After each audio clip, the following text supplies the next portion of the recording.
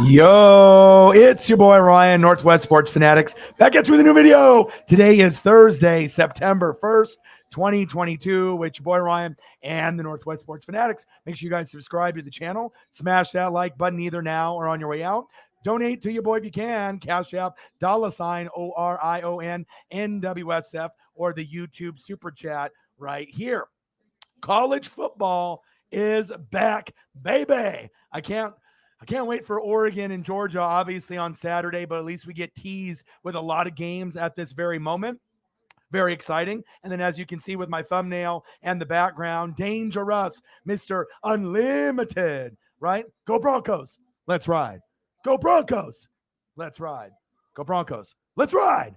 Hey, whatever way you want to do it, let's go, baby. You know, I'm a big Russell Wilson supporter. And with me, I have to look at the film. You know, I have to look at everything besides the obvious, you know, when people see that he had an injury and the numbers were a little bit lower. But Russell Wilson deserves every single penny that he got with this new deal. And like I said, out of all the predictions that I usually have, you know, through this channel, go check the receipts. I haven't got a Super Bowl winner wrong in 20 plus years. I can get NBA Finals and the NHL Stanley Cup correct without even watching during the regular season. But this one prediction that I've already set in stone, all right, Russell Wilson will win a Super Bowl with the Denver Broncos before his time is up in Denver. 100%. You know, you got Nathaniel Hackett, and obviously he got Aaron Rodgers, all right, Mr. Discount Double Check, himself 2 MVPs. And the one thing that you have to understand when you look at my breakout teams, it usually is coaching. And number one, Nathaniel Hackett. Number two, who is it? Kevin O'Connell on the Minnesota Vikings. So these are the two teams that I'm going to be focused on and watching. But dangerous, Russell Wilson, when he was at NC State, defensive minded coach. When he was at Wisconsin, defensive minded coach. Seattle Seahawks and Pete Carroll, defensive minded coach. And he still was able to get to a Rose Bowl, even though Oregon beat him. Right. And then he was still able to obviously get to a couple Super Bowls, win one, lose one with Pete Carroll. Maybe could have had 2 wins if they would have handed the ball off to Marshawn Lynch instead of getting cute with it and trying to fool the defense. But dangerous for all these people that are on the Josh Allen train, for all the people that are on the Joe Burrow train, the Justin Herbert train. That's fine. All right. But you still got guys like Tom Brady, Matthew Stafford, Aaron Rodgers, Russell Wilson, Patrick Mahomes. They're going to have something to say about that younger generation coming in and taking the crown from them. And Dangerous is going to have some offensive line. He's also going to have that defense built up. But you could say that pretty much for every team. The Kansas City Chiefs. You could say that for the Raiders. You can say that for the Minnesota Vikings. Really, the question marks with these teams that brought in coaches and obviously maybe a new quarterback, obviously like when the Russell Wilson scenario, a lot of teams are going to need O-line and defense to step up. But I'm very, very happy with Dangerous. And this is obviously going to trickle down to Lamar Jackson. Maybe not, you know, him being happy and maybe deciding that, you know what, I don't want to play for Baltimore anymore. I'm not going to win here. I love Mark Andrews, but maybe I want to go to Miami and maybe I want to go there and play with Tyreek, have a change of scenery, more beautiful women, go play at South Beach, you know, instead of playing in Baltimore where everyone is wearing crew necks and sweaters and turtlenecks. You know, so I think like with Lamar, unless you get a number one receiver, you know, like a DK Metcalf type, you know, you're not going to win there. You're not going to win in Baltimore, in my opinion. I'm not even sure if you can get to an AFC championship game with the way the team is built right now. But 100%, check the receipts, write it down. You know, we don't know how many more Patrick Mahomes is going to win, but we assume at least one.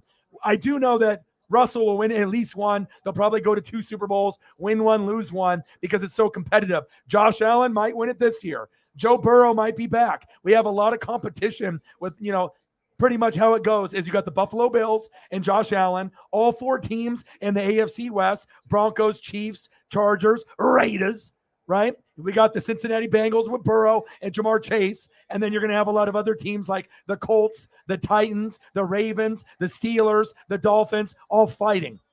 But I really do like this deal, and now he's going to be locked in for the next 7 years. Congratulations, Dangerous. And like I said, I am not a hater. I am one of the biggest supporters. And like I said, I just do it based off leadership, what I think your potential is, how good the new coach is, and Nathaniel Hackett. There's a lot of brand new coaches this year and last year. And usually you're going to have about 8 guys get fired every single year. Nathaniel Hackett is going to get a Super Bowl with Russell Wilson. Now, with Kevin O'Connell, I can't say the same because it's the Minnesota Vikings. But what I do know is that Minnesota will be more competitive this year with Kevin O'Connell, maybe making Justin Jefferson the number 1 receiver in the league. Jay Jetta, Kirk Cousins, there obviously are quarterbacks that are better, but he is probably the 11th best, in the league right now. I always had him 11, 12, 13 with Carr at 11, Kirk Cousins at 12, Tannehill at 13. But Carr now has Devontae Adams as well as Josh McDaniels at coach. So he gets in the top 10. And all these people that thinking that Russ isn't a top 10 quarterback, stop lying. All right. Danger Russ to me right now. And I know there's the hype train with Josh Allen and Burrow and even my guy, Justin Herbert. I still think Russ is a top 3 quarterback in the league. You got guys like Aaron Rodgers that lost Devontae Adams. You got guys like Patrick Mahomes that lost Tyreek. So they might slide a little bit. And maybe Josh Allen's number 1. Maybe Burrow's 2, maybe Herbert's 2, maybe it's Josh Allen 1, Herbert 2, and maybe Russell Wilson 3, Brady and Matthew Stafford and all these other guys are going to be sprinkled in very close to each other. But I'm very excited to see what progression that we are going to have with Dangerous, Mr. Unlimited. Go Broncos. Let's ride. Go Broncos. Let's ride. Go Broncos. Let's ride. And I'm excited to see where it goes. I got a fire thumbnail. We're ready to go. And like I said, I usually just try to be even keel and just call it how I see it. Some people can see the talent and they can see the team and the progression. But most people, when they see, Russell Wilson or they see a new opportunity, they're not even talking about the coach. And that's really what the difference is between me and everyone else. It's O-line, D-line, defense, and coaching. And obviously, it's great to have Russell Wilson in there. He's going to need help. But don't be surprised if the Chargers and Broncos make the playoffs this year. Chiefs and Raiders made it last year. Maybe the Raiders get left out. Maybe they get 2nd, 3rd, or 4th place. We have to wait and see, right? But what I do know is that Denver Broncos have a chance to win the division this year. Same thing with the Chargers and the Chiefs and the Raiders. Everyone has a chance. Don't be surprised if they win the division this year. Don't be surprised if they get 2nd place or 3rd place this year. I do believe that Russell Wilson, within the first 3 years, will get to an AFC championship game. They might even go this year. And don't be surprised if you go to a Super Bowl on a new team in year 1. Cue Tom Brady with the Buccaneers and cue Matthew Stafford in the Los Angeles Rams. This could be number 3 for 3, and it could be Russell Wilson, Denver Broncos, going to the Super Bowl this year. And honestly, I think that they are the biggest threat to the Buffalo Bills and Josh Allen from raising that Lombardi, because they're going to have a home field advantage more than likely. Buffalo will probably win somewhere between 13, 14, maybe even 15 games, right? But when it comes to the playoffs, Russell Wilson comes to play even on the road, and I wouldn't be shocked if they have an upset, in the AFC Championship game, even though it does look like Buffalo Bills and the Los Angeles Rams are the 2 best teams in football. But just because you're the 2 best doesn't mean that you are going to be able to get there. Sometimes injuries have a play to it. We will have to wait and see. I am ready, baby. I am ready, baby. And we got some donos already. We had a very off day. Lots of the goats were not in the building yesterday. And we hit 2 streams, and we had a very, very low number. One of the lowest that the channel has ever had for me doing the Mets and the Dodgers. And maybe that's a rule to never do streams early just because people aren't going to show up. But even that's being said, I'm still going to grind, and do the good matchups, Dodgers, Mets, or if there's a Mariner game on, or if there's an early game on. And then I ended up doing a stream going over Draylen Rager. And, sometimes you're going to have a lot of people in the room, sometimes not, but you definitely have goats that are going to be able to step up. And usually after a day where we have a horrible day in donos and we kind of hope that it gets a little bit better, just for all the hard work and the energy and time that I put in. And we never have 2 bad streams in a row. Never, ever, ever. And thanks to Eagles John and thanks to Sarah, we're already at $105 before the stream even started. Eagles John, thank you so much. I always have to keep the faith when we have a bad day that I know it's going to be better the next day. Thank you so much. I appreciate you tremendously. You are a GOAT. This is a big, generous effort. Not many people will ever do this for me. Thank you so much. I appreciate you. Bang, bang. Eagles, John, with $100 dono. Baby, I appreciate you. Thank you. And way to get us off to a good start. Like I said, we are pacing probably for 250 or 300 tonight, and we'll just have to see who ends up showing up. But thank you so, so much for everything that you do for me, my brother. Let me give you a little representation here as well. Bang, bang. Thank you, bro. Appreciate you tremendously. And let's get a couple photos for him in here. I'll do a few for you, and then I'll get to the comments with everybody else. Thank you, bro.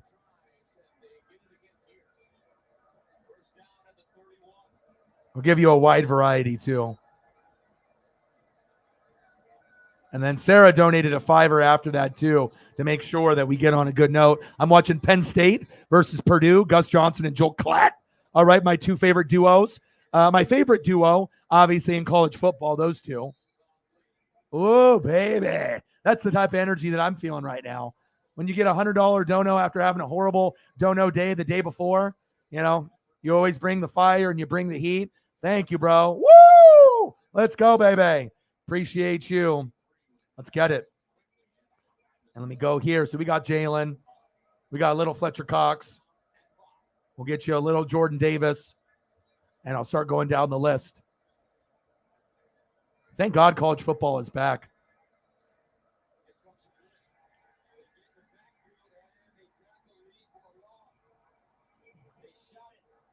Let's go, baby.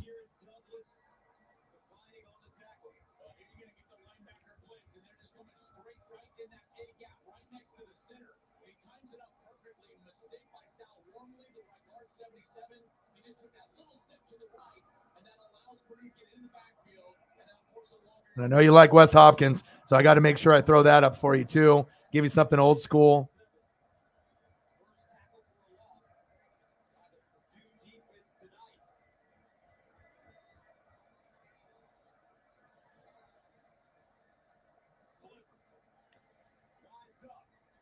Ooh. Little Randall Cunningham sprinkled in as well.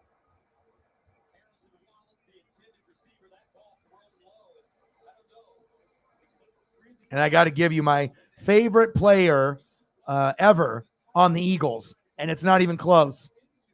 It's Mr. Weapon X, Brian Dawkins. You know, I love linebacker and I love safety, so I got to make sure I pay homage to my favorite, one of my favorite safeties of all time.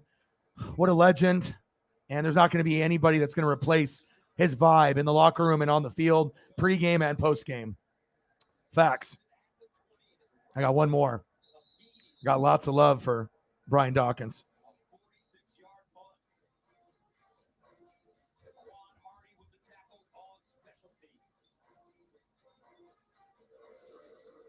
This is the man, the myth, the legend. They don't call him Weapon X for nothing. Let's go.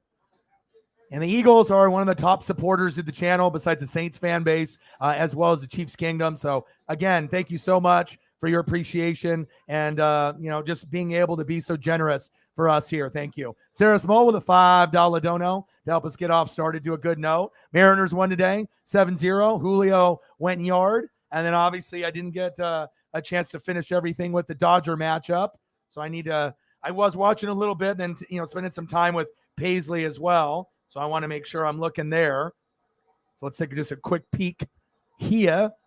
Because I know, when Julio goes yard, things are usually pretty good for us. And I think we can get first place. And I talked with my boy, Justin, and he said that if they get the wild card, we'll probably get a cheap hotel. And then we'll make our way up there for a game or two in the playoffs if we can find a way to get the tickets. But he usually has first dibs. So it looks like the Dodgers lost 5-3. That's what the score was last time I checked. Hey, the Mets are a big, big threat to the Dodgers' chances of, trying to be able to make it to the World Series. I mean, that is not something that I'm shying away from. I'm still going to love me some Mookie Betts, okay? And I'm going to love me some Julio. We'll have to see what happens. But thank you, Sarah. Appreciate you tremendously. $5 dono. Bang, bang, bang, bang, bang. And let me get you a little representation here as well. Thank you so much for your generosity. and for being my lead mod. I couldn't do this without you. Like I said, there's a lot of people out there that have channels, but I don't think they have the same type of support as me from a person-to-person basis. Thank you so much. $5 dono. Appreciate you. Gang. Let's get it, baby. All right, let's keep it moving here and go through the comments. Hope everyone's having a fantastic Thursday. I got some college football on the screen, so my life is great. Michael Lawler is in the building. What to do? How are you, bro? Let's get it, baby. Let's get it. Let's go. Let's go. And I am going to be doing a fantasy football video tomorrow.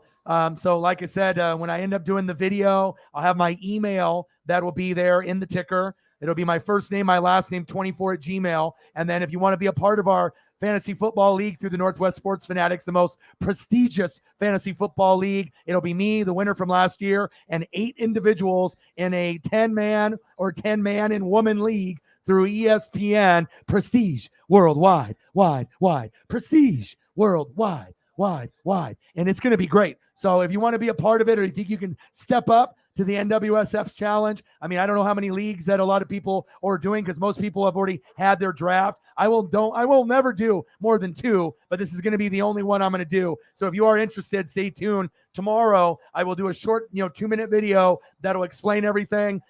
I'll send my email in the ticker.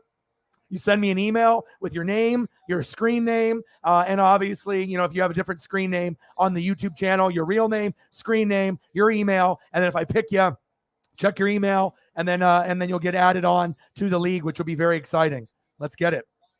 Finley in the building. How are you? Because I had Chief and quite a few people, reach out to me. You're like, you're doing the fantasy football league, and this will be our 5th year of the fantasy football league through the NWSF. And then the winner at the end will get something swaggy from me, whether it be some NWSF hoodie, if it ends up being something from NFL Shop. More than likely, it'll be something cooler than my hoodie or something like that. I probably will do something for you specifically through the NWSF, obviously in the NFL Shop side, or MLB, or whatever you're thinking, wrestling, whatever you're feeling. 105 in donos. Let's get to 200, baby.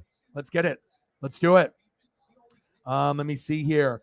Sarah and Eagles coming in the clutch, because like I said, when we have our top people in here, we don't really have anything to worry. And I don't need to be rich, but it's like, if I'm going to be doing a 5 or 6 hour stream, you hope that you can at least at minimum, hit like $20 per hour. Like if I was working in the workforce, that's what I would be making, 20 to 25 an hour here in Oregon. So, if you're doing 5 or 6 hours and you're under that, it gets a little depressing, just because this is my full-time job. I got bills to pay, but I always know that if we have a bad day and people are busy, and Holly's not here, Cyberpunk's not here, Mr. Williams isn't here, Shep's not here, like a lot of the top dogs that I know that they'll probably come tomorrow, or you'll get someone like Eagles John that occasionally will throw, we'll drop the hammer and we'll do something like this, and then we'll be good to go. And thank you so much. Appreciate you guys tremendously. And coming in the clutch is an understatement, especially when you have a lot of things to take care of. And when I got to go to the grocery store and take care of Paisley every day, you think, you're making all this money. But, if you're getting, Cash App or Venmo or Zelle, you're okay. But if you're getting all your donos on the Super Chat side, I got to wait a month for that. And then they take, 30, 35%. But what about everyday living? You got to be able to get gas. You got to be able to eat. You got to pay bills. So sometimes that is a factor. And I appreciate you guys tremendously.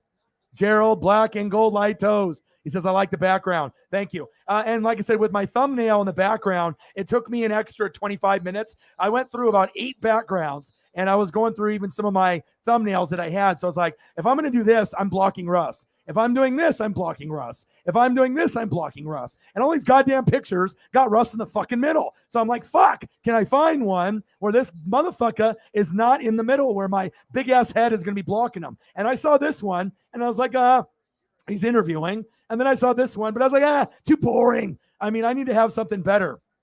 And then I ended up going through a couple action shots, and then I was like, perfect. This one is money. And here we go.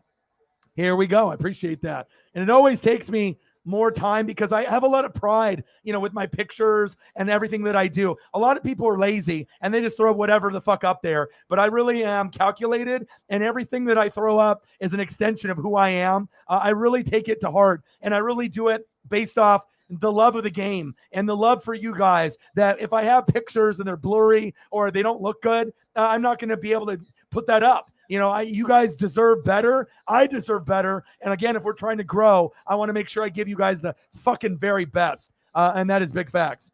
I appreciate you guys very, very much. All right, let's keep it moving here. So again, shout out to Eagles John. Shout out to Sarah. Thank you so much. All right, we got Michael in the building, Giants in the building with the Danger Russ. Let's ride. Go Broncos. Let's ride. Go Broncos. Let's ride. Let's get it, baby. Finley's in the building. How are you? Gerald's in the building. Thank you so much. Nate the Great. All right, next 5 years is yours, baby. Let's go. Let's ride for more years to come. And technically, he'll be there for 7. And like I said, I'm not biased. You know what I mean? I call it how I see it. If I think teams are going to win, like the Buffalo Bills, it looks like they are on the cusp of winning the Super Bowl. They only couldn't get past the Chiefs. Now they don't have Honey Badger and Tyreek, and there's a chance that the Chiefs finish in first place in the AFC West or overall. There's a chance that they finish second place in their division, or there's a scenario that, hey, maybe the Raiders finish in last, and maybe the Chargers finish in first, or the Broncos, Chiefs finish in third at 10-7 or 11-6, but still make the playoffs and can still do some damage. There's always these scenarios that are there. But Mahomes can win one. We know that. Burrow, will he get back? We think so, but we don't know for sure. And a lot of those AFC West teams are legit. If Lamar goes to Miami, that changes the game, obviously in the future. But one thing that I know for sure and for certain, I don't know if the Rams are going to win again this year. I don't know if they're ever going to win again, honestly. And then with the Tampa Bay Buccaneers, my team, I could be an asshole, I could be a prick, and I could be, cocky, and I could be this guy that's delusional and be like, you know what? We lost everybody on our O-line, and we don't have Gronk, but we're still going to win the Super Bowl and kick everyone's ass. But you know me, that's not true. This team is not like this team. It's different. And when you don't have O-line and tight ends that are Hall of Famers, you can't expect to get to the NFC Championship game or the Super Bowl. But when you have a guy like this, anything is possible. You can go quicker, draws, screen passes, and have him get rid of the football quicker. But I've never seen a champion win a Super Bowl, let alone get to a Super Bowl like the Broncos did with, in the past. But the Bengals last year, horrible O-line, arguably the worst. But did they win it? No, they overachieved with Burrow and Jamar Chase, but they didn't win it because O-line, D-line, defense, and coaching win Super Bowls every single time. So I don't really think the Bucs have a good chance to get there, let alone the even NFC Championship game. The Saints are coming. The Eagles are coming. The Packers, even though they lost Devontae, should still win 10 games or more, right? Then you got the Cardinals. Then you got the Niners. You got the sleeper team, the Vikings. There's a lot of teams that could overachieve. You never can sleep on the Niners, ever. So even though that Packers, Saints, and Eagles will get all the love, the Niners and the Vikings will be sleeping under the radar. And they might overachieve and go a lot further because the Niners, every time you cancel them out and say they're not going to do it, and they crawl in at 9-8 or 10-7, sometimes they overachieve and make it all the way to the NFC Championship game or the Super Bowl. And they've done it many times. And you scratch your head and you wonder, how the hell do they do that? And the one key answer, and it's really simple, 2 guys, John Lynch and Kyle Shanahan. If you got great coaching and guys above, you're going to make shit happen. And that is big facts. Appreciate you guys tremendously. Let's keep going down with these comments. Baby. Appreciate it. I put a lot of heart and effort into it. And let's get it, baby. Broncos will win. I mean, you assume the Bills will win, but remember when they went 4 times in the 90s? You lost to the Giants, right? And Jeff Hostetler, right? Stepping up for Phil Simms. Then you lost to the Hog Mollies up front and Mark Rippon. And then you lost twice to the Cowboys with Troy Aikman, Michael Irvin, and Emmitt Smith in the Jimmy Johnson era. Bad luck. You lost to everyone in the NFC East. And Buffalo's great. And the one question I have is really going to be the running game. You got James Cook related to Dalvin. You still have Singletary. Zach Moss might be on the chopping block. You got a few of those guys. Duke Johnson came in as well. And Josh Allen can run it with his legs. But still, with that being said, the AFC is so stacked that it's not a guarantee that, Buffalo's going to automatically win. They might be the favored team on paper, right, with the Rams. But there's no guarantees. Injuries are a bitch. And we know this. And that is big facts. How's everybody doing tonight, baby?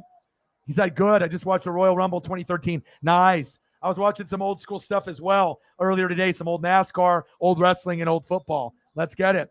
Terrence Harris in the building. Hello, brother. Long time.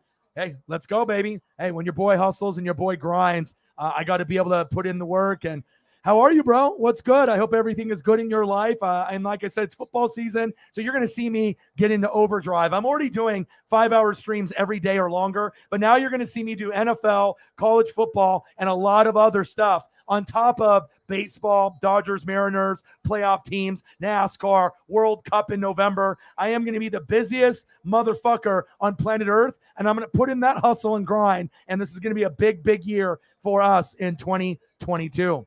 Brute Saint in the building. What's good, baby? How are you? Let's get it. Said Gerald Black and Go Lightos. Hey, guys. He said just was passing by. Have a great night. You too. You too, bro.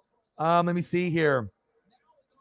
Let's see here. Gerald Black and Go Lightos. Who dat? Winston MVP and comeback player. Now, a lot of people would laugh at this. I'm a Bucs fan, and I could be an asshole like other Bucs fans would. But you know what? Winston is kind of a guy that he probably won't win it, but he is a dark horse guy that I think people don't understand with Jameis Winston. Like, even though I didn't like him because he couldn't see and he was blind, right? And he threw too many picks. Yeah, you could throw for 5,000 yards. I get it. But 33 touchdowns and 30 picks is not going to get you to an NFC championship game or a Super Bowl. But what I will tell you, even though it didn't work out for me, okay, here, I can forgive and I can forget, and I can pray that he does good with them. And I'm going to be the only Bucs fan on planet Earth that actually is rooting for Jameis to succeed. A lot of Bucs fans are very biased. They are definitely not really going to get over the fact that he was ass. What's up? What is that? Ooh, this is cool. Where did you get this? Are these for us, or what is this? What are? Oh, this is, what is this? Oh, that's cool. Oh, nice. What else did you get? Ooh, is that for a neck? Oh, are you going to use that? Who is that for? Is that for me or you? Both? Oh, cool. Neck fan. I've seen those on infomercials, those neck fans that you put on your neck and it has like the slits. She was wearing one? Nice. How much did that cost? $30? 20, 30? Oh, okay. Nice. Okay, well, we got some goodies from the store, but getting back to Jameis Winston, I really do want him to win, and I think that with all these injuries, to the Buccaneers offensive line, and you have to understand, yeah, Tom Brady's great and all, right? But when you have Kappa go to the Bengals, Ali Marpet, he retired, Gronk retired, and then you have Ryan Jensen, top 3 center, out for the year.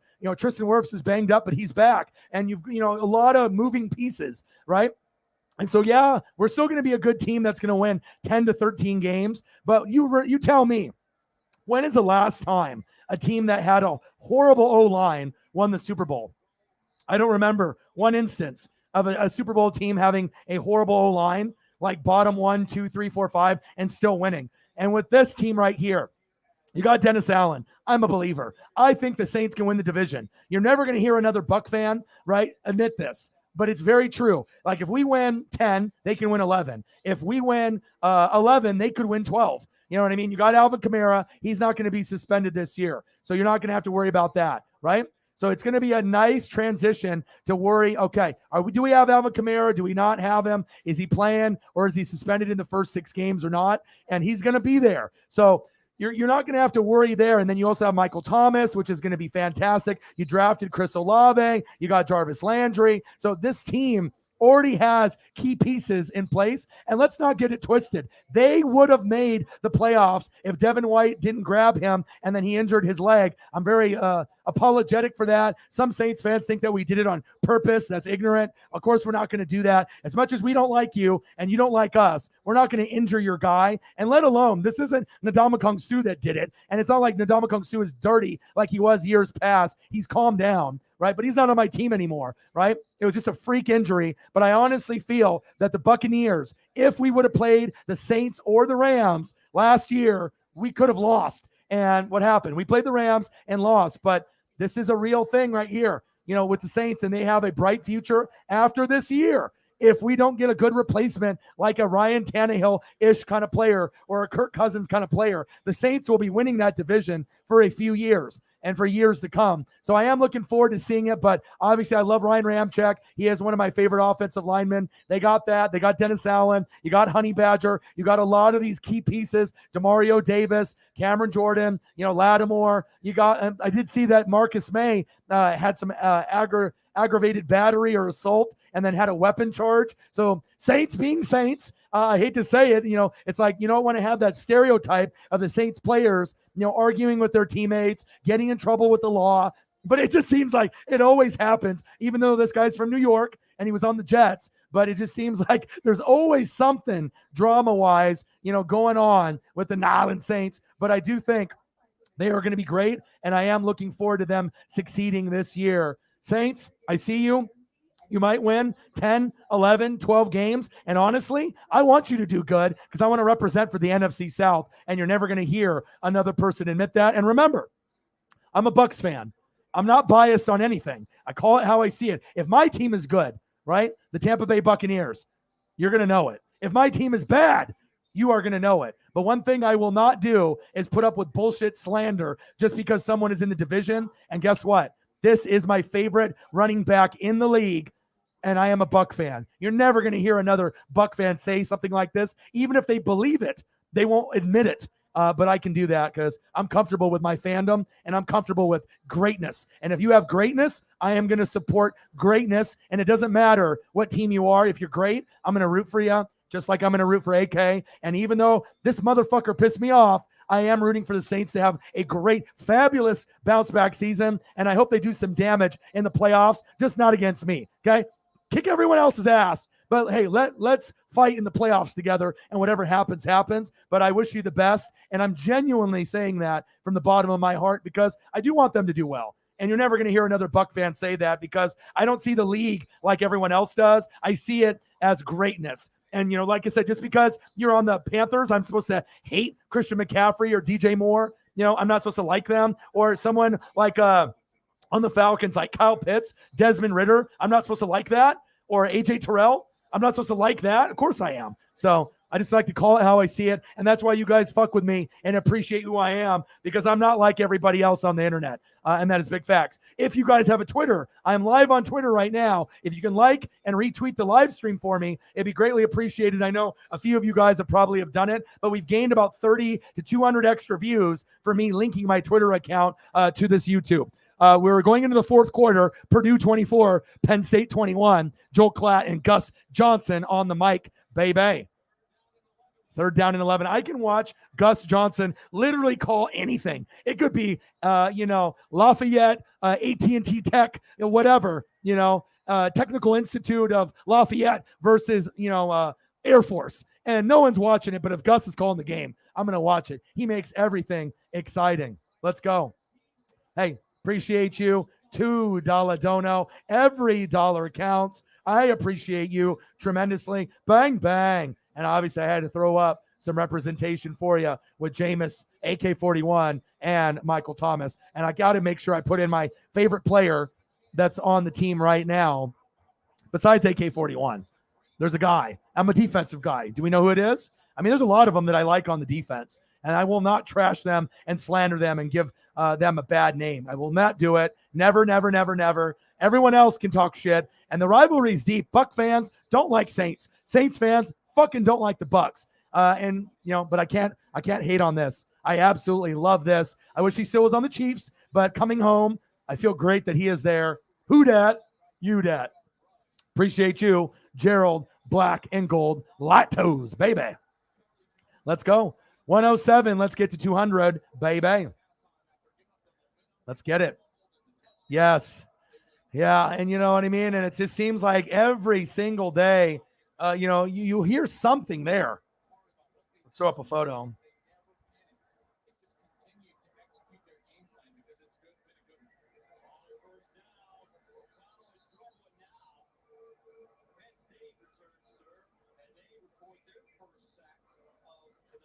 Had a couple.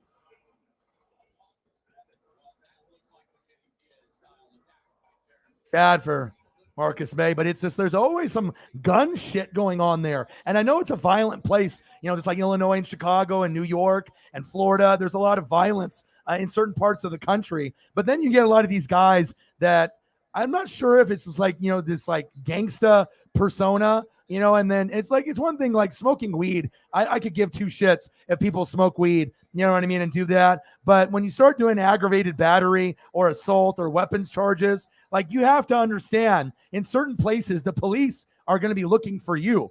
They will be looking for you. And I just hope that they can, maybe solve some of these issues that they have there. But I don't know what the suspension is going to be or the legal trouble that's going to be happening there, but I hope that they can get it squared away. And the guy's a good player. Marcus May is a good player. He's not a shitty player whatsoever. And then I'll give you a photo of what he looks like. And no, I will not do a booking photo. I'm not an asshole. Okay. Even though that Buck fans and Panther fans and Falcon fans are pointing and laughing, Saints being Saints again, going to jail, getting in trouble. You know what I mean? But, I just want them to, hopefully they can try to clean up their act. But let's be honest, sometimes shit happens and it repeats itself over and over and over again. But hopefully we can get some more details on the story. And hopefully he doesn't miss too much time, if any. But he's a good player. I mean, that's a swaggy photo right there. Looks good, making the Jets look awesome on the screen. And there he is.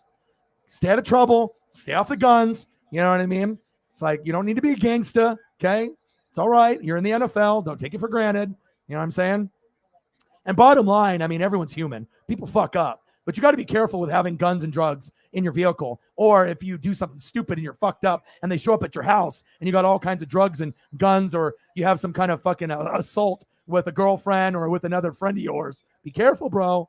Be careful. Marcus May in the news for the wrong reasons. Hopefully he can clean it up. But I do like this one right here. I do like that one right there, baby. All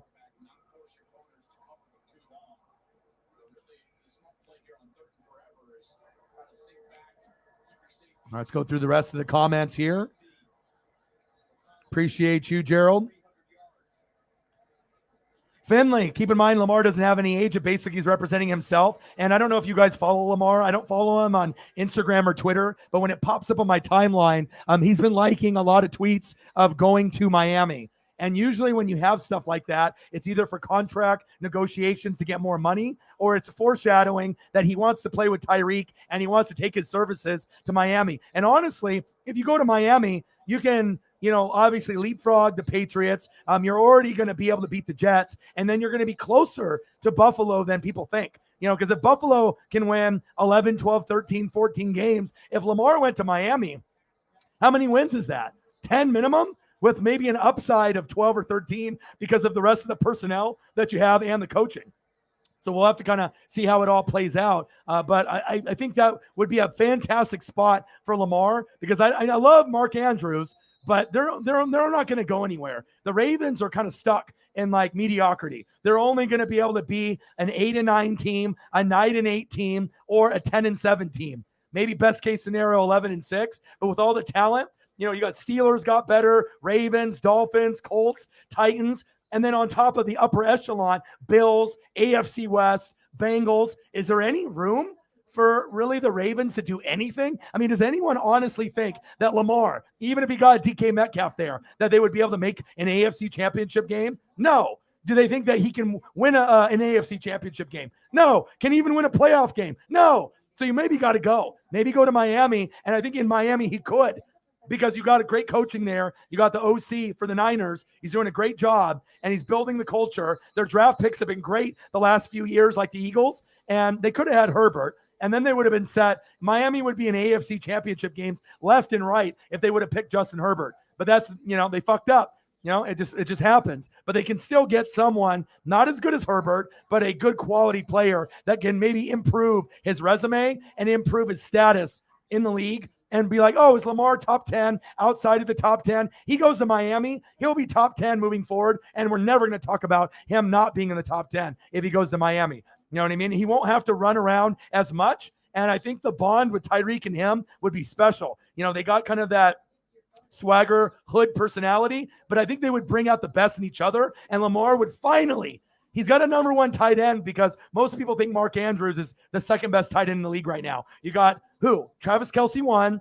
Darren Waller is number 2 or number 3, but most people are Kelce 1, Mark Andrews 2, Darren Waller 3, George Kittle 4, and George Kittle could be as high as 2, but he's injured. So most people like Waller and Andrews more, including myself. And then you got guys like who? Kyle Pitts, Dallas Goedert, and a few others, Hawkinson, and some of these other guys that are kind of sprinkled in after, but there usually is like a top 5. And I think Kyle Pitts is probably the 5th best, especially when we're going to see Ritter or Mariota go to him, and he'll get better and better and better. But Kittle could be the best, but he gets injured. So instead of it being 1A, 1B with Kelce, he can't stay on the field.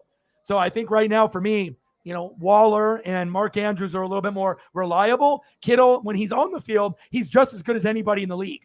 But it's just about, can you stay on the field? And in the last couple seasons, the answer is no. And that is big facts. Still love him, though. And I know he loves wrestling, too, so I'm already going to like him for that reason as well. I know he loves WWE. Eagles John, my boy.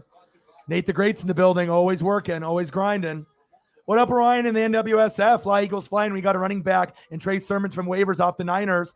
Damn, Howie, what's next? Kelly Green? Right. And like I said, I'm pretty confident in a lot of my predictions. And remember, I told you guys that this was happening and this was coming soon. And now with all the movement with the Eagles, there's no excuses. It's the Eagles' division to lose. The Cowboys will be decent. Washington, we don't know. Giants will be a dumpster fire, somewhere between, probably 2 to 7 wins, probably 4 to 5 for the Giants, right?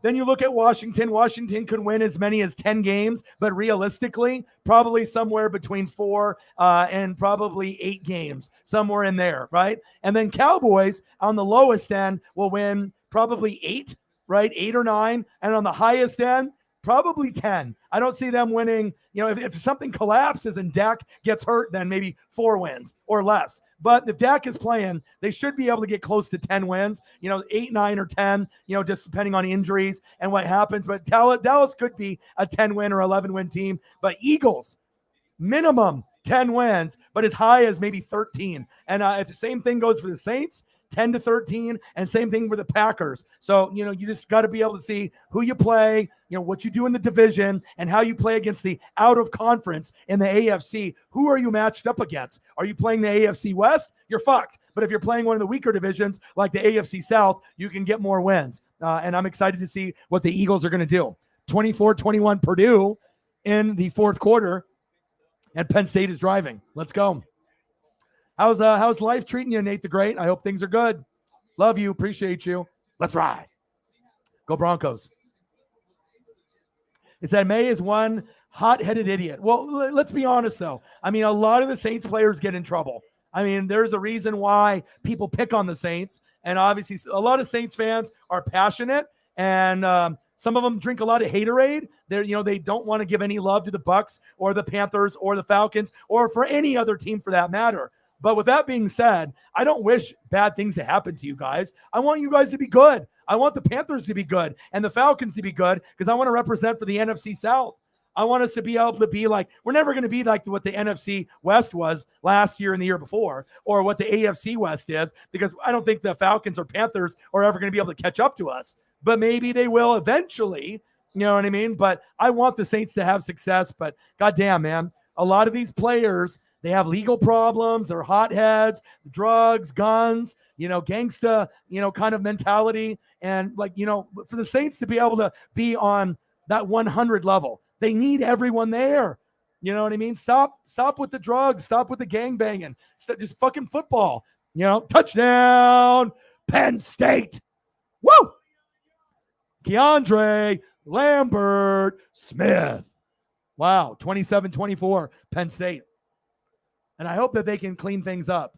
But I am rooting for you guys. And I'm probably the only Buck fan on planet Earth that will admit to that. And, that's why the Saints fans fuck with me. I got more Saints fans than Buck fans. Go figure, huh? But if you keep it real, people will appreciate you. You just got to make sure you keep things real. That's facts. All right, let me keep things moving here. apologize. Like I want to make sure I don't miss out on anybody because you guys understand that everyone is important. So sometimes it takes me a while to get to the comments, but I want to make sure everyone feels heard and everyone is special. I promise I will get caught up here, and that's facts. I know, right? Let's go. Yeah, it does look like we'll have to get more facts, But I hope you're doing well. Good to hear. And I'm going to be rooting for you guys into the end. I mean, like I said, I might be the only Bucks fan that actually wants the Saints to do well and Jameis to do well. And I love competing against you guys. It makes the rivalry better when we're both good. Because if you guys beat us like you normally do in the regular season, or if we split, or if you just beat our ass in the regular season and I got lucky enough to beat you in the playoffs and I went to the Super Bowl and won. But a rivalry has to be back and forth. And you obviously have rivalries I have it with the Panthers and you guys have it with the Falcons, but everyone wants to watch Buck Saints. I mean, it's like circled on a lot of people's calendars. People love that matchup. People want to see what happens when Brady and when Breeze go, or now when Brady and Jameis are going to go. And I'm excited to see what you guys bring to the table for years to come. And that is facts. Megan in the building. How are you enjoying LA? I hope you're doing well. Let's get it. I got Russ on my fantasy bench behind Herbert. Woo. Yeah. Well, you might want to keep them, though, because if you have two quality players like that, they have different bye weeks, correct? So I would probably keep Russ unless you're in a need of a desperate, if you can get a high quality running back or wide receiver or a high quality tight end if you don't have one, like Russ for Mark Andrews or something of that nature, then maybe. But it's always good to have a backup because if Herbert goes down with an injury, you have Russ. If Herbert goes down and you get rid of Russ, who are you going to get? Kirk Cousins? That's not going to win you a fantasy league. You know what I mean? Unless you have a very, very deep team. So probably hang on to Russ unless you have 3 or 4 quarterbacks right now. Yeah, he's not going anywhere. They paid money for him to come in, and I'm not sure if a lot of you guys have watched the Jets. Probably not. I wouldn't assume any of you guys watch the Jets like me, but the guy is fucking solid, just like his teammate, Honey Badger. They'll be fine. The legal process will work it out, fines, suspensions, and then move on. So hopefully hopefully they can move on from that and everything will be okay. So, man, you're telling me. I can't wait to start the season, dude. West Virginia and Pittsburgh. That was on the other channel as well. How's that going? Is it still on? Let me click on it. Let me see here. Let me see if this one will work. I'm not sure. Is it still going on or no? Oh, it is. A fourth quarter, 38-31. Pat McAfee's not happy, and it looks like Pittsburgh just scored or something big happened, an interception, or I don't know. The pit crowd is going wild. Hold on. What is this? What's going on here? Okay. Well, there's only 22 seconds left. They're dancing. West Virginia people are not happy. These college football games are lit. Pat McAfee, not happy. Let's go. Said, come on down. I'll hang with you guys. Appreciate you. Your dislocated shoulder didn't have in your date. Yeah. Ooh. Yeah, that definitely would hurt. Hopefully you're resting up and enjoying that LA weather. Penn State about to kick off, and boom. Big kick. Taking it at the 3-yard line. Go. Hit the outside. Good coverage by Penn State.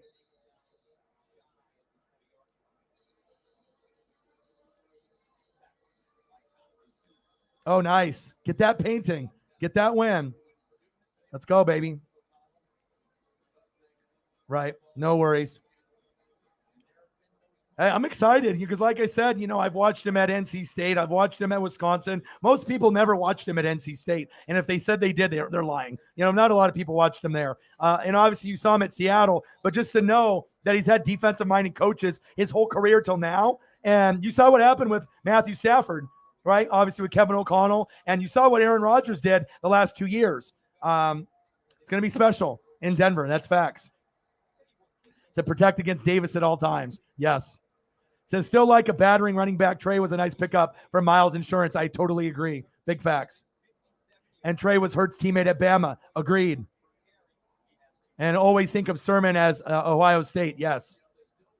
Oh yeah, I got you, man. I'm always going to take care of you, and I'll throw up a couple more for you for your generosity. I appreciate you tremendously. Oh, my boy Beefy, $5 holla. I hope you're still in here. I just wanted to make sure I took care of everyone to make sure everyone feels heard and loved and special. Beefy, how are you, my brother? I'm doing good. It's been busy as hell. I'm just grinding it out. Thank you so much for your appreciation. Bang, bang. Beefy, Mick, what now? Gang, gang, gang.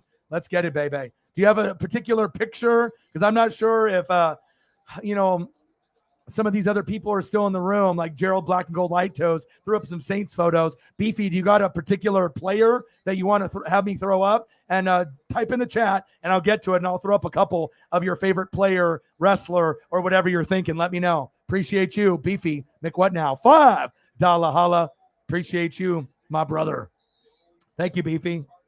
$112. Let's get to 200. Fuck that. Let's get to 250 or 300. I mean, we were already at 105 before the stream started. We got to make up for yesterday. So let's do it. Let's grind it out, baby.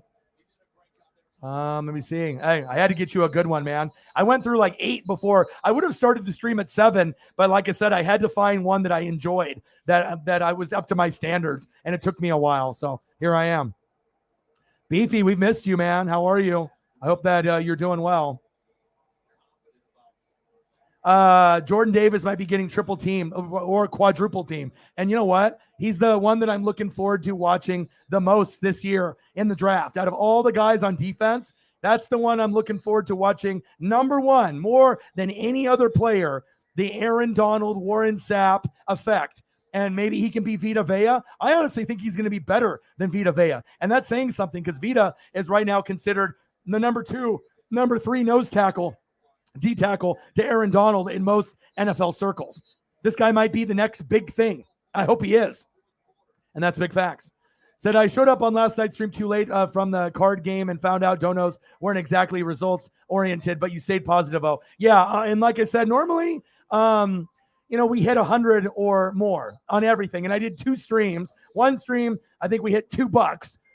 Then that was insane. And, thank God for Sarah for at least getting something rather than nothing. And then the second stream with the Jalen Reagor, I think we hit like 25 or something like that. I mean, we normally never hit 50 or less. And normally we hit a minimum of 50 to 75 if we don't hit 100. But I tried to stay positive and knowing that, there's another day. And you know what I mean? For my hard work and, putting up the pictures and the prep time, you just have to stay positive and knowing that even though maybe I made $25 or $27, over 5 or 6 hours, which I probably should have made per hour, because the goal is to make about 20 to 25 an hour, to make sure my time is worth, it's time well spent. And when you do 5 or 6 hours and I'm making, less than 50, it hurts a little bit. You know what I mean? But some of the GOATs didn't show up, and then you saw that, and I knew if I had faith that someone would see that and make sure that I get off to a good note today, and you were that guy.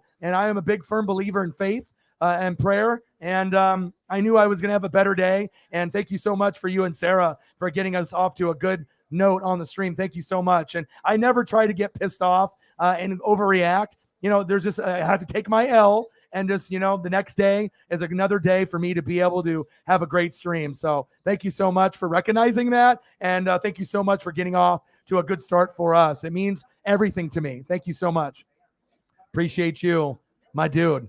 And it's just rough when you put in so much time and effort and energy. And I know sometimes people can't donate, you know what I mean? And I know I don't have as many people in the room as others where they can rely on 100 people in the room and someone will make sure that they get there. But when you have 20 people or less, usually, and if the GOATs don't show up, what can I do? I can just pray that someone will step up. Sometimes people do, sometimes people don't. And if you don't have a good night, you just, take your L and then just, come back the next day and feel like Fletcher Cox right now and knowing that someone will step up for you. So thank you so much, man. I love you and I appreciate you tremendously.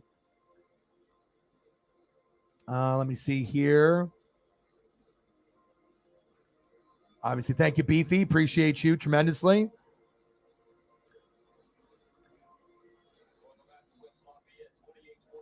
All right, let's keep scrolling down. Got to get these bots out of here.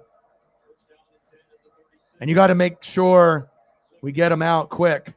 We don't want the stream to get, I didn't put those on there, so we need to make sure that we get those out of there quickly. Because it still shows up on my screen, even if you guys do something as the mods, but we got to get those out of there immediately. Immediately. We cannot have those on the screen at all. But I appreciate you tremendously, dude. Yeah, I mean, the Bucs are going to be contenders, but with no offensive line and no Gronk, go. Purdue, go. Nice block. Go. Touchdown, Purdue. Boilermakers. Chris Jefferson. Wow. Pick 6. Woo. Wow. This game is awesome. Purdue and Penn State. Wow. How long was that? Jesus. That was crazy. Now that girl's not happy. Wow. But I mean, we will be a contender, but NFC championship game or Super Bowl, it might be out of the question now, Beefy. But let's get it, dude. Go Bucs. Let's get it, baby. Let's go, Beefy. Let's go.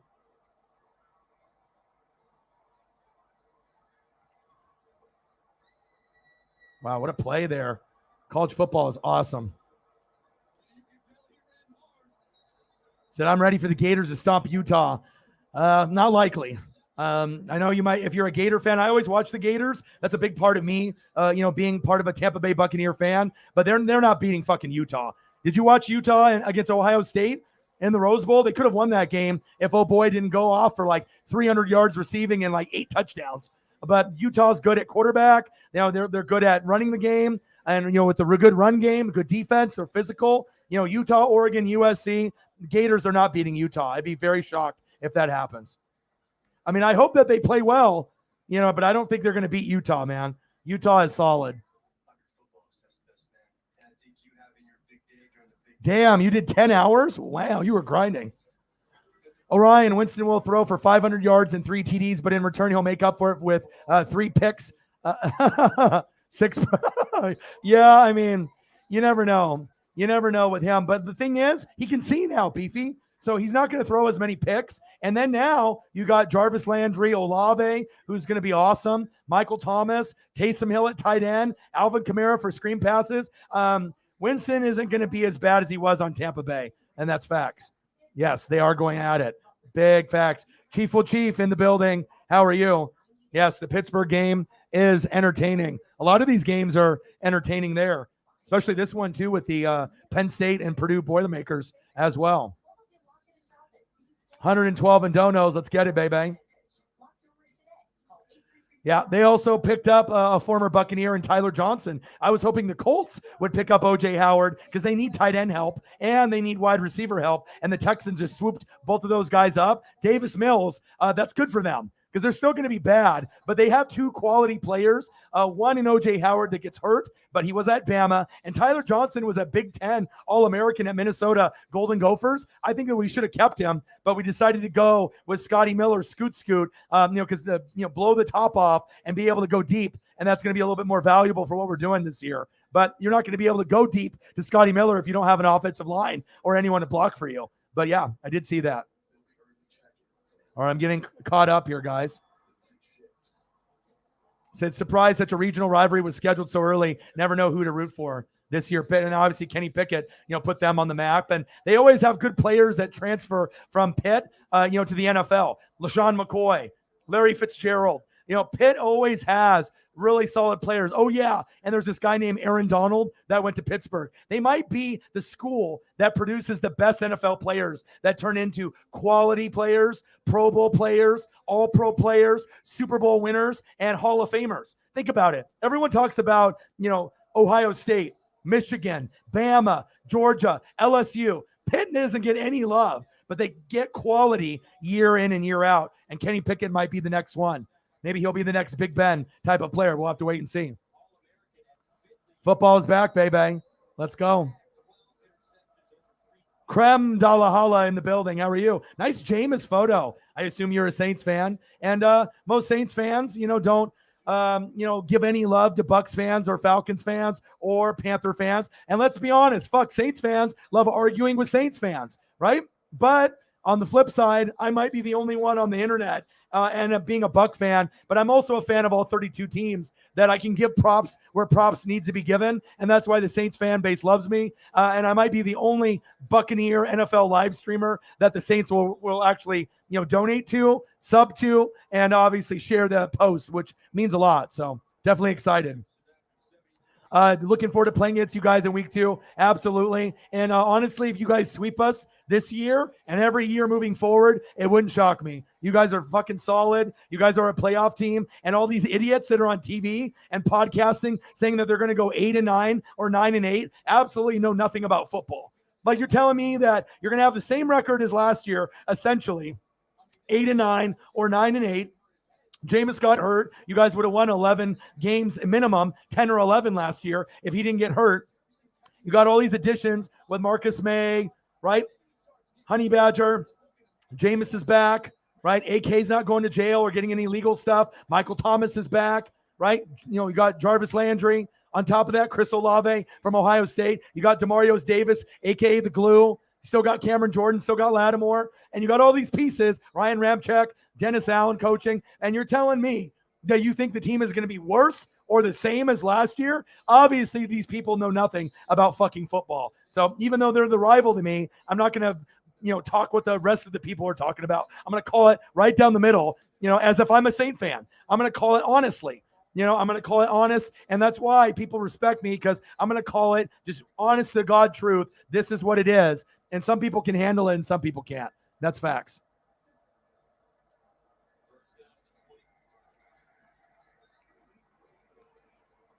Yeah, Marcus May is great, but dude, it's like every single time. And obviously, you're going to get other NFL teams and fans to make fun, but it's like, I don't want him to go to jail. I don't want to hear about these guys getting in trouble, but it just seems like trouble follows players either from college or just being in Louisiana. There's a lot of gang violence, and there's just a lot of shit that goes on with drugs and gang banging and just, having fun. You know what I mean? But when you're in the NFL, you got to be able to, pump the brakes a little bit. If you want to be able to be wild and crazy, do it after your career is over, not when you have a chance to get suspended, and they're going to need you. It's not like they don't have CJ Gardner-Johnson. They've, made some adjustments. So they need Honey Badger there, and they need Marcus May there. So hopefully they can clean it up. That's what I'm hoping for, but, we'll have to wait and see. All right, I'm almost caught up, guys. Promise. Absolutely. Creme Dalahala in the building. Hopefully I can earn a sub of you if you don't sub to me already. All right. Yeah. Awesome. You got it. Let's throw up a photo. That's cool. And you know what? He's got a chance to be a Hall of Famer. He's got a chance to be All-Pro. He got a chance to be Pro Bowl. He's got a chance to be the best offensive lineman since Walter Jones for you guys and Steve Hutchinson. So awesome. I'm happy for you. Let me see. Let me throw up some representation for you. I'm happy for you. And I am for the people. This is the most interactive stream on YouTube, so not a lot of people will show the love like your boy does. Awesome. And I watched him, there in college at Mississippi State, and I am a fan of offensive line and defense. Those are my favorite. It's like defense, linebacker, safety, corner, D tackle, nose tackle, D ends, offensive line, and coaching. That's what I love the most about football. No disrespect to quarterback, running back, wide receiver, and tight end, but everyone does that. I got to be different, and I got to have a different type of perspective on the game, and that's why people fuck with me, because I definitely see the game in a different light than anybody else. Facts. Congratulations. I mean, they got a long ways to go from being good, but at least you have a guy that honestly you can buy the jersey and be proud of it. Like I said, you don't see a lot of people rocking a Walter Jones, but this Charles Cross pick was one of the best picks Seattle's had, honestly, in the last 15, 20 years. This was the correct pick, and they need O-line desperately and D-line, and this guy will pan out. In my opinion, I think he's going to be very good. You just need about 4 more Charles Crosses to add on to the one that you already have. That's facts. Congratulations.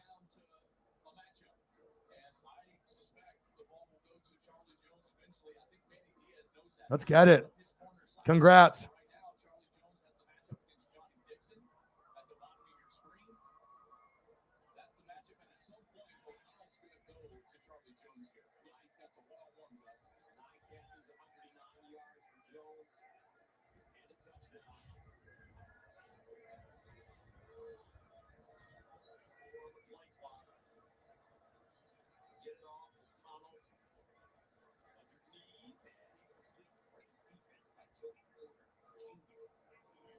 I'm scrolling down here.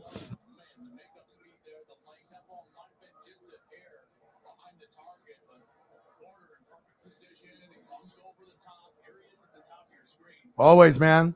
I have to show love. I can't be biased, Appreciate you.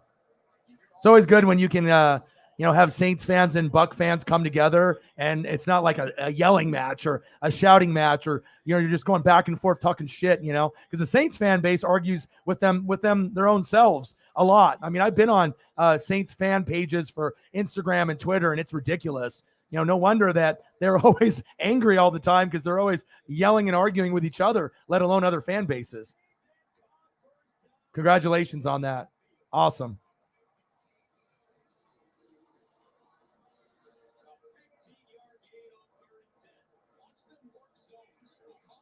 Only 145. Oh, yeah. Great deal. I was going to say at least 200 for that thing.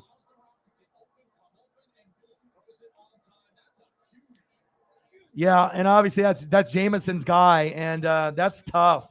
As soon as I saw the injury, and me and Sarah heard about it, and I saw it, first person I thought of was Jameson. Because Jameson Meza is a big Braves fan, and he's a big Titan fan as well. And it's hard to hear that when one of your guys, one of your favorite players, goes down with an injury like that. I mean, it brought back kind of tears for me, like with Ryan Jensen. Like, you have a guy that is so instrumental for the success of that team. And I hope that he ends up getting better. Let's throw up a photo for him, for Jamison Meza as well. I hate seeing guys get hurt, and the season is just around the corner. So you're not going to have too many injuries left. And it just so happened he got hurt on Wednesday. Fucking tough, dude. I'm so sorry to hear that. Let me see here.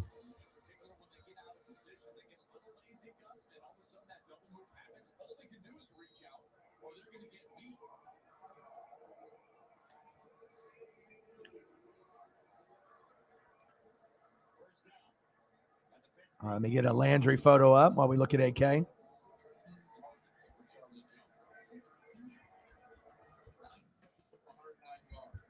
Fucking hot today again here. Really, really hot. Like 90 to 100 degrees out here. 31-28 Penn State.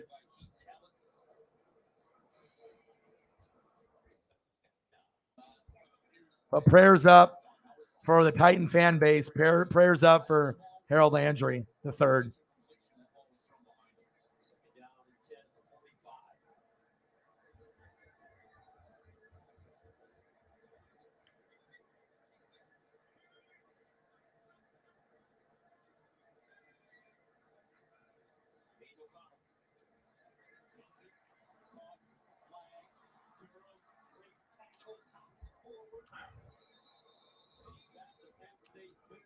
Like his kanji tattoo.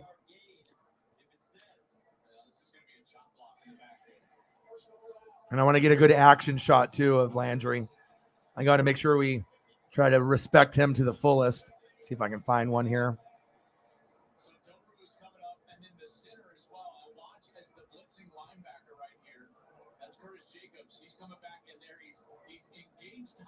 And this one isn't necessarily an action shot, but this is a cool graphic that I know I've had in the past.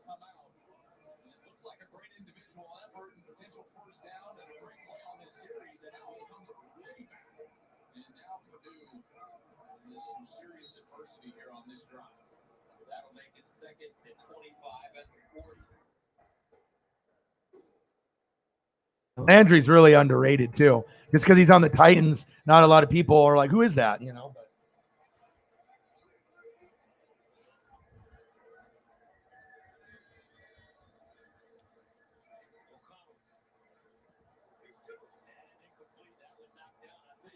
That's the thing about being a fan of all 32 teams. You really start appreciating everyone.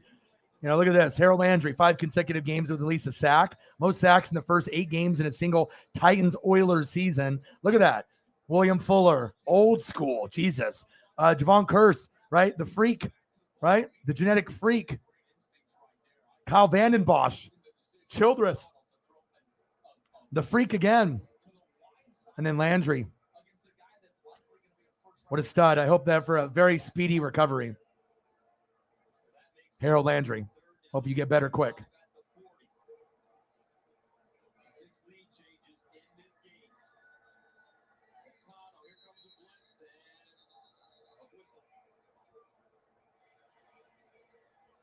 Said, yeah, I know, it just stinks for you. Yeah. How is Rashid Weaver? I mean, like I said, that's a big drop off, but how is Weaver, in your opinion, on a scale of like 1 to 10? Is he like a 7, a 5? I mean, it definitely helps the Colts quite a bit, you know, because you guys are going to be battling it out. But once Malik gets in there, that might be the game changer for you guys instead of Tannehill. And I hope we get Malik this season, just like Desmond Ridder and Kenny Pickett. No disrespect to Mariota, Mitchell Trubisky, and Ryan Tannehill, but I'm ready for the new blood to come in. So within the same week, CGJ, Gardner Johnson, waving a gun around juvenile girls. Hi-ya. Yeah.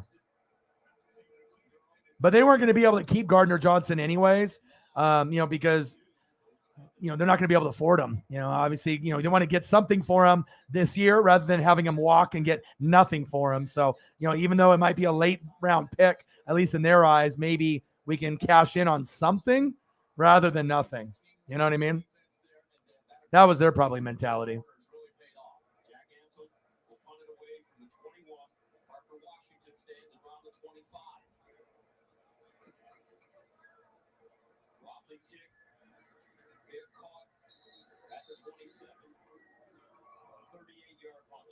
Said Beefy, Orion Herbert will be a top 5 quarterback this season. I have confidence in his talent. Let's be honest. Herbert might be number 1.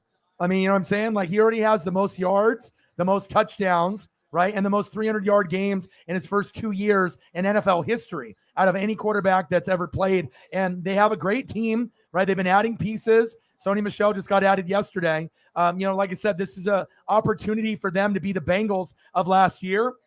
I think he's better than Josh Allen and Joe Burrow, and I think they're all very good. I think all 3 will make the Hall of Fame. How many are going to win a Super Bowl?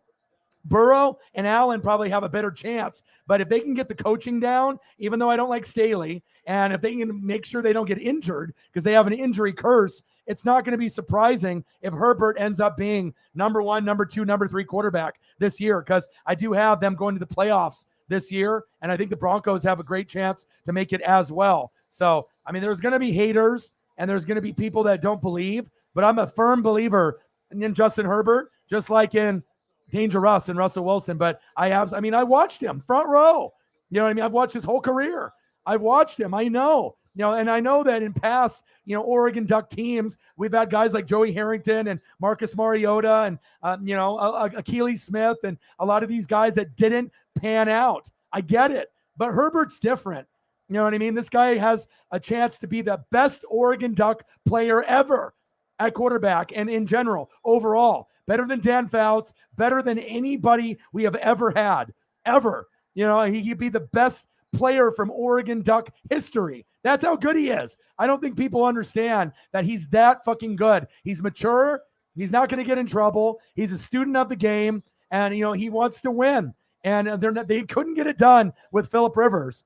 But with Herbert, like I said, on paper, right? Who's got the best teams on paper? It was the Bills, the Rams, the Bucks, and the Chargers before I got hurt. Now it's the Bills, the Rams, and the Chargers, especially if you can get J.C. Jackson, you just stay healthy, Khalil Mack, you got Sony Michel, you already got Derwin James, Asante Samuel Jr., Rashawn Slater on the line, you got Eckler, you got Mike Williams, you got Keenan Allen, and the O-line is good, the D-line, everything is good. There's not really a lot of holes on the Chargers. So now they just have to execute and go into year 3 with Herbert, but I think he's going to be very, very good.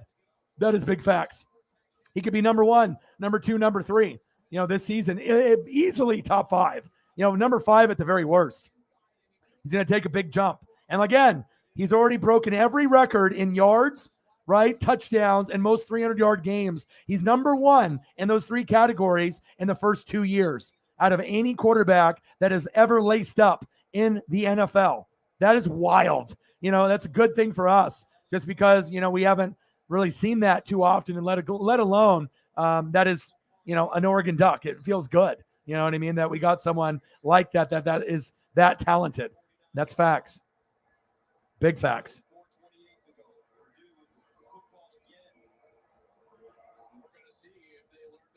Let's go, baby. And we got the Ducks playing Georgia on Saturday. Let's get it, baby. Let's get it. Go Ducks. I don't know if we can win. I'm hoping we can win, but there's no guarantees there. But yeah, your boy loves Herbert.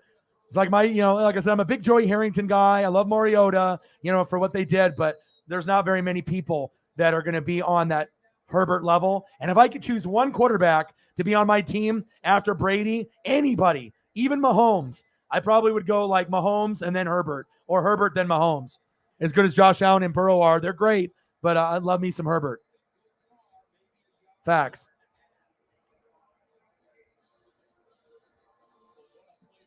Yeah, we will have to see how Josh Gordon does. Hopefully he can stay off the weed, and they'll be fine. That's facts.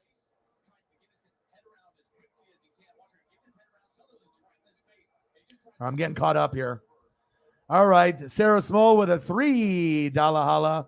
Appreciate you. Let me know what you want to see as I'm getting caught up here, and then I'll throw some pictures down. Thank you so much. Bang, bang. Thank you so much, Sarah. Appreciate you. Colts in the building. 115. Let's get to 2. Beefy, $5 holla. Thanks. Good to hear. I missed you all as well. Favorite wrestlers are Undertaker, Ultimate Warrior. Bucks will win the Super Bowl. By the way, have faith in Ryan. I know I got to have faith, but it's just really tough for me. Let me get you some Undertaker and Ultimate Warrior. Great choices. All right, we got Macho Man and Hogan, baby. Okay, I see you. Let's go. All right, let me get you taken care of as well. Appreciate you, brother. Beefy McWhat now with a $5, and I'll get Sarah and the rest here in just a second. Appreciate you, Beefy. Thank you. Bang, bang. Let's get it. And then let's just leave it on a Macho Man, and let me get you some Undertaker and Ultimate Warrior.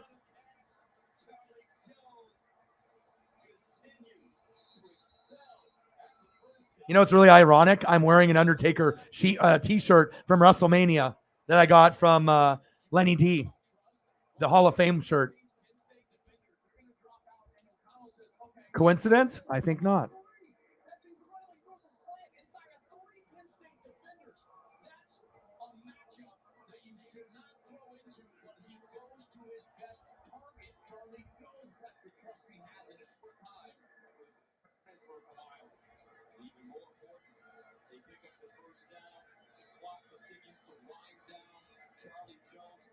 All right, let's go some Undertaker and Ultimate Warrior. Great choices, man. And Beefy used to live here in Oregon and now lives in Florida. Obviously, Bucks fans. And, I'm not sure if you're an Oregon Duck fan or not. I'm not sure if we've really talked Ducks before, but loves wrestling just like me as well.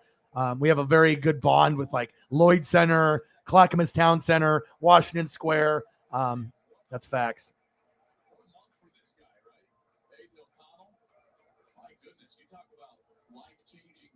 Woo-hoo!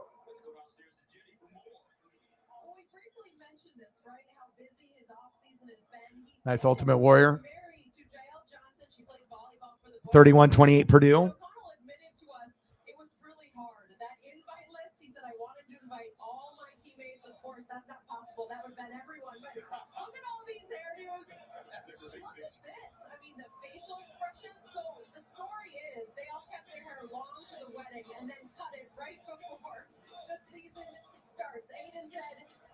I'm older. I'm 24. I'm in a little bit of a different stage in my life, but my teammates know I respect them, and I hope that they feel the same about me. And I got another really cool one. See if I can pull it up. 27 of 48, 332, and a touchdown, no interceptions. He said they got a lot of presence in this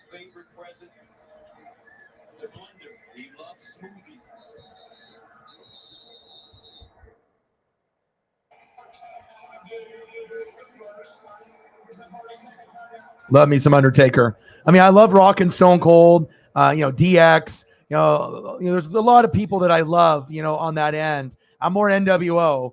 Because when you're NWO, you're NWO for life, brother. Oh yeah. But love me some Undertaker. I mean, you could argue that he is, arguably one of the greatest of all time. Like he's definitely in a lot of top 5 lists. For me, it's like hard to choose. Just like Rock, Stone Cold, Undertaker. Hollywood Hogan. I mean, there's a lot of guys. RVD, Sabu. I mean, I got so many guys on ECW, WCW, WWF, WWE, Kenny Omega, Young Bucks now. But let's get it, baby. Appreciate you.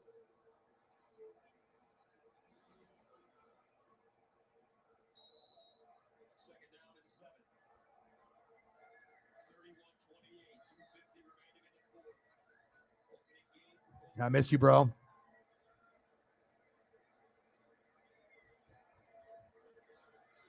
I hope we win the Super Bowl. That would be insane if there somehow, some way that we were able to. I mean, I don't know. The offensive line is just so fucked right now. You know what I mean? But if anybody could overcome it, it is us. You know what I mean? But I don't know. Maybe get to the NFC Championship game because, what we have overall. But to be able to win that game, like if we're playing the Rams and Aaron Donald's there staring us down again, and that's not a likely scenario, but you never know. But I'm not sure, man.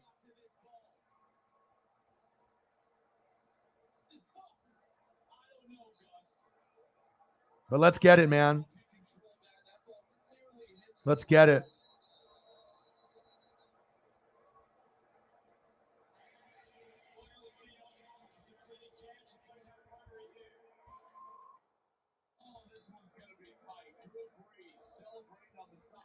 But Drew Brees is at the game. No way. That's awesome.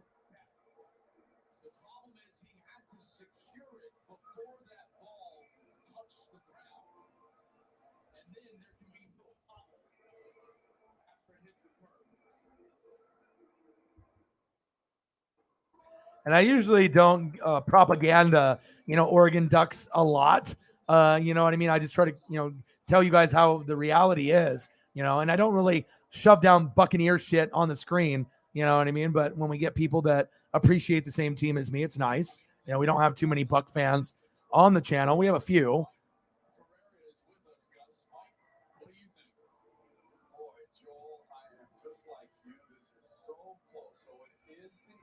But I do have some special stuff that I've been sitting on. Let's go. Let's get it, dude. Let's get it. I mean, to go out on top would be amazing, and especially no Gronk, no offensive line. And if we win the Super Bowl against the Bills or Broncos, my goodness, how amazing would that be? That'd be crazy. Appreciate you, bro. Another $5 dono, my boy. Always miss talking to you. Come through whenever you can, even if you can't donate. Fuck it, just come through. Come hang out with me so we can talk Oregon, Lloyd Center, talk sports, wrestling, whatever it is. Okay. Appreciate you tremendously. Beefy. Mick, what now? Thanks, Beefy. 120, baby.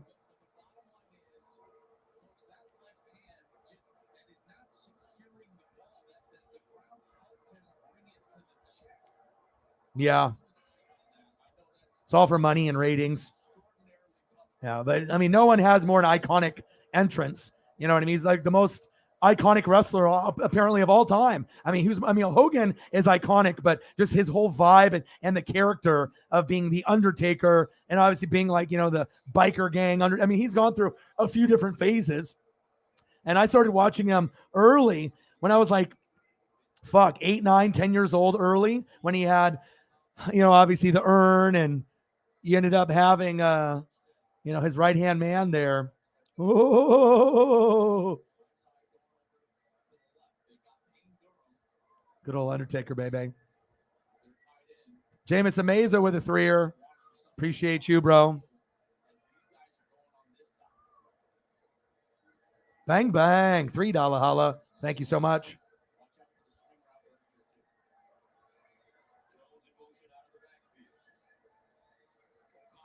I'm going to get you a Malik. And complete.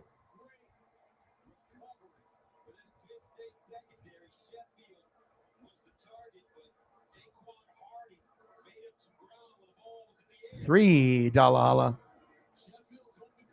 Appreciate you guys tremendously. Thank you.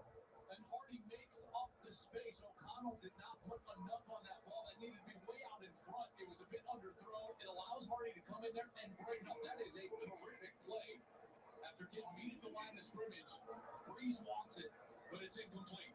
Marco Washington, the deep man at the 15. 123. Let's go. Yeah, Stone Cold, Rock. I mean, everyone's got their favorites. I mean, I like Stone Cold and Rock more than Undertaker because of shit talking. I need people that are good on the microphone. You know, that's the biggest part to me. Anybody can be a wrestler and be great at wrestling, but how good are you on the mic? And if you're great on the mic, it takes it. But for Undertaker's persona, he wasn't really going to talk a whole lot. You know, it was just more about his presence, you know, in the ring. You know what I mean? But for me, I need a talker. And that's why my top 5 consists of the guys that are great talkers as well as wrestlers. And my favorite wrestler of all time, no question, no doubt, is this guy right here. The Macho Man. Oh, yeah, yeah.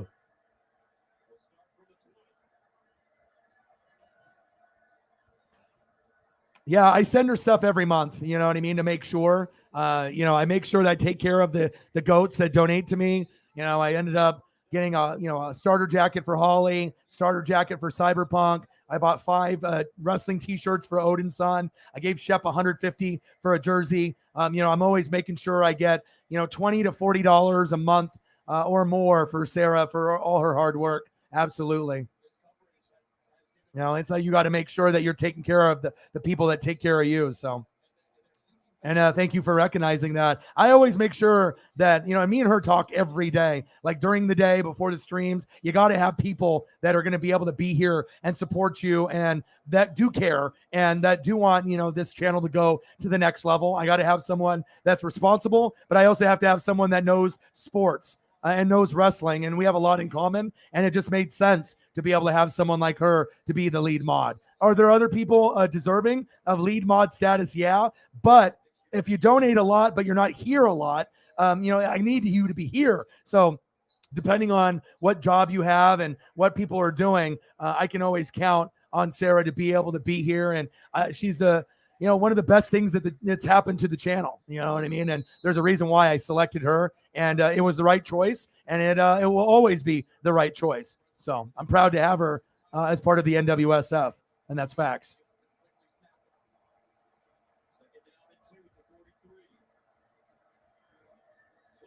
Okay, let me get you some space.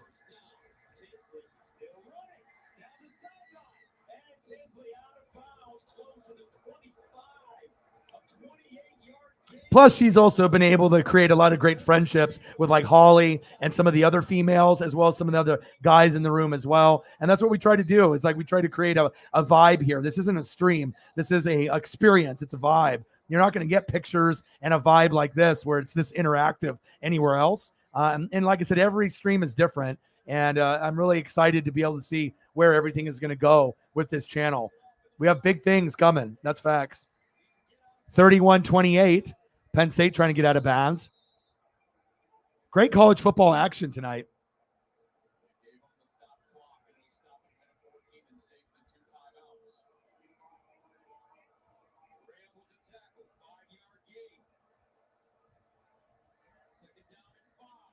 Second down and 5. Minute 14 left. Let's see if Penn State, they're close. Oh, nice catch. Wow. Penn State might win this game.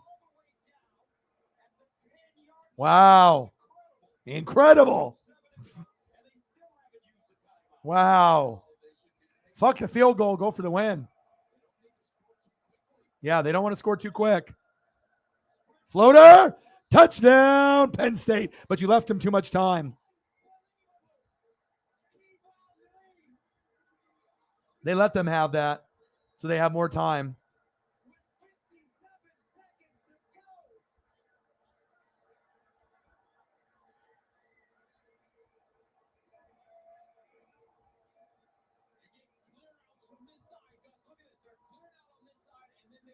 Yeah, but it's just amazing to see how the friendships have, been created here. And I couldn't ask for a better group, but regardless if we have a lot of people in the room or not, I'm always going to make sure I take care of the fans. Whatever the fans want to see, if you're loyal to me, I'm going to be loyal to you. We're going to have a great time. And it's always nice to be able to have different personalities in the room. So that way we can have different topics to talk about. And like I said, I appreciate you tremendously.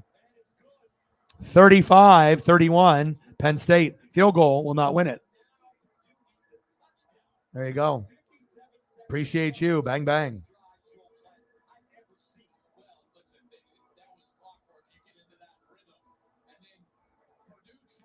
Appreciate you. Yes, they are. But Penn State, they're like, hey, Purdue's got a chance, though. They got transfers. How are they? Are the Charlie Jones and Tyrone Tracy any good? How are they? They do develop pretty good players. I'm not sure if they're better than Pitt, though.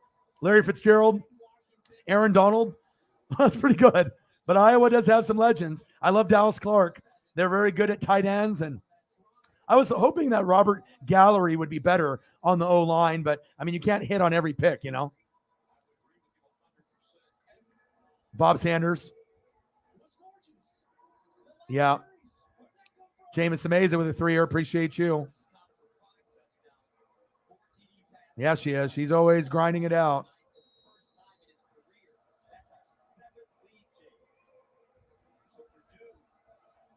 You signed Kamara and Dangerous today in my fantasy football league. Dalvin Cook.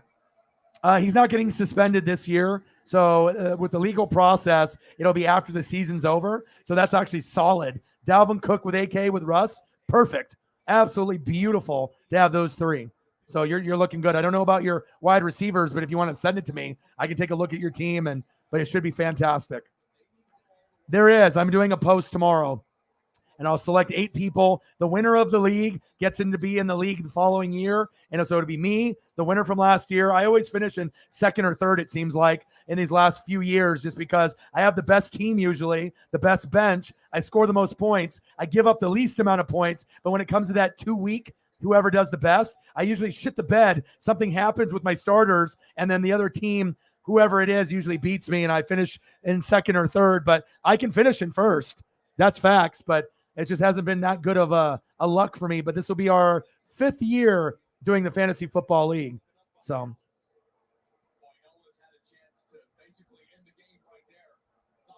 Ducks for life, brother. That's what I figured. Yes. There we go. Go Ducks, baby. Appreciate you, Beefy. Mick, what now? Let's get it. Appreciate you, bro. Thank you so much.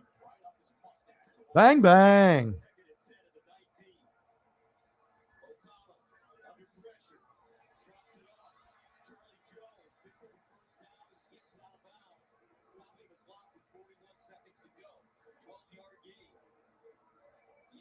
All right, let's get some.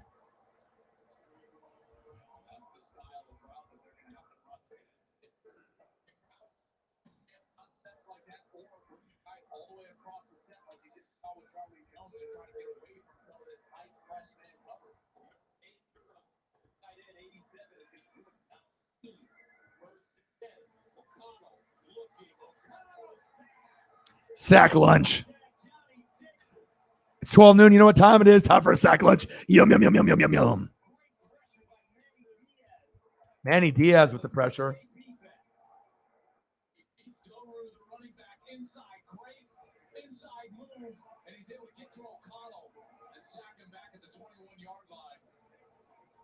That is a killer. In those 2-minute situations, in particular once you get inside of a minute, James Franklin knows this.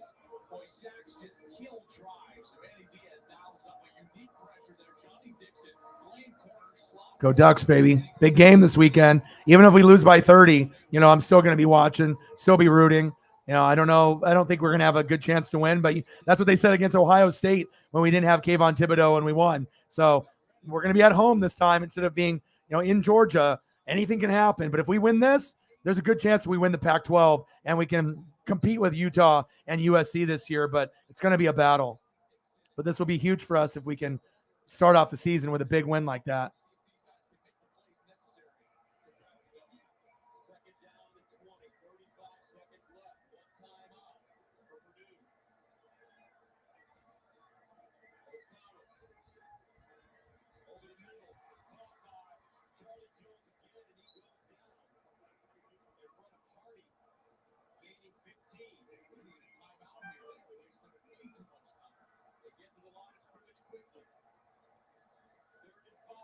Third down and 5.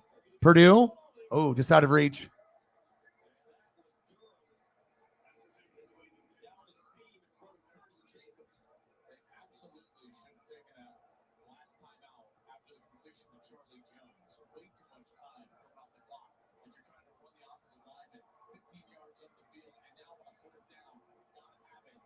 Yeah, I'm definitely going front row for Duck games this year, but I'm not going to spend $1,000 to go see Georgia. That's just, crazy. Prices are fucking inflated because it's Georgia coming to town, and Dan Lanning is the former defensive coordinator, best defensive coordinator in college football as our Oregon Ducks head coach. So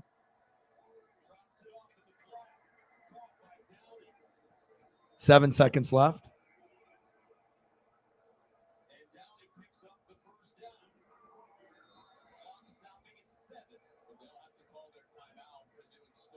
Let's go, baby. We're always fucking flying, dude. Always, always, always. I got one last one.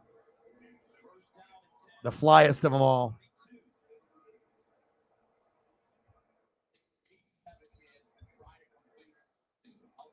My favorite one.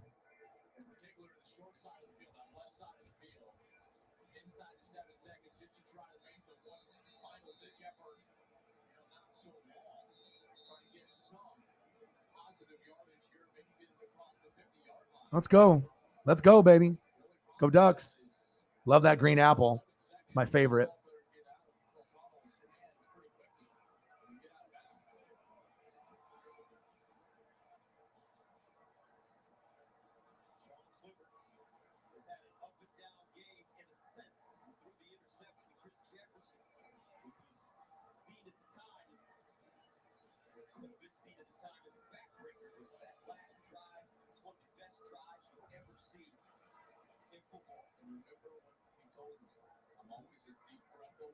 Let's go.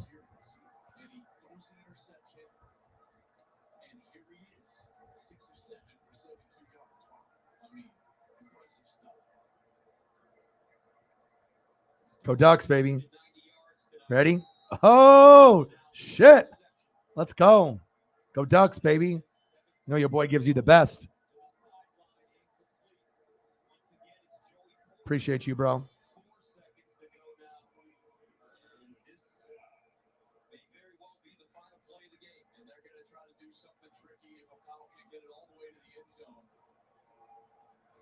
Yeah, I mean, like I said, some people come and go. Some people are always here. Some people, come occasionally. But like I said, based off her character and commitment, it was just a natural choice after me going down the list of a possible 5 or 6 candidates. I thought that was going to be the one that would make the most sense. And I have no regrets. And she's going to be a part of this channel forever. And hopefully at some point, I'll be making enough money where I can help, provide enough where she doesn't have to work another job. Like if we're making 500 a stream and, I can kick down some, for the people that have been there taking care of me, and I can help pay for her rent, you know what I mean? And help pay for some of her bills based off the, funds that we're making, especially if I'm making like 500 a show and I'm doing 30 shows in a month. There's no point of me, being like selfish. I want to give back to the fans. And obviously I want to take care of the mods and take care of the people that are taking care of me. So that's the ultimate goal. So that way, she wouldn't have to work for a normal job. She could just do this and get paid and have fun and, interact and be able to talk with people in the room. And, they might sound crazy to some people. They're like, oh, what's your job? I'm a mod for NWSF. But most mods don't get paid from the channel creator, for what they do. Maybe they'll get gifts here and there, but that is my ultimate goal for some of the people in my life that are helping us get to where we need to be. And if I can end up doing something like that, where she doesn't have to work ever again, and she can just be working with me and not have to work another job and do this, that's the ultimate goal for me. Absolutely. Well, you deserve, yeah. I mean, obviously we want to make sure that people are respected and people are appreciated. So Ryan, you saved me last season with Penny in the last few games as a flex. I told you, man, if you want to be able to have help in fantasy football, you ask me, I don't know if there's anyone that's going to be better than me. Because think about it. I'm obsessed about the NFL. I'm always watching film. I'm always reading. I'm covering all 32 teams and backups, right? So who's going to know more about fantasy football than me? Nobody. You know what I mean? Even if you have someone that's played for, 10 or 20, 30 years like Matthew Berry, that's fine. But, doing stardom sit-em on NFL.com and ESPN sometimes isn't good enough. Sometimes you need another eyeball on your team, another set of ears and eyes, looking out for you. And I'm definitely an X factor. And I got you, dude. I got you. What do you got here, Zach? Brandon Cooks, DJ Moore, Thielen. That's a little light, dude. DJ Moore is maybe the most underrated wide receiver. Cooks will get results. Thielen is the best one out of the three. They will all produce, but you need better receivers than that. Like if Thielen's your number one and DJ Moore's your two and Cooks is your flex or your backup, you need more than that to win. I mean, even if you got wide receivers and running backs, I mean, hopefully you have an elite tight end like Kelsey or Mark Andrews or Waller, but that's very thin at wide receivers. You probably won't be able to win your league with those three, just to be honest. I mean, I know you got what, Russell Wilson, and you got what, AK-41 and Dalvin Cook, and that's nice, but you got to have depth at wide receiver to win.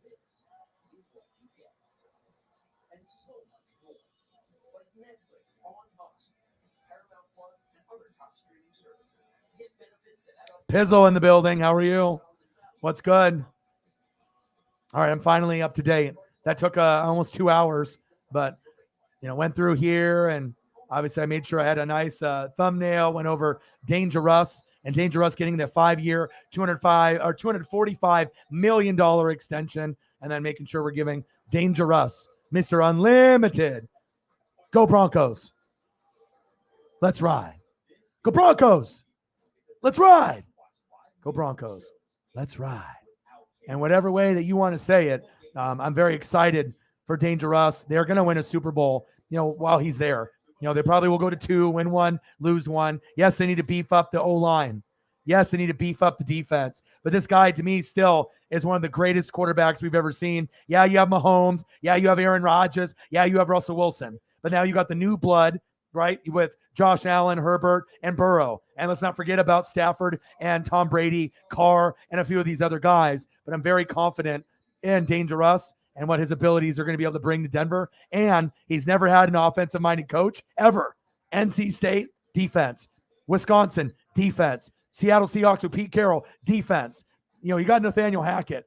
And I don't think people realize, how good Nathaniel Hackett really is. He is going to be the best coach other than Kevin O'Connell on the Vikings. This is going to be very, very exciting, to see what he is going to be able to do for Broncos country.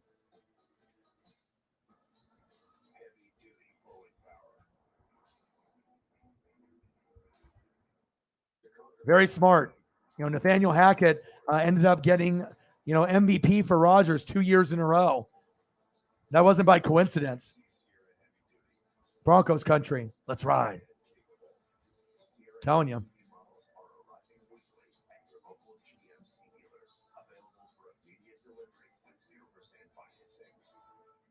Nathaniel Hackett is a genius.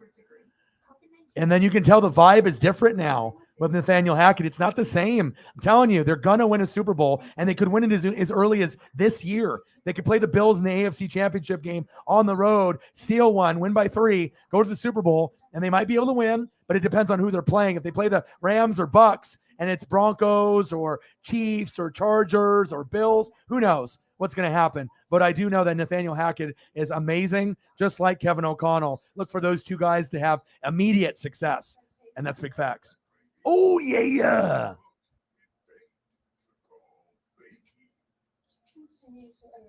What's good, Pizzle? How's life treating you, bro?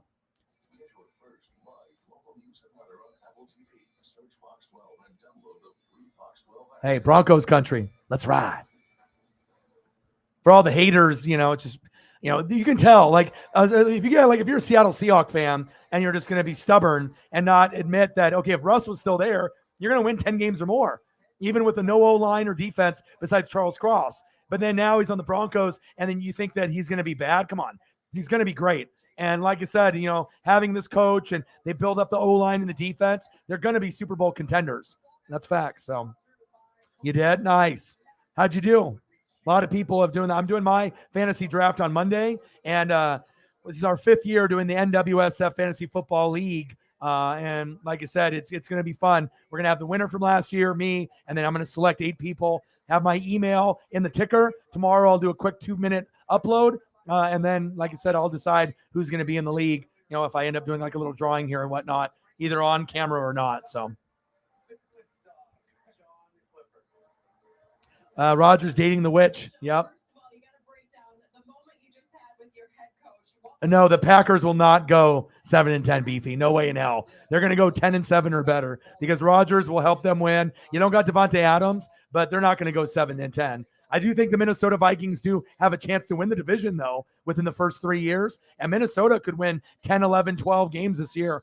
The highest they could win is overachieve and win 13. But I still think that the Packers will win 10-13 this year. So Cam Akers for a flex. Hawkinson at tight end. Oh, man, I don't know, bro. Your wide receivers and tight end is kind of weak, compared. I mean, it's cool that you got the quarterback and the running backs, but you got to have good wide receivers. So instead of giving Dalvin Cook an AK, instead of giving Dalvin Cook, you should have gotten an elite wide receiver, to pair up with Thielen. You'll notice as the year goes on, but when you have weak backups on your team or not good wide receivers, it's almost impossible to win in fantasy, bro, because you're going to be going against guys like Justin Jefferson and Chase and Devontae Adams and Tyreek. You got to make sure you get good wide receivers, and you're a little thin there. You had the first pick, exactly what you need to do. That's exactly what I would have done. You'll bet me $50 that'll go 7-10. I'll take that bet. They're not going to go 7-10. So if they go better than 7-10, you're going to give me $50. And if they go 7-10 or worse, then I give you 50. Is that how that goes? But I'll bet you that they go better than 7-10. Do we want to do that? So if they go 7-10 or worse, you get 50. If they go if they go better than 7-10, then I win 50. Is that what we want to do? I'll make that bet with you if you want to go. That's really low. I mean, I know Devontae Adams is very important, but I don't see Packers, at the very worst, maybe 8-9, 9-8, if they have injuries and whatnot. But I think that they could still win 10-13 games with Rodgers. So, but if you want to bet, we can do it, bro. I normally never bet in sports, but because I'm superstitious. But I did predict that Warriors were going to beat the Celtics in 6 and Curry would get MVP. I watched zero NBA. I was able to predict Avalanche over the Lightning in 6. I don't watch hockey. I got that right. I haven't got a Super Bowl winner wrong in 21 years. I'm going to usually get World Series correct as well. But if you want to make that bet, let's do it. So if they go 7-10 or worse, you get $50. If they go better than 7-10, then I get $50 or more. You want to go that route? We can do it.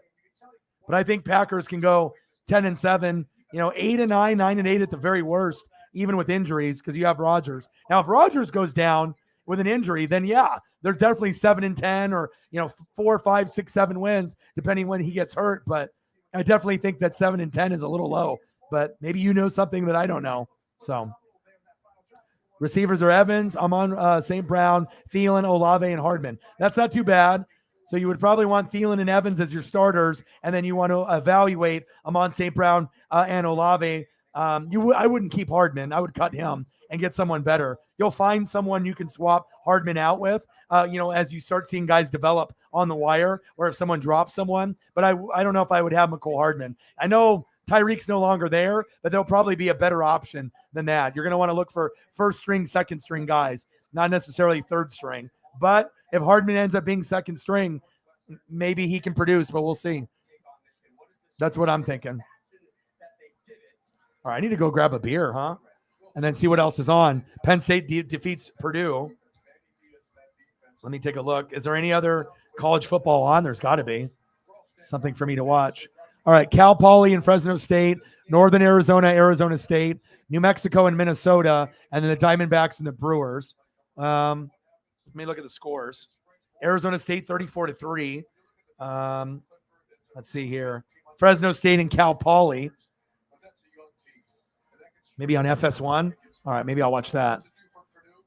Let's watch Fresno State, maybe. Once again, Manny Diaz and the Penn State defense. Well done. Penn State's now won 6 of their last 7 season openers. Go Mariners. On Saturday, the Red Devils era fires up first. Micah Parsons. All right. Listen, Micah, you. All right, 21-7. I'll watch this. I'll watch Fresno State. Arizona State 34-3 against Northern Arizona, so that's not really worth watching. New Mexico State and Minnesota. I don't know what that one is.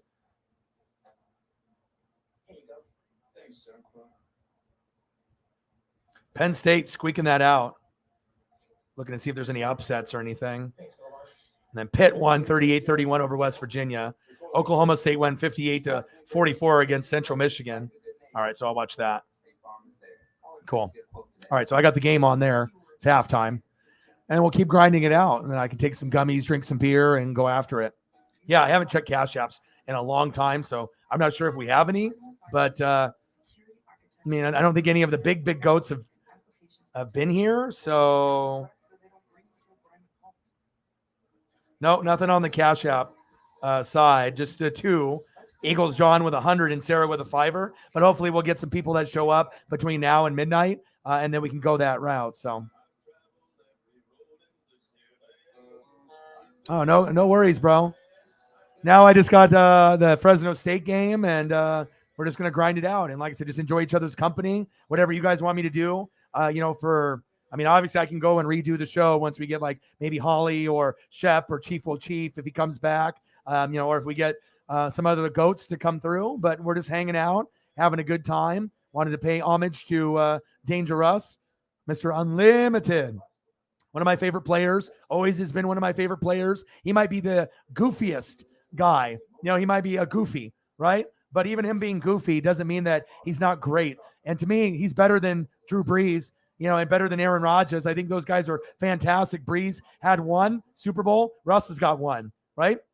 Aaron Rodgers has got 1. But the difference is, as Brees is retired, Rodgers is going to end his career with 1. But I think, Russell Wilson has a great opportunity to end his career with 2 or 3. I think that he went to 2 Super Bowls, which I predicted. Won 1, lost 1. I predicted that with Marcos when he was on Wisconsin. I said, you're going to draft him. You're going to go to 2 Super Bowls, win 1, lose 1. And I hit it right on the head. And I think with the Broncos, you're also going to go to 2, and you're going to win 1, lose 1. So we'll see if I'm correct down the road. But best case scenario, they go to 3, and he wins 2, loses 1, or you win 1 and you lose 2. But I definitely think he's going to win at least 1 more while there. And that's what you're going to follow into the legacy of John Elway, Peyton Manning, and Russell Wilson. So that's my thing. So. All right, Beefy says if they go over 500, I'll give you 50. If they go under, you have to buy Sarah a choosing of apparel. Okay, yeah, I can do something like that, $50 worth of, whatever it is. I mean, I'm always taking care of her as it is. That's a great thing to do. Let's do that. Let's do that for Sarah. So yeah, so if they go 8 and 9 or 7 and 10, right? Then or worse, and then we'll get something for Sarah. And then if they end up going 9 and 8 or better, 10 and 7 at the very worst, or so if they go 9 and 8 or better, I win. If they go 8 and 9 or worse, you win. And then we'll give Sarah, we'll be the beneficiary. We can do that. Let's do that. So let's do that. That sounds good. Let's do that. So do we want to just do that for Sarah as the lead mod? So if you end up being correct, I can always get something for her on my end. But yeah, so I don't know. If I win, then I get 50 and I'll buy something for her. If you win, you get 50 and then I can buy something for her on that end as well. But either way, she wins. Do we want to do that? Either way, she wins. And I mean, I can get something for you personally if you win the bet. If you want me to get you something Ducks or, something Tampa Bay Buccaneer related, however you want to do it. But I can get something for Sarah. So either way, I'll get something for Sarah anyways. But if you win, how about I get something for you? And then even if I win or lose, I'll still get something for Sarah no matter what.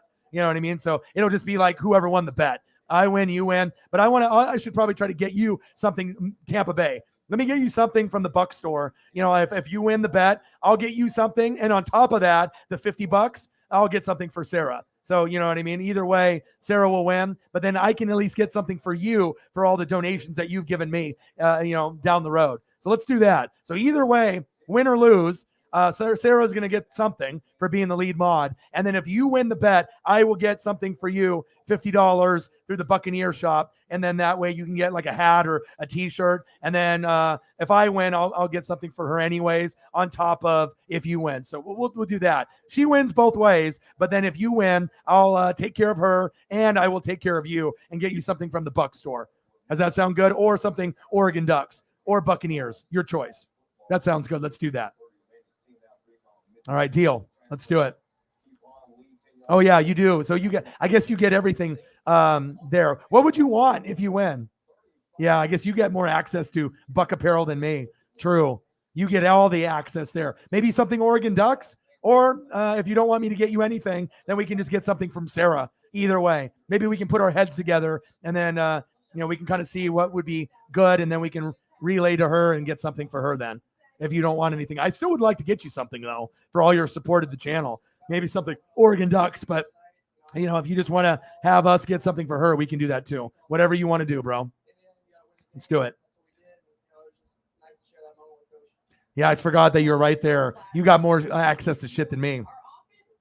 But if there's something wrestling, maybe I can get you something wrestling. If I lose the bet, I'll still get Sarah something, but maybe I can get you something from a WWE shop, like a Undertaker t-shirt or Ultimate Warrior. I got to get you something, for all your dedication to the channel and your donos. So I don't care. If I win the bet, I lose the bet, I'm going to send you some wrestling shirts at some point when we get to the end of the season. So, and I'll get something for Sarah on top of that. But at the very minimum, I'm going to get you an Undertaker or a Ultimate Warrior t-shirt. Okay. Just for your donations in the past. So, we'll get something from Sarah either way, but I will end up getting you something, towards the end of the season. We'll go Ultimate Warrior, Undertaker. Okay. I got to get you at least one thing, even if it's like $30, but that'll make me feel good. So that way Sarah wins and then you win as well. Let's do that. Got to make sure we represent, right? And plus, do you even own any Undertaker or Ultimate Warrior t-shirts? Do you even own any? Because I imagine, I'm not sure if you do. I mean, maybe you do. I'm not sure how much wrestling t-shirts you have, but that's like my favorite thing to wear, other than my sport memorabilia, stuff for like Mariners, Buccaneers, Ducks. I love wearing wrestling merch. That's like my favorite. So at some point you're getting Ultimate Warrior or Undertaker t-shirt. That's just what's happening. And then Sarah will get some Colt stuff or Cardinal stuff, whatever she wants.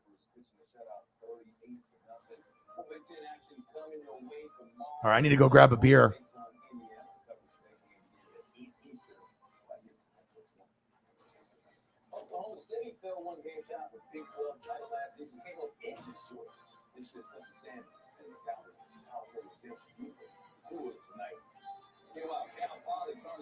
All right, give me 1 second. Give me 1 minute.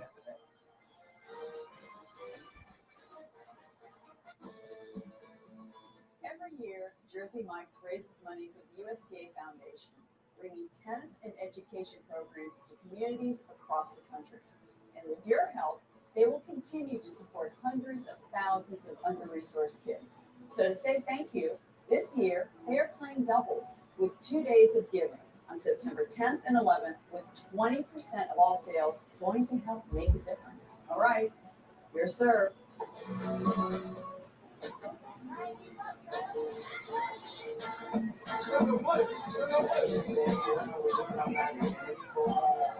Start playing and never stop playing. You get the most from the game when you're having fun. Pizza Hut's got 2 mediums for just $6.99 each. That's less than $1 a slice. Got 2 more slices. So much pizza. My pizza. What? Carry out 2 medium one-time pizzas for just $6.99 each. No one allowed pizza for life. Think Dad's searching doggy diet plans for Josie? No, he's switching his choice cashback category to home improvement, so he earns more on a new doggy door. Extra large. With the Bank of America customized cash rewards card, you just can't stop getting rewarded. What's your favorite part of a Kit Kat bar? The chocolate? Nope. The inside. The wafers? No, that stuff in between the wafers. Ah, the in-between stuff. Have a break. Have a Kit Kat. At Cal Poly, we've been putting knowledge into action for more than a century. We call it learn by doing, and we know it's the best way to make sure our students are ready for whatever comes next. Our world needs us to help build a brighter future. And we know that if we want to make an impact tomorrow, we have to put in the work today. Because it's one thing to be ready one day, but at Cal Poly, we'd rather be ready day one. All right, I'm back. With MT I'm back, baby. Hundreds of new skills to tackle your next project. Everything's broken down into small steps. Some tools I would highly recommend to have. Get sharp, crisp angles. By the time you finish this course, you're going to learn how to. Got my Corona. Whether it's I got my Modelo Chelada. wall repair or tackle I got my pineapple beer. to teach you exactly how it's done. You can do this from start to finish.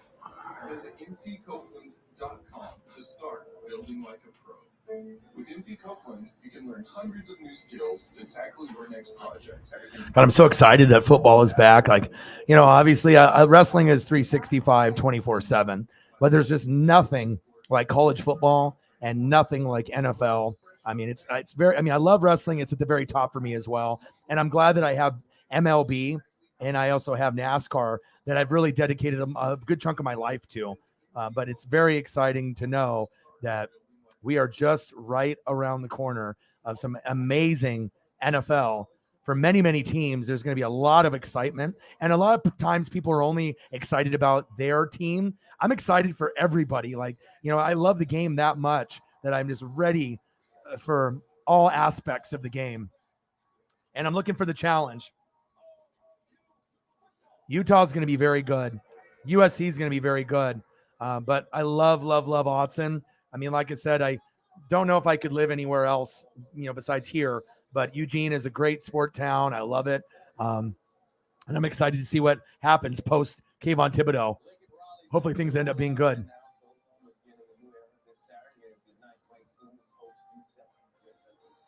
Yeah, this is a good thing. It's very thoughtful for you, dude. Because like I said, I always try to take care of the people that donate the heaviest. You know, especially if you're donating hundreds of dollars to me, you know, into the thousands, the least I can do, you know, some people, they'll give a koozie or, you know, some type of like stickers or something, you know, the kind of lower end type stuff, you know what I mean? You know, whatever that ends up being. But I want to make sure we try to take care of the people with better gifts, you know, especially for the people that are donating very, very high dollar amounts. So that's facts.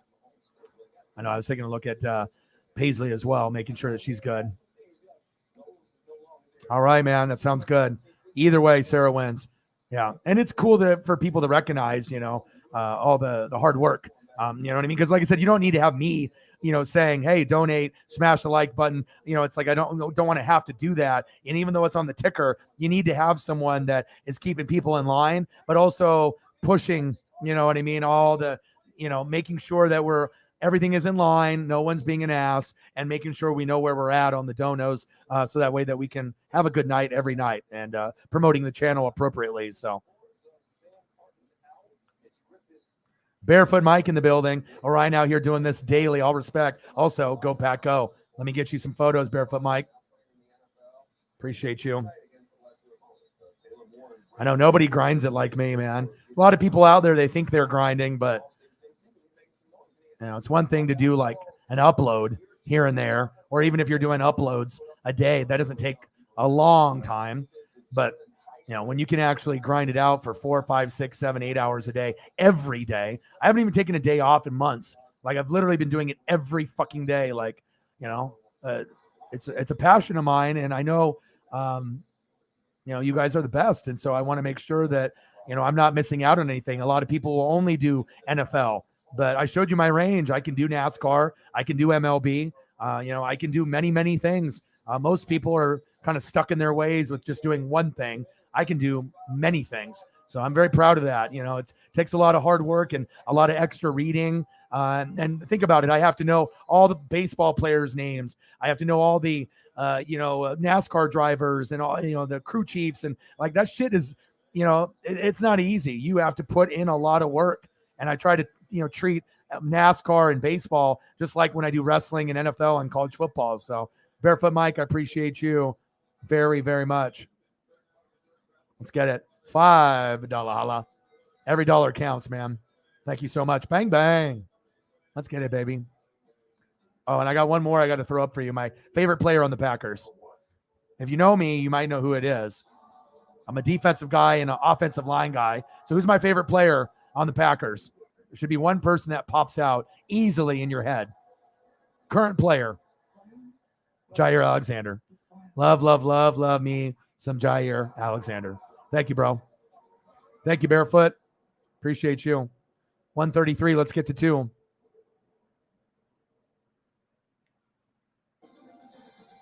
you tired of clean clothes that just don't smell clean? What if your clothes have been fresh for weeks? Now they can. Downy Unstoppables in-wash scent boosters keep your laundry smelling fresh way longer than detergent alone. Pour a cap of Downy Unstoppables into There you the go. washing machine Good to hear. You can relax. and enjoy fresher smelling laundry. If you want laundry to smell fresh for weeks, make sure you have Downy Unstoppables in-wash scent boosters. Shop for Downy Unstoppables online, including Quay Walker, you like him a lot? Let's throw a picture up of him. Let's do it. KFC, mijo. It's coming back almost only 6 months. Good deal. But you bring nothing home for your abuelita. You okay? No. Get your own $6 kidney combo. I mean, anybody from Georgia is going to be a monster. Like this Georgia defense that beat Alabama. Many players from that team are going to be insanely good. Like insanely good.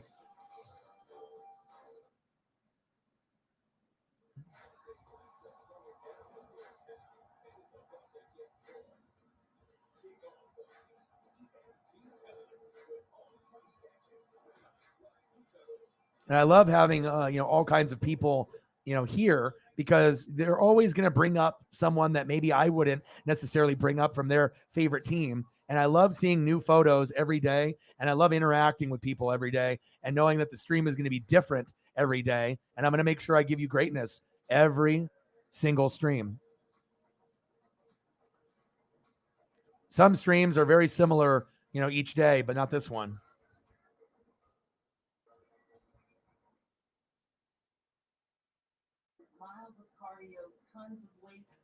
And I love high school and college photos. I'm like, I'm like a Yoda. It's like, even though I might look like I'm 20 or 30, I feel that my knowledge is like 60 to 80. I don't feel like I have dementia or Alzheimer's or anything, at least not yet. But I mean, the amount of reading and film that I do on a daily basis, it's a grind, but I wouldn't want it any other way. There's a lot of people out there that have channels, but there's a lot of people that are not willing to put in the time and the effort to read and watch film. And it shows based off their content and their predictions. You can tell who fucking knows football or who just has a nice thumbnail. You know what I mean? There's a lot more than fucking streaming than having a nice fucking thumbnail. Facts. But I'm the picture king, baby. The most interactive stream on YouTube, period.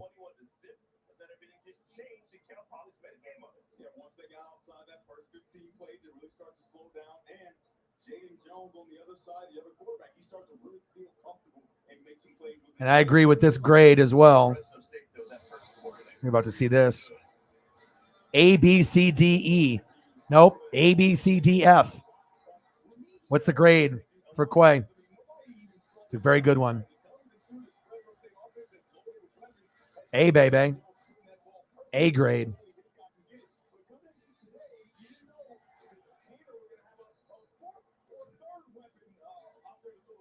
It's going to be fun to watch.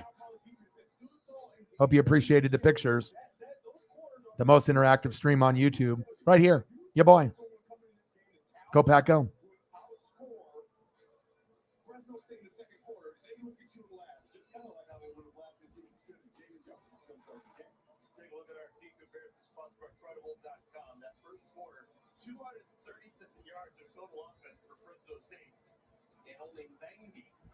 Eagles John with a 20. Thank you so much, bro.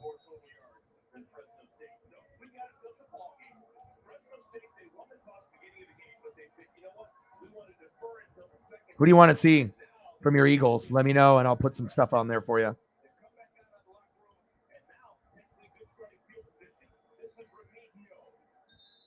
Let's go, baby.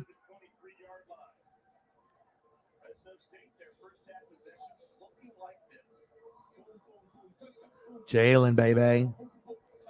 Jordan Davis, baby. Fletcher Cox. Let's go. You the man. I appreciate you. Bang, bang. Eagles drawn with 120 already tonight. 100 before the stream even started. And I was like, kind of praying that maybe someone would have noticed last night that we had a low night. I know some people go back and watch the streams, and sometimes people don't, and they just wait for the next one because I do 4, 5, 6, 7 hour streams. But yeah, I mean, to do 2 separate streams and to, kind of come up short, especially if I do early streams. I know not everyone loves baseball, and I just do it as like to pay homage to my dad in doing Dodger games, Dodger Mets. DeGrom was pitching, so I figured I would do that. Mariners were on as well. And I know most of the fans are, football fans and wrestling fans, but I want to make sure I'm putting in that hard work because you never know if I get more subs for Dodger fans, Mariner fans, baseball fans, NASCAR fans, whatever it is. And I just want to be able to work hard. I don't know how to be any other way. So thank you so much, bro. Appreciate you. Bang, bang, baby.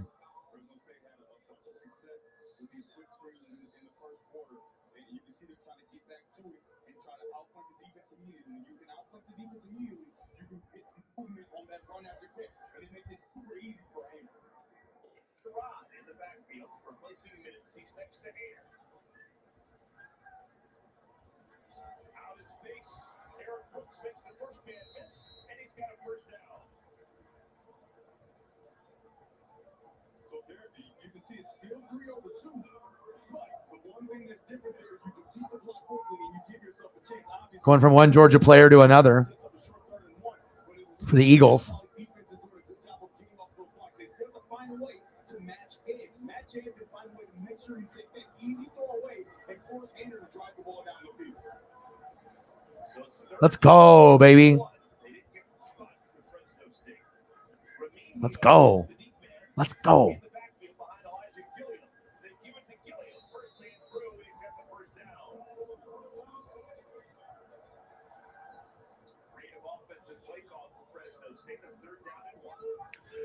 So, and it's all the sports. Next, if you can start doing soccer, are you able to start covering all soccer leagues in Europe? I'm not sure if I'm going to do that. At some point, I probably will. I'll do World Cup this November. So at least I'm going to get started off baby steps. And I'm going to start doing NHL, and stuff. Like I can do I did some of the Stanley Cup in the playoffs. So I don't mind, doing that. I just need to learn more pronunciation, and knowing the NHL players' names is a lot of fucking work, dude. And knowing a lot about soccer. So I have to have some NHL guys and girls help me and some soccer people to help me along the way. But I mean, if like Ronaldo and Messi are on, I can, maybe tune in. But I mean, there's a lot of options for me. But I wouldn't mind doing soccer at, some point. But I am doing World Cup. So appreciate you, Beefy. Bang, bang.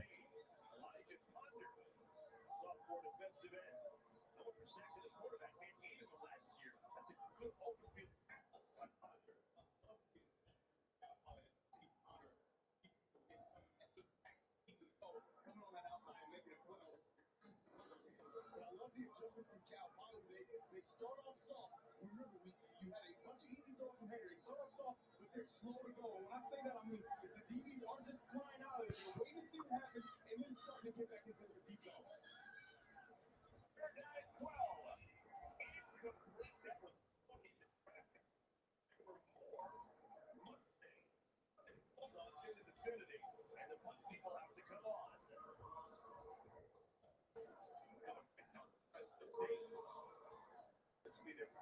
Consecutive possession without points.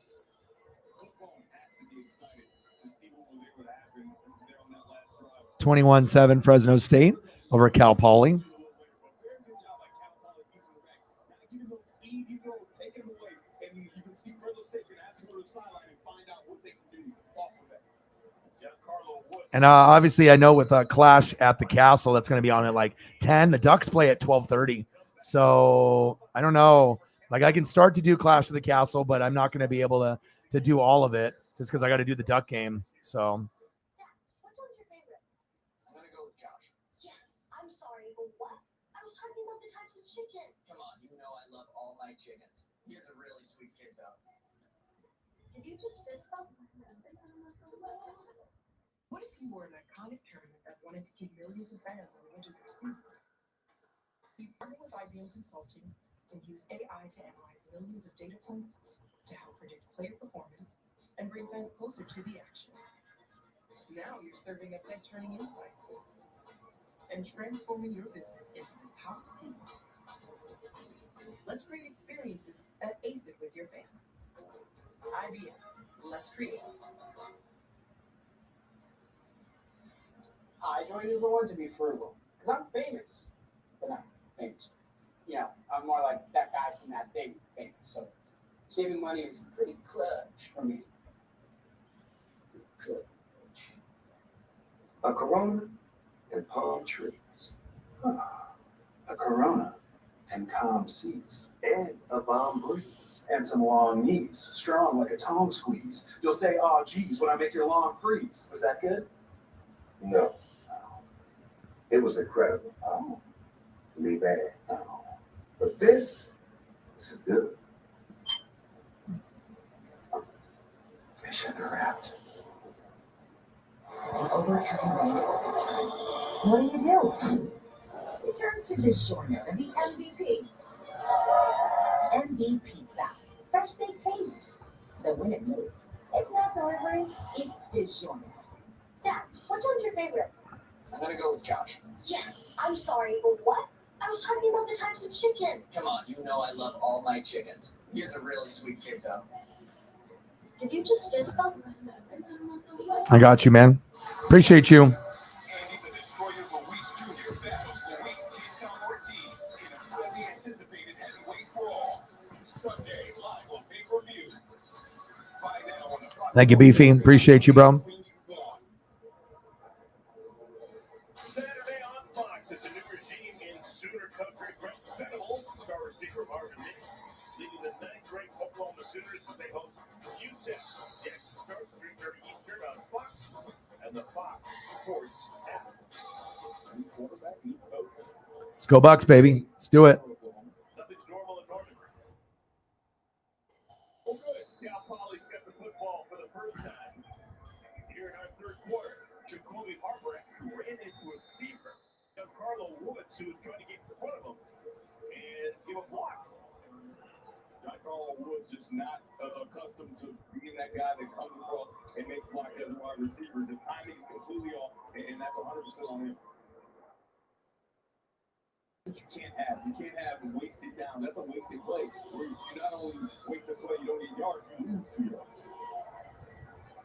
Jake Jones, redshirt freshman from Oxnard, California, had his moments in the first half. Missed his man. He was trying to lead Josh Cuevas, and the pass was too strong. There was a flag down on the field. Appreciate you. Another Buck fan. Nice to be able to have a relationship on the channel with at least another Buck fan on planet Earth that knows that I exist. Appreciate you, brother. 138.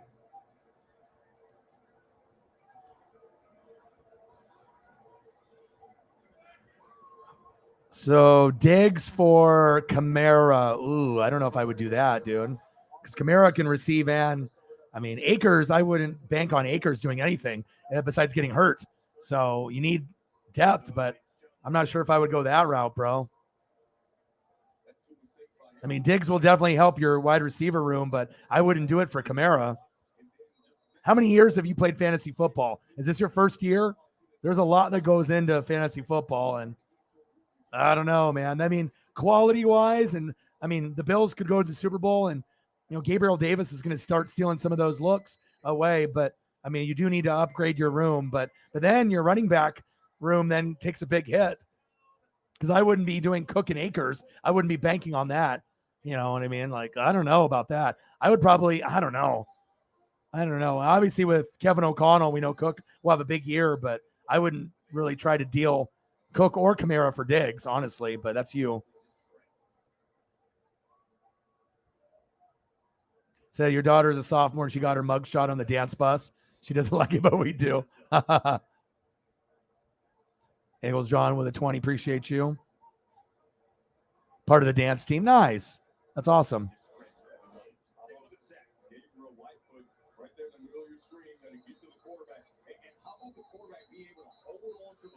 Well, obviously, you have to be playing with people that don't know what the fuck they're doing. How does someone have no running backs? You can't win a fantasy football league with no running backs. Who are you playing with? Are you playing with like little kids or playing with guys that don't know how to play? Wow.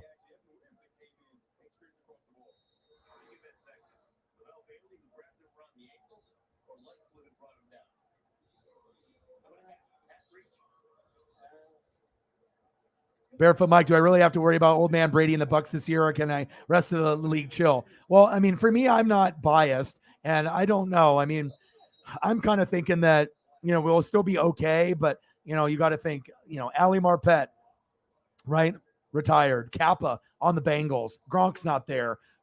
Tristan Wirfs got banged up, but he's back. And then Haney, the backup to Jensen, got hurt. And then, fuck, dude, it's like every single, and then Ryan Jensen, obviously out for the year. So I don't know if we can do it. I mean, I hope that we can compete and we could still be the second or third best team in the NFC, but I'm not sure if a Super Bowl is going to happen because normally you have to have O-line, D-line, defense, and coaching. And if the whole entire O-line is fucked, I've never seen a team with O-line problems like this win the Super Bowl. This would be like the first ever. But when you have Tom Brady and you have a lot of those key components on defense, anything is possible. And the Rams went last year, so they probably won't go this year. But who knows? Maybe, the Packers or the Saints or the Eagles or the Niners or the Vikings, Cardinals. There'll be other teams that step up. But yeah, I don't know. If I had to, I don't know how good we're going to be, bro. It could be, I think we're going to win 10 games minimum, but I don't know if we'll be like as good as we have been in the last few years, to be very honest. So Barefoot Mike with a $5. Appreciate you. Bang, bang. You got a particular athlete you want me to throw up for you, Barefoot Mike? You got a favorite player? Comment below, and I'll throw up a fire photo of whoever you want. Let me know. Appreciate you. 163. Let's get to 2.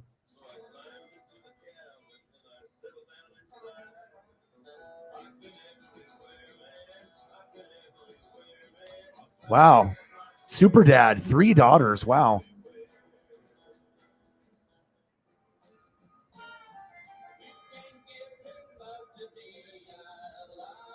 Italian and Hispanic. Yeah, that would be. Well, and you know what? Any race can do anything, really. It's just about the grind and the effort that you put in.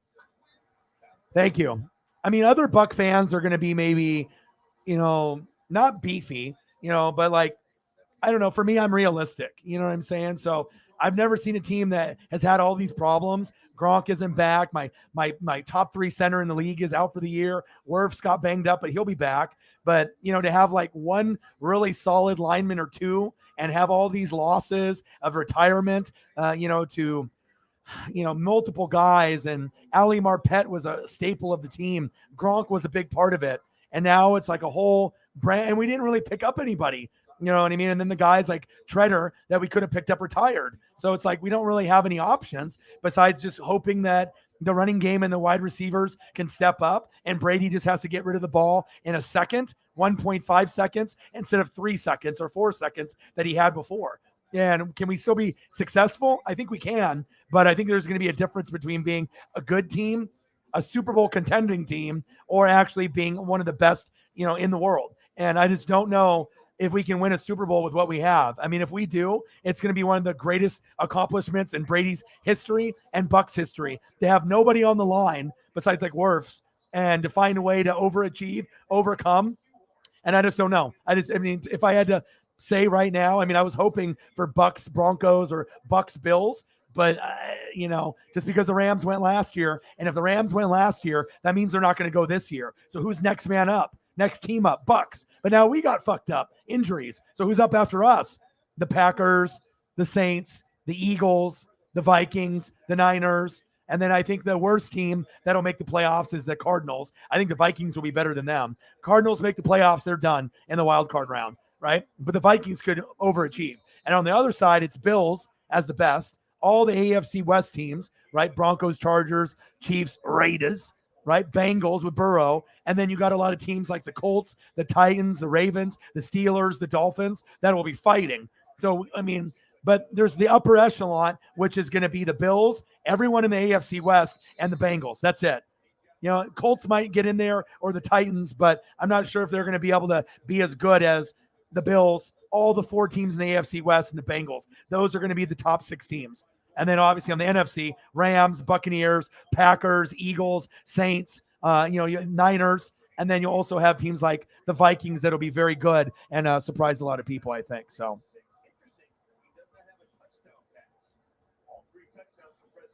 But you're not going to hear a lot of, I mean, everyone that's a fan of the Packers or Saints or Eagles or Bills, everyone is going to be thinking their team's going to win. But once you compare your team with other teams and injuries, you just can't be this cocky fan thinking that, oh, we got Tom, so we're going to win. I mean, we had a good chance winning last year. And honestly, if we didn't get hurt with Ryan Jensen and Wirfs, I think we would have beat the Rams and won the Super Bowl last year. And then even with Antonio Brown, if we had him, you know, that would have helped us tremendously instead of Darden and Tyler Johnson when all we had was Mike Evans and Gronk getting double teamed. We needed help on the line and another pass catcher in AB, but he went crazy and he left us during the Jet game. So if we had AB, or even if we didn't have AB, but if Wirfs, you know, because you got to think when they were up, you know, like 28-3, you know, no one thought we would come back, you know what I mean? And we ended up, you know, coming back. And we almost won that game, you know what I'm saying? And, you know, getting it to that even score, and then they ended up getting the field goal at the end. But, I mean, if we had a little bit more time, it was one of the biggest collapses in sports if we had a little bit more time. And also to have your 2 best offensive linemen that are, you know, potential Hall of Fame guys in Jensen and Wirfs. It's hard to win. It's like when I played the Chiefs and their 2 best offensive linemen, Mitchell Schwartz and Eric Fisher, went down. I knew I was going to win. There's no way in hell you're stopping JPP, Ndamukong Suh, Vita Vea, Shaq Barrett with the Devin White and Levante David and Antoine Winfield Jr. in the back. Good night. You know, and then what Mahomes ran for 500 yards, right? Didn't throw a touchdown pass. So it shows you defense does win championships, you know, but you have to have a good O-line, D-line, defense, and coaching. So we'll see what happens, but I don't expect us to win the Super Bowl this year because I'm honest and I'm just calling it how I see it. So, but is there a chance the Bucks find a way to get to the Super Bowl? Of course. But I don't know, you know, because even though we have all these injuries, I still think we can be better than the Packers, the Saints, the Eagles. The only team that I feel that's better than us is the Rams, honestly. Like, I think that we can compete even with all these injuries on the line. If it's one-on-one with the Packers, we're not afraid. If it's one-on-one with the Saints, we're not afraid. If it's one-on-one with the Eagles, we're not afraid. You know, if it's one-on-one with the Niners, we're not afraid. But we understand that those teams can beat us. But we have Brady, so we have to feel that if you have Brady, you have a shot. And then he's proven it over and over and over again. If you have Brady, you have a shot. So that's facts. Well, the Bucks and the Packers play week 3, and that's the week that me and Grossi are supposed to collab unless he changes his mind. If he does, I'm okay. I'm not going to cry about it. You know what I mean? But if he keeps his word, it'll be probably one of the biggest streams for NWSF and for him this season. So, because he's got a high energy, a big fan base. I got high energy. I'm trying to grow my fan base. And if that collab happens every time the Bucks and Packers play, that could be huge for me. So I appreciate that.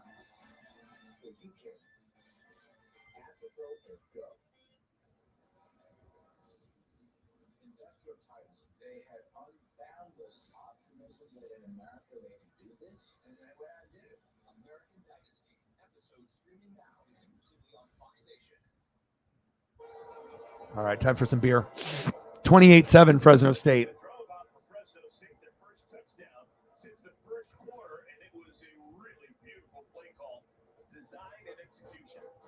Stallone.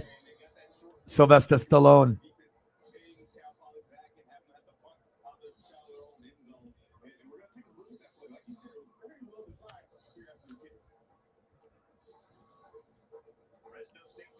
second quarter. They didn't score their first drive of the third quarter. They figured it out. And then now lead by 21 for the second time today. Another touchback, all to be taken to the 25 for Cal Poly. Cal Poly's trying to make a blitz, and they have one-on-one between Jordan Mims and Michael Otterson. The thing is, he's blitzing right, so he's going to have to peel off and go with the back, but he doesn't do it right. He smells blood in the water, and he wants to get to the quarterback. Oh, there he goes. Mims out the back door for a touchdown, and there's nobody in front of him. Very well designed play. It's always so tough when you go play action because these I'm almost done with this Corona. quarterback and they try to get after him, but they forget, oh, my responsibility. He just throw to him, but he can still throw to him. Trust me. Let's see. I canceled the trade. LOL. Good call. Should I trade Kamara for Jefferson? I would try to trade Dalvin Cook. I mean, I don't know, because Dalvin Cook is in a new system with Kevin O'Connell, so his numbers can go up. I'm not really sure who I like more this season, but for Kamara or Cook. I think they're both going to be probably in the top 10. You would assume Kamara, has been a little on and off, but I think, are they willing to trade for Justin Jefferson? Probably is going to be the best wide receiver in the league this year. I mean, Jefferson for Dalvin Cook would probably be better. I know Dalvin Cook will have some good numbers. I'm not sure who I would really want to trade, Kamara or Cook for Jefferson. But yeah, I mean, if you still need to find another running back better than Akers, but if you could get Kamara for Jefferson or Cook for Jefferson, I think I would do that trade because Jefferson should be the best receiver in the game. So yeah, I would probably do that trade. Kamara or Cook for Jefferson. If that person's dumb enough to trade for Justin Jefferson, I would do that. And then I could help you with your running backs to try to get someone better. But I mean, let me look real quick here. Hold on.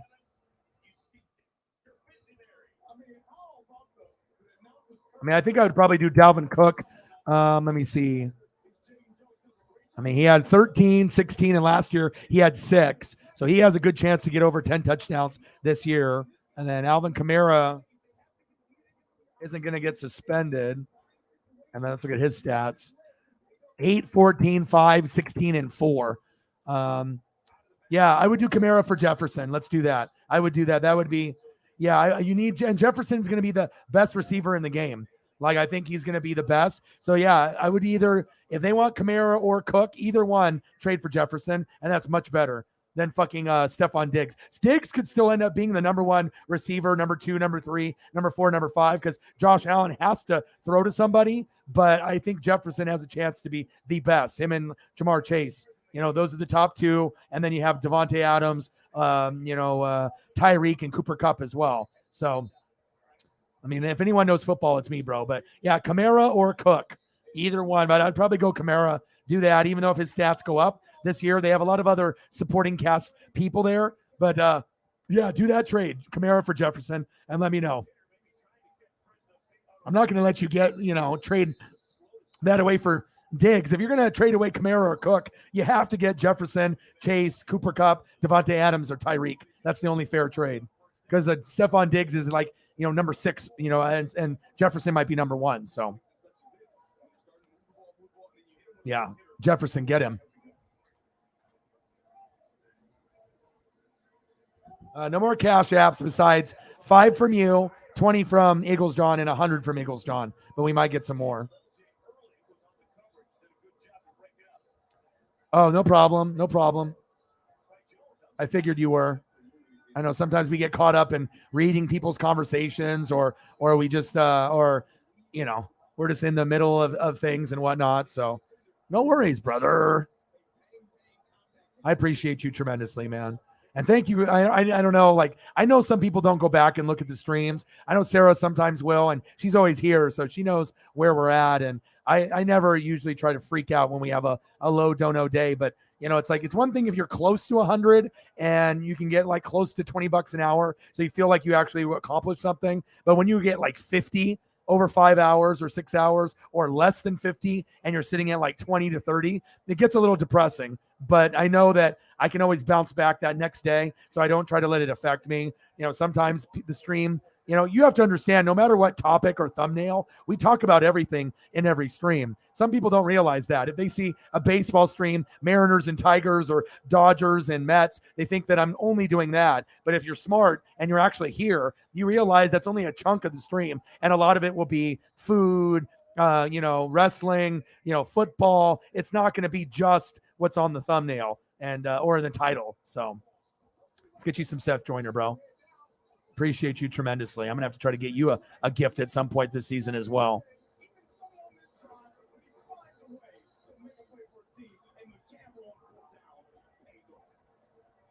Pick up a 13 yards on 4th and 6. Jones, get greedy. 28-7 Fresno State. Logan Moore, the intended target.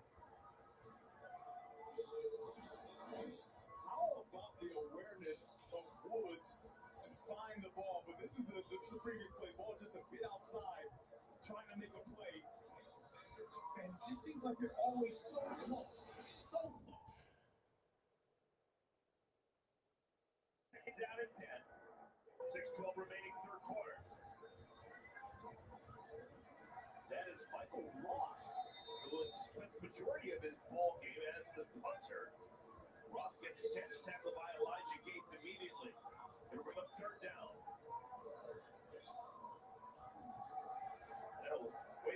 This is kind of a cool one because that's what he looks like now. And he still does beat writer stuff for the Eagles, which is cool. So I like, showing stuff of his playing days, but it's always nice to be able to, show some of that.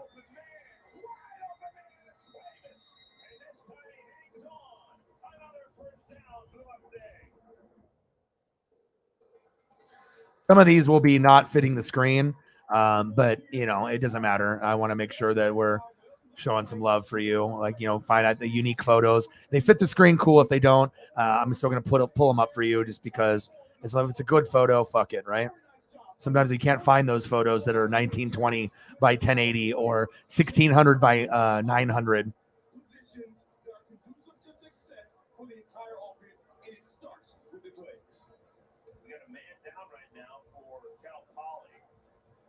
Don't have a definitive number, so I'm not going to guess.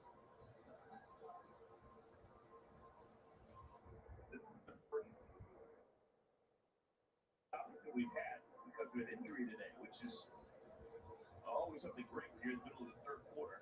At 71, it is Charles Lincoln. He is the junior left tackle, voted to be one of the. And I just love different fan bases. I mean, you guys do so much for me. You know what I mean? I try to do a lot for you guys.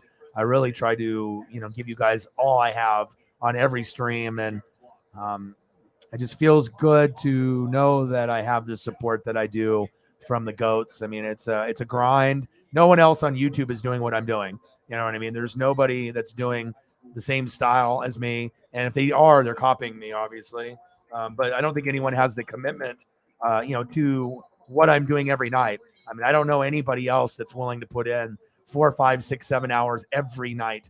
I mean, if you know someone, type it in the chat. And if it's someone that's playing video games, that doesn't count because anyone can play video games for 3, 4, 5, 6, 7, 8, 9, 10, 11, 12 hours straight, because you're looking at the video games on the screen while the guy is in the little box in the corner playing it. That's child's play. Shit, if I was doing a video game channel, I could easily do 8, 9, 10, 12, 14 hours a day. Easy. You know what I mean? Take a break, eat some food, boom, play some more video games. But when you're working and you're grinding, most people, they just give up after an hour or two.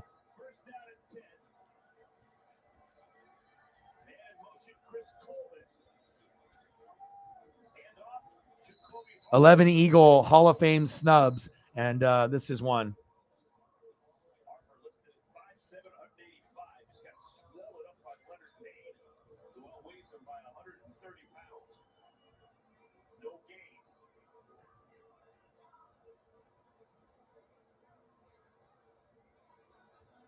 I love old school stuff too.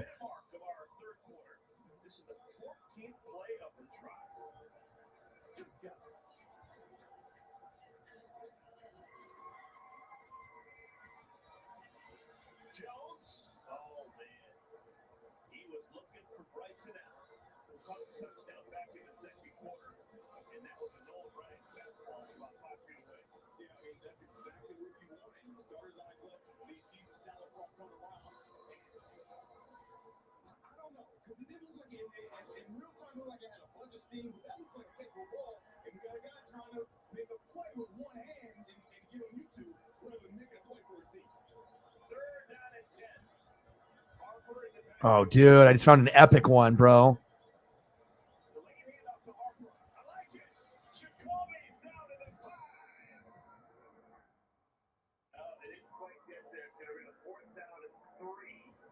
This one's got Seth Joyner and Clyde Simmons and another individual that you might enjoy.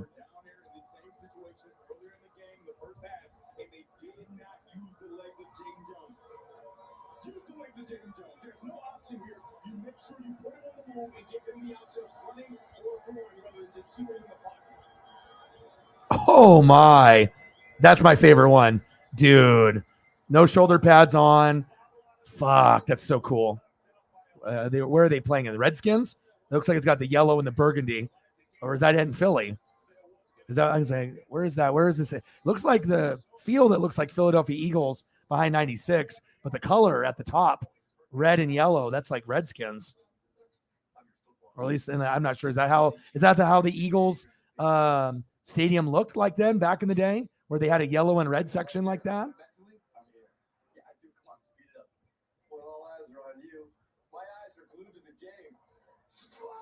No problem. I got you, dude.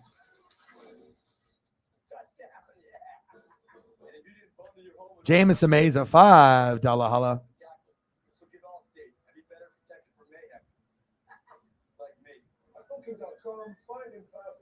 I love looking at history too. It's like anyone, can look at certain things that are current, but I'm always going to be an old school guy. I'm always going to connect with those people that are 40, 50, 60, 70, and I can still connect with the younger generation as well. But I just love stuff from the 80s and 90s and even, 60s, 70s, 50s. I mean, I'm a student of the game, and I just loved, paying homage to the ones that came before me and the ones that came before our favorites. Before there was Jalen Hurts and Fletcher Cox, there was a lot of these other guys that came before, and it definitely made us who we are today. Good old Weapon X.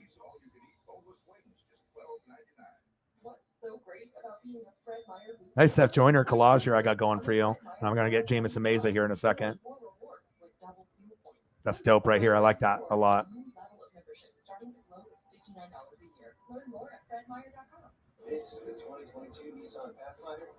Let's get some Braves representation, and then we'll also get some Titans representation as well. With a range of dry boats and intelligent off-road technology, you can take a Sunday stroll in the least basic of places. The 2022 Nissan family of SUVs. Oh, let me go one more. Let me get you a Jerome Brown, too. Can't forget about Jerome.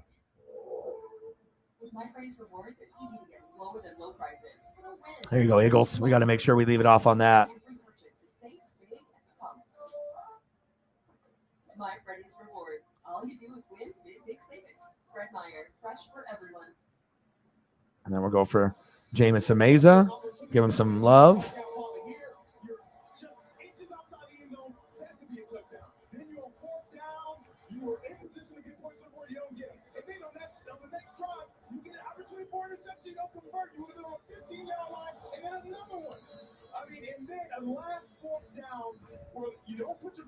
Fire, fire, fire.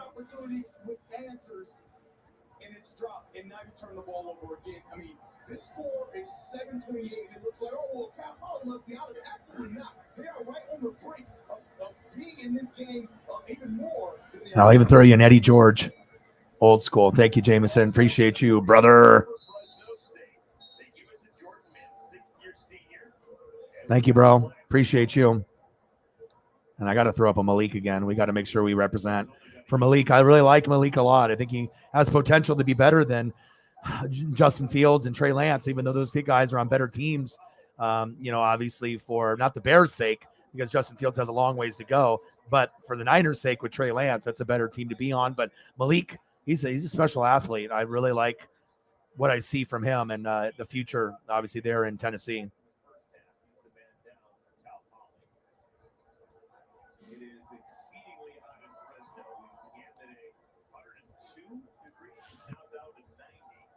You get the trainer coming out in that pull the toes, push the toes, kind of stretch it out position. It's usually a cramp, and it's a testament to how hot it actually is down there on the field. All right, Kevin, when you were playing way back when. Thank you, Jameson. Appreciate you. And we'll go one more. We'll go Malik in college because that's how much I like him.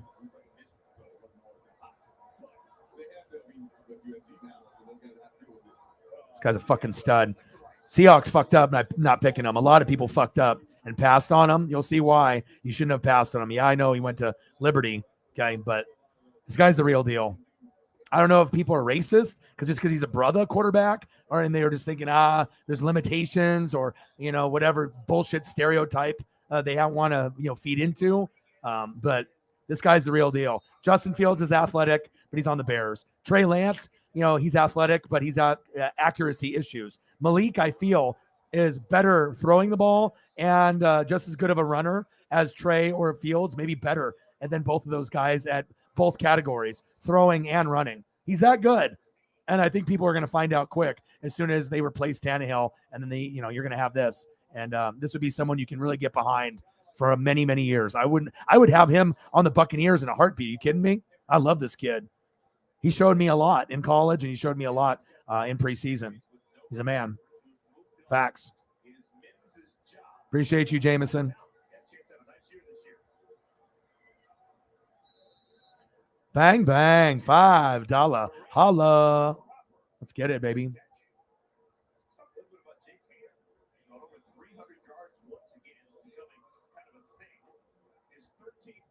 It's a dope one.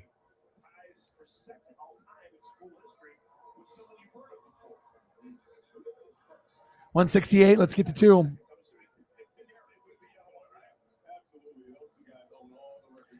Donovan Mitchell to the Cavs. I think it's horrible. Donovan Mitchell probably wants to quit basketball now. Who the fuck wants to play in Cleveland after the Deshaun Watson situation there? No one wants to be there. LeBron isn't there. Now, if LeBron was there, then he'd be happy. But LeBron isn't there, and LeBron's old. So I think this is horrible. You went from a playoff team to the Jazz, and instead of going to a team like the Miami Heat, where you wanted to go with Jimmy Butler, now you're on some bullshit team with Cleveland. Cleveland's got some up-and-coming players, don't get me wrong, but it's the fucking Cavs. That's not a good look. Let's throw up a photo. As soon as I heard that he went to the Cavs, I threw up in my mouth a little. Because he is one of the top 20 basketball players in the world. You might as well retire now, though. Career's over. The Cavs? Fuck, you better ask for a trade and try to get the fuck out of there. There's no amount of money that you can get to make yourself happy there.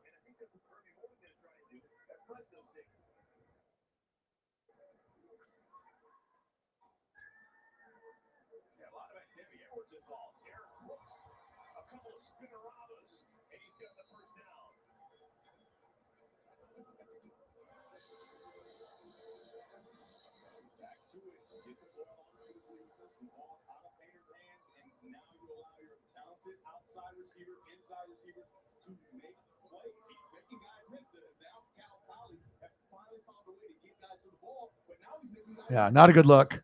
Not a good look. I mean, on the Jazz, great. You know what I mean? But sometimes you say you want out and then you get to go to some bullshit team. I feel sorry for him, honestly. He probably didn't think he was going to get traded there. I mean, he'll be the man there. People will buy tickets to watch him, but unless you can surround him, with other players.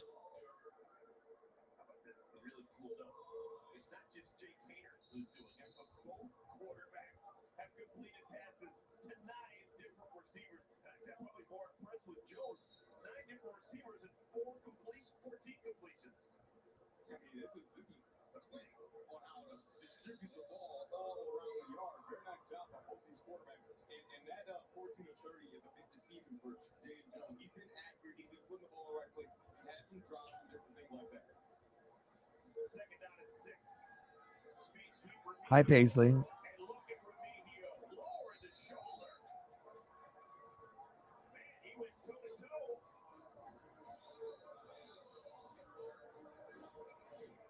$170. Let's get to hundo.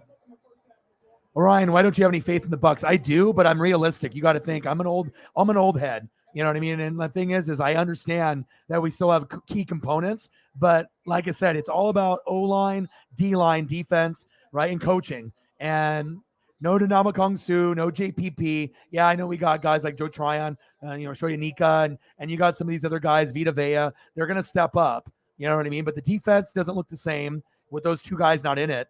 And the offensive line is depleted. I just, you got to have time. And not only is that going to affect Brady, it's also going to affect the running game. Leonard Fournette isn't going to be the same guy. And then obviously we have Rashad White, from Arizona State. And that's all fine and dandy.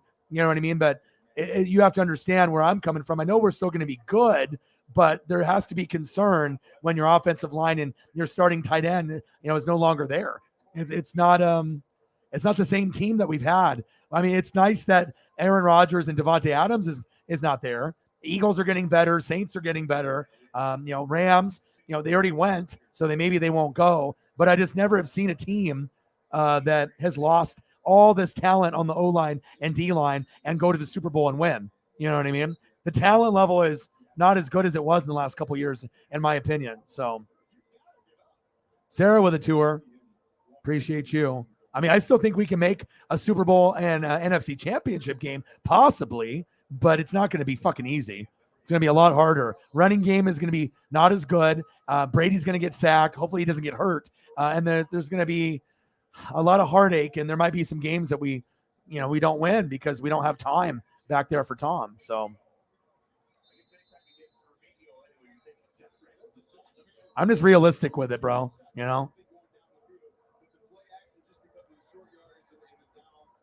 I can't be biased.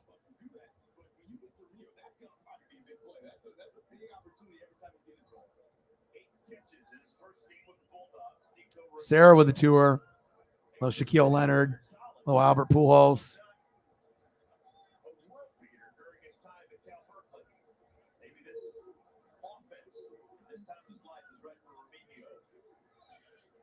Another Albert.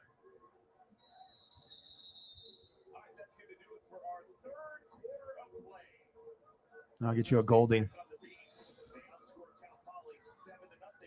Appreciate you. Thank you so much. $2 holla.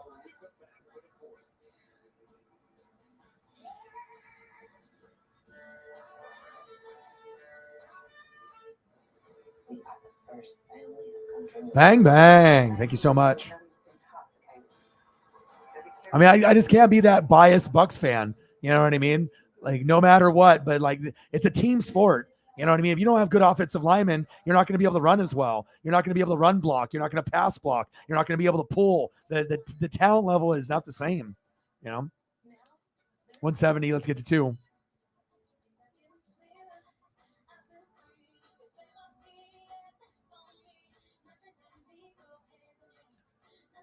Yeah.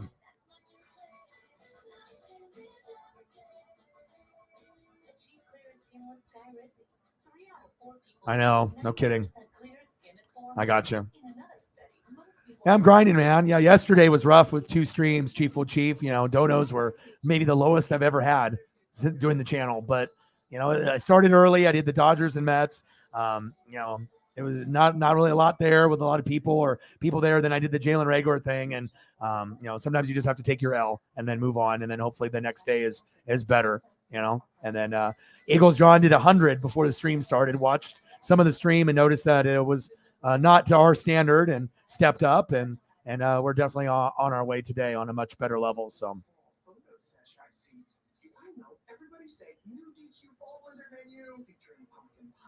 I mean, I just got to treat, everything as, realistic as possible. You know what I mean? When my team is good, you're going to note it. When the team is, and it's not like they're going to be bad, because even with all the injuries, I still think we can beat everybody.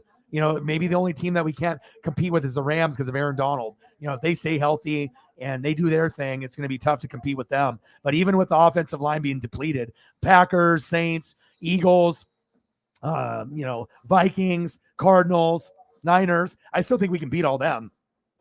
So I'm confident, but I would be a lot more confident if I had Ryan Jensen and Alex Kappa and Ali Marpet and Werf's healthy and you know what I mean? We went from people talk shit about the offensive line before the Super Bowl year, and when they said we had a bottom 10, O line, now we have a top 10, top 5 O line, but now we're hurt again, And they said our secondary was 32 out of 32 in the Super Bowl year. By the time the playoffs started, we were top 10 secondary, even though we were young. So I know we can step up, but it just makes me nervous because I know what it takes to win, You really think so? I hope so. You know what I mean? But I've never seen a team with this much depleted offensive line. Now, if Gronk comes back in like November, that'll get me excited. You know what I mean? And I know we're going to win games, and Brady's great, but we can't act like O-line, D-line doesn't matter. It does.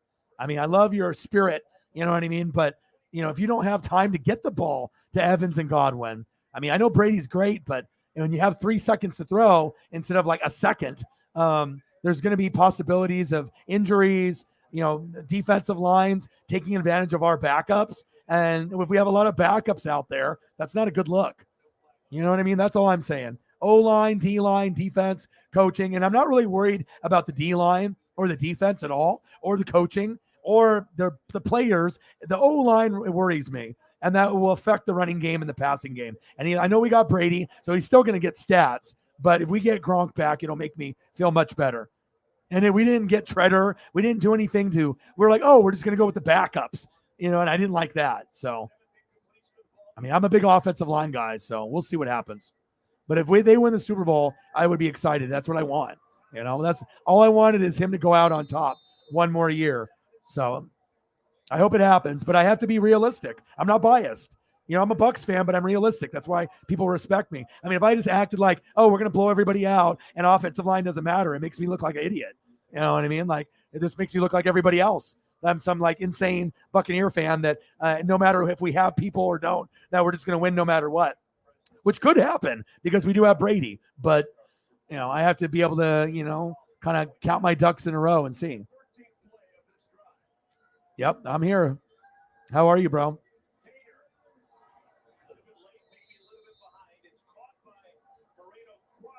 Yeah, but no Devontae Adams. That's going to be interesting. I think the Chiefs will probably be better than the Packers. They both will probably win 10 to 13 games, somewhere in there.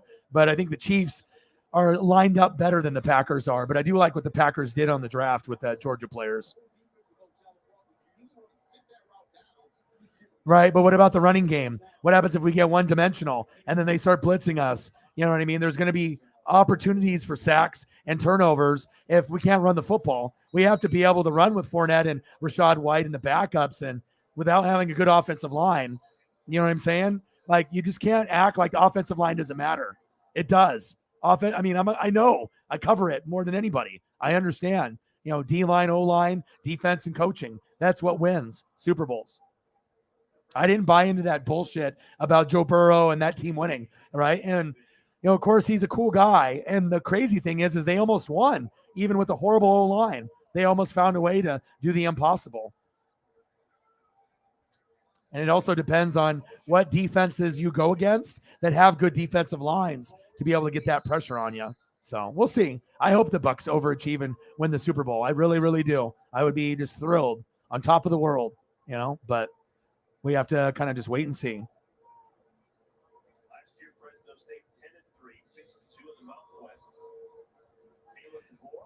Yeah, but that was before everyone got hurt. Come on, Beefy. You can't be biased. You know what I mean? I know you love the Bucs, just like I do. But yeah, he came in knowing that we had a really strong team, and then everyone got hurt in training camp and in fucking preseason. So do you really honestly think it's not going to matter by not having like 4 starters on the line and no Gronk? Honestly, you know what I mean? I love the enthusiasm, but it's, not realistic to think that shit isn't going to matter.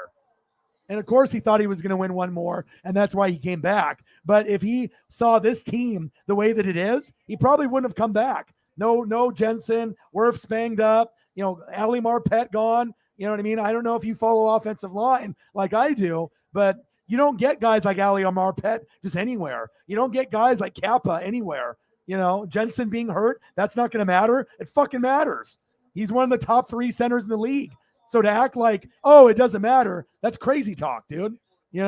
I don't know. Maybe you have the blind faith, and good for you. And I hope we do it. I hope we do. But if this was the Bucks or any team, I would be saying the same thing. It's hard to win when you don't have an O-line. It's hard to run when you don't have an O-line, and defenses can scheme for you. And Brady is getting older. I still think he's going to be great.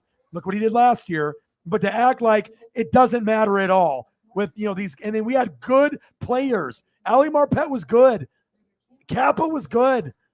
Jensen is a top 3 center. That doesn't matter. No JPP. No Ndamukong Suh. That doesn't matter. I don't know, bro. I don't know. It just seems a little blind faith there. I know you love the team, but like O-line is crucial. Right. But I mean, how many teams have lost like 4 or 5 guys on the line? You know what I mean? That were good, and then you have to go to backups. There's a huge drop off. You know what I'm saying? That's all I'm saying. It's like we can't discredit O-line. And when we don't go to the Super Bowl, or maybe don't even go to the NFC Championship game, I'll be like, I told you so. You know what I mean? But hopefully you're right and I'm wrong. In the one instance that I hope I'm wrong, right? That I hope that we find a way to overachieve. But having Gronk come back would be big for us too. But honestly, if he saw this team the way that it sits now with the O-line and no Gronk, I don't think he would have come back. There's, you're Brady, you know what I mean? But still, you got to have protection. You know what I mean? He came back when everyone was healthy. But if you looked at this team now, I'm not sure if he even thinks that he can win. I mean, he's going to do everything in his power, but Bills, Broncos, whoever it ends up, being the representing team, anything is possible when you have Brady. And I know he's been able to compete with offensive lines that haven't been as good on New England. I get it, but this is Todd Bowles' first year. No Arians, even though he might be involved.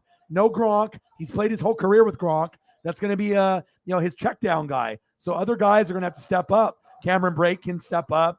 Kyle Rudolph, I get it, but it's not the same as Gronk. It's different. And don't ever act like Kappa doesn't matter. Ali Marpet doesn't matter. Jensen doesn't matter. Those fucking guys matter, dude. You know what I mean? And I know you're old school, and I am too, but I've been watching since 85, and I know you've been watching for a long time too. But you name to me when the last team lost all this and still won the Super Bowl. It's never happened. So this will be the first time that it's happened. I've never seen someone lose 4 starters and a Hall of Fame tight end, and then all of a sudden they win the Super Bowl. Never has happened, ever, in NFL history. So, but if anyone can overcome the history, it is Tom Brady. But, I hope we overachieve, but you have to understand O-line, D-line, defense, coaching, that's important. Very, very important. I got to be realistic, man. I can't be biased, no matter if it's my own team. So, yeah, but you have to protect him. You have to protect, and you got to have a balanced offense. If the fucking O-line can't block, what the fuck is Leonard Fournette and Rachaad White going to do?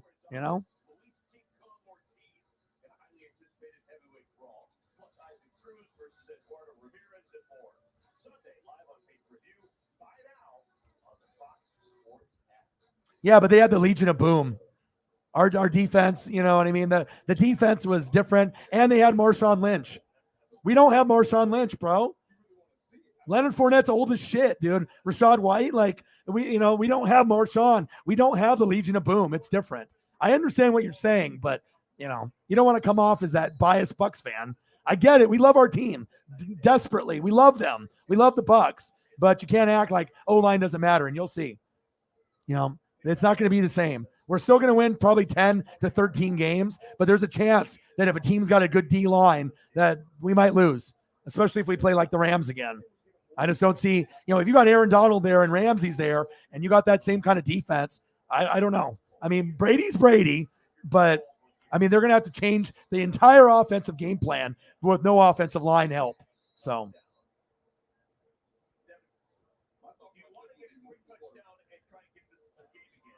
Or you want to build your offense and your young quarterback and just have a quality, methodical, quasi-perfect 54. Yep. Well, it's different here. And probably they have to have different pricing. Obviously, getting stuff shipped over from the States to Australia and whatnot as well. So.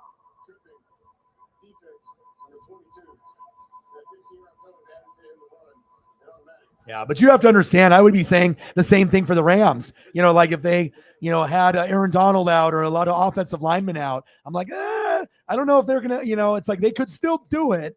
But imagine if they, obviously they had some guys retire, which we saw, one of the GOATs. But if they have problems, there, and also it depends on play calling, and obviously we don't have Sean McVay. They don't have Kevin O'Connell anymore. But, O-line, D-line stuff matters. That's all I have to say. If you have Brady, you always have a chance. Agreed.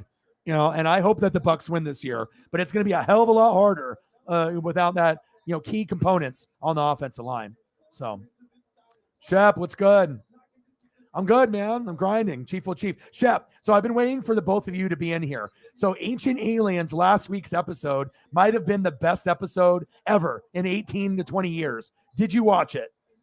It's talking about AI and talking about where they do like the sensors to the brain that goes uploaded into a computer. And they're talking about, going through space where some of the people, they started off the show saying that how there was, maybe people back in the day in the record books that lived more than 100 years. And they were like, well, how the fuck is that possible? How can someone live, longer than 100 years? And not only that, but they had people that in the record books and different cultures that lived 100, 200, 300, 500, 900. And are these gods? Are these aliens? Or are they manufactured where they're part alien, part robotic?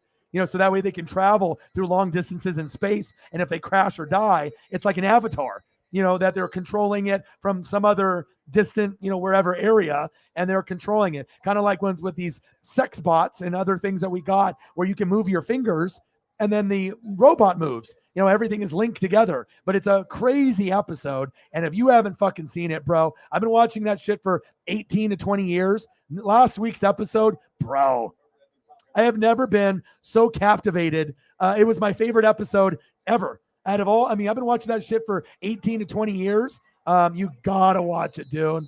You got to. It was wild from beginning to end. And there's always theories, right? There's always like, this could maybe, this maybe. And then they had the Japanese Asian guy on there and everyone's going through that. But if you look at where AI is going and their theories on kind of where technology is going in the next 50 to 100 years and them leaving behind secrets and them leaving behind, traces of their existence, very, very good. I think that it's very, very possible with a lot of that stuff, man. Like, because I definitely don't think that we're alone. It's ignorant to think that we are alone, and no one really knows how big space really is. But I love watching, Vice Channel for the real stuff, but National Geographic, History, Discovery, it's very captivating. And obviously my name's Orion, so anything to do with astrology, astronomy, constellations, aliens is always very interesting to me. And if you end up watching some of the show and actually go through some stuff, some people don't believe, that's fine, but they have a lot of declassified documents and footage from the government that shows things that are real. So it's not just like, oh, this is all covered up and made up and it's fake and air balloons. The shit is real. If the government has released actual documents and footage of shit that is real from Air Force generals and people that are in the military, you know what I mean? Like at some point, you have to think, okay, this could be a possibility. But it was very, very good, bro. You got to watch it. Very, very good. What's good in your life, bro? I hope everything is going good. I know you guys are grinders, always working hard. Oh, you got to see it, bro. Seriously, best episode I've seen in 18, whatever years it's been on, 18 to 20 years. That might have been the best episode I've seen ever. It was so good because you can see where technology is going. You can see where AI is going. You can see how these bots, are starting to look real. And as we go another like 20, 30, 40, 50 years, they might not even be sending like humans into space, that it'll be kind of like a manufactured robot that we're controlling from Earth. And obviously we're sending, those further and further along to like Mars and other locations. So very, very interesting, man.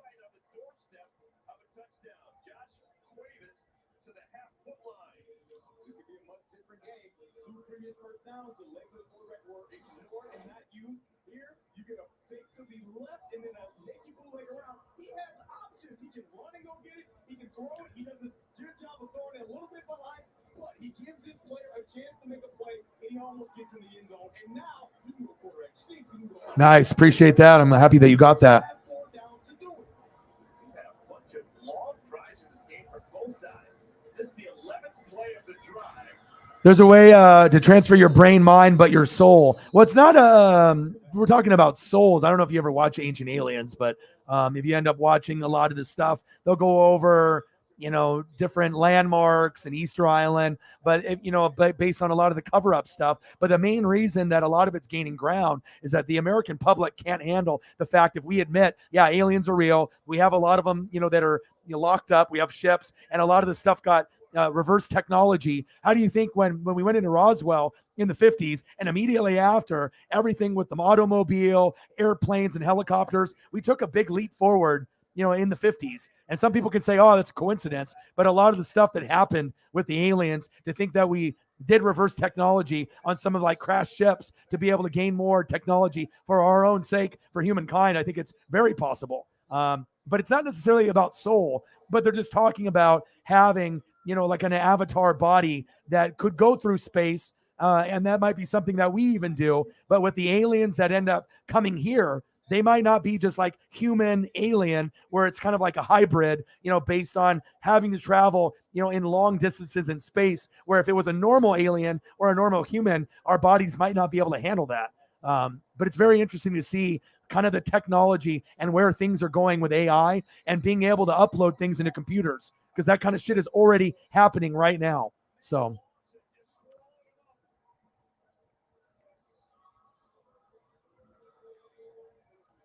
damn, bro, you're grinding. Wow, dude, you are a fucking grinder. Shep. I guess you've been working so hard with the money, for kind of, me saying thank you for everything that you've done for the channel. Have you found anything that you're looking for? Big game. Ducks in Georgia, baby. I imagine you've been working so hard you haven't even looked yet, but hopefully you find something.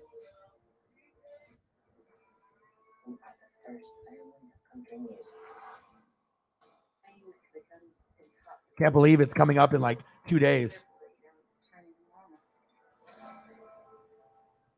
This family's been hanging on a lot of secrets. We're bound to catch up with us.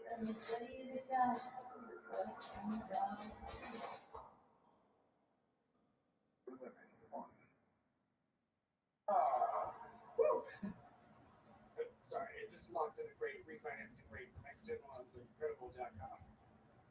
Woo! I'm the credible. It's either credible or it's not.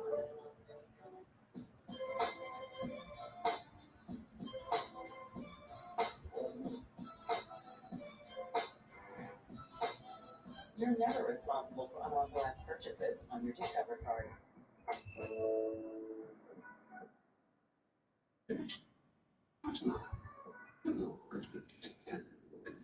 Hello, the crumb at the bottom of the bag are the finale to your McDonald's crispy chicken sandwich.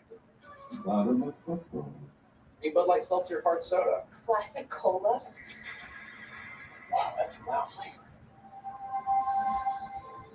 What just happened? Bud Light Seltzer Hard Soda. Loudest flavors ever.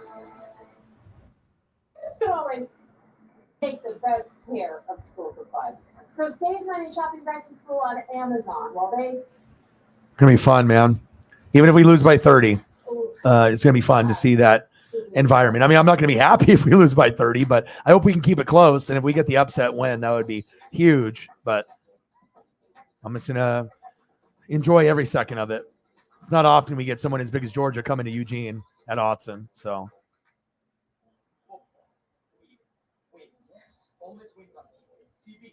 Overtime. Wings on pizza. Sauce. Right. Wings on pizza. Wings. Pizza. Wings. Wings here. And now pizza. Speed-Ups is the only place. and no Travis Dye, no Thibodeau. You know what I mean? No McKinley on the back end. So I don't know.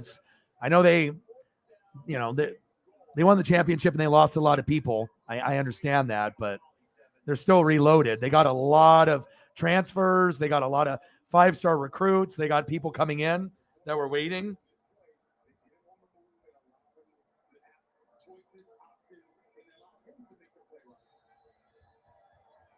Can't believe that it's starting very, very soon. Started already today.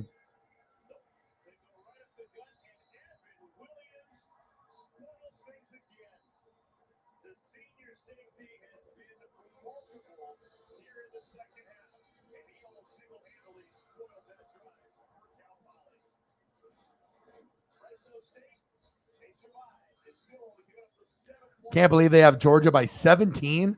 It's kind of disrespectful, dude, but it could happen. You guys might beat us by 30.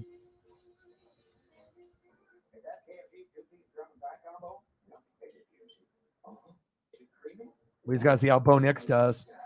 And if Dan Lanning can, be able to help them with scheme because he was their defensive coordinator. So that's the one thing we have going for us is we actually have Georgia's DC as our head coach. So we have a little bit of an advantage on that end, but they have more talent than us. That's facts.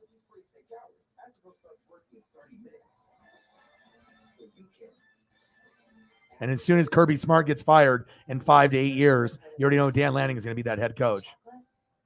So we're just renting him.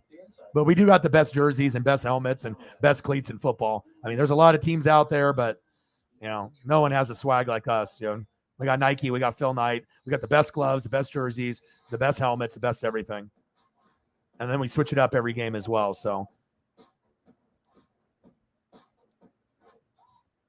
Starbucks Triple Shot Energy. What gives you energy?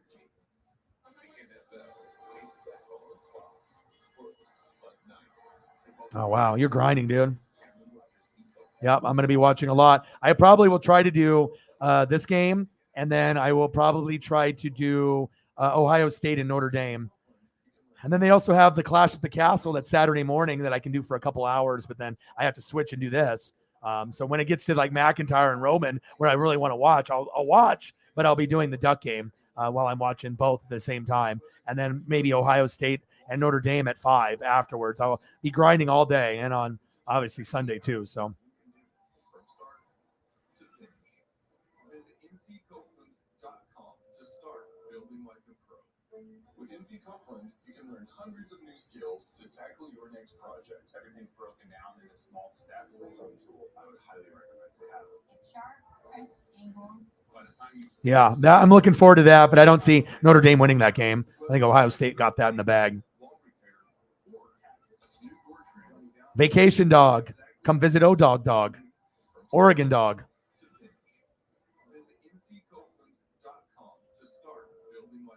Where are you planning on going?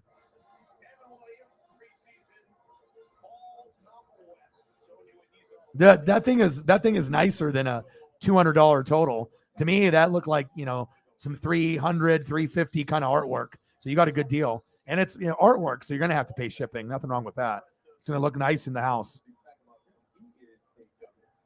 And getting it early, before he ends up being known as like a Pro Bowl, all-pro, player on the line and stuff. And obviously you guys need a lot of work on the O-line and D-line, but to be able to invest in something like that, I mean, this is the closest thing you're going to have to Walter Jones, at least initially. And then hopefully he can live up to his name and he ends up being a Pro Bowl or Hall of Fame player for you guys. And you can, bank on that and then keep building off of that. So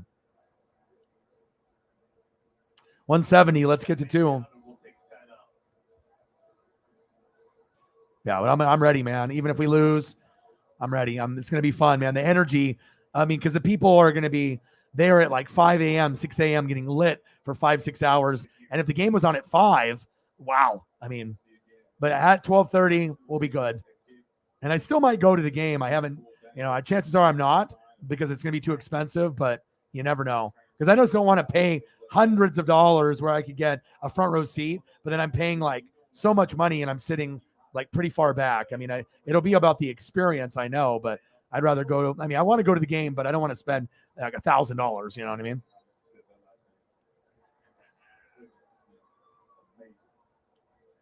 Second down at 7. Are you surprised that Jake Hager's still in the game? I'm not, because even though he's been pretty efficient, learning and working through the kinks with his new coordinator, understand the situation. This is a perfect time to work on situational football, 4-minute offense. If you waste 5 minutes and 45 seconds and win this game without giving the ball back, that's the question. 35-7 Fresno State.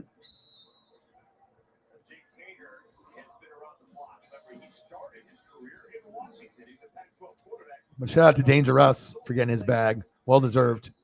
Super Bowl on the way. And it could be as early as this year. First 3 years, AFC Championship game. First 3 years, Super Bowl appearance. It could even happen this year. So we'll see. No one's giving them a shot, which is ridiculous. And no one really is giving Herbert a lot of love either. But I think people know. They just don't want to admit it. You know, the other teams don't really, oh, this could happen. But everyone's hoping for their team to, you know, do big things. I get it. But I'm excited to see what the Chargers and the Broncos do, and especially the Minnesota Vikings. I'm excited to see what happens there as well. That's big facts. And Sherrod finally wrestled out of bounds at the 35-yard line. That will allow Fresno State to burn some more clock. Nice job by Doak getting into the line of scrimmage and then finding his way. It's just nice that we can actually have someone we can be proud of, you know, from here. You know, a lot of times the guys don't pan out. Haloti Ngata panned out, and we've had certain guys pan out, but this is going to be our best player in our history ever. I'm very confident of that. You know, he's going to be a Hall of Famer. It's going to be hard for him to win a Super Bowl. He might get to one in his career, hopefully before it's over. Best case scenario, 2, but I don't know if you're going to be good enough to win with the coaching that you have now, as well as the injury curse that you have. You know, Burrow might get back. Josh Allen has the best chance to get there and win, but I wouldn't sleep on Herbert at all. I'm excited to see his development, and hopefully we can continue to bring pros from Oregon to the league, and we can have good results. That's facts. And I know this guy's going to be good, but he's injury prone.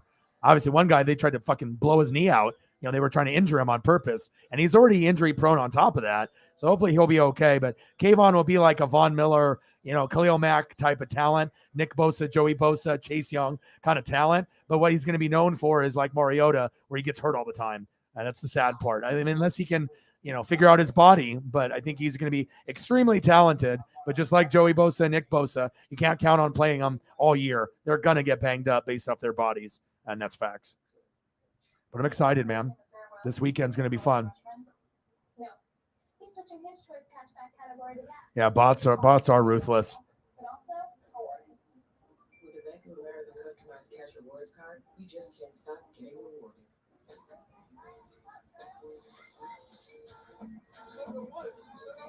I got to change beers and grab a different one.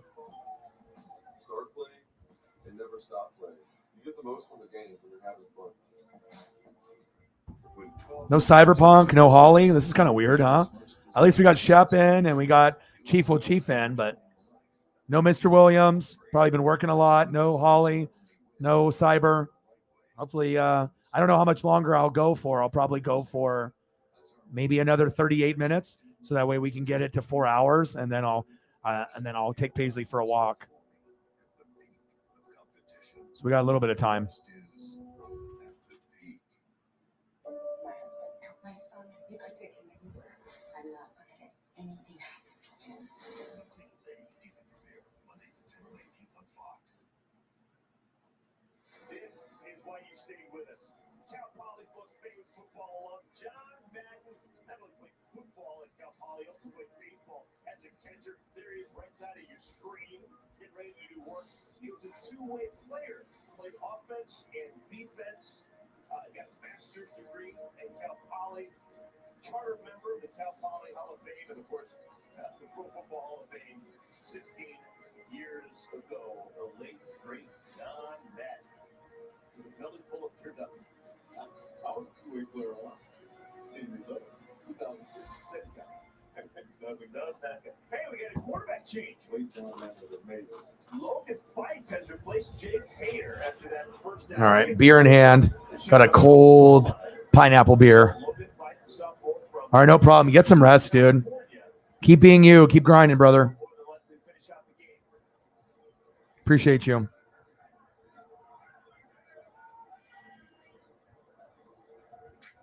First down and 10. Ball's at the 32. Sherrod. He's getting stronger. He is getting stronger. All right, so at some point we're going to get into food, and we'll do that.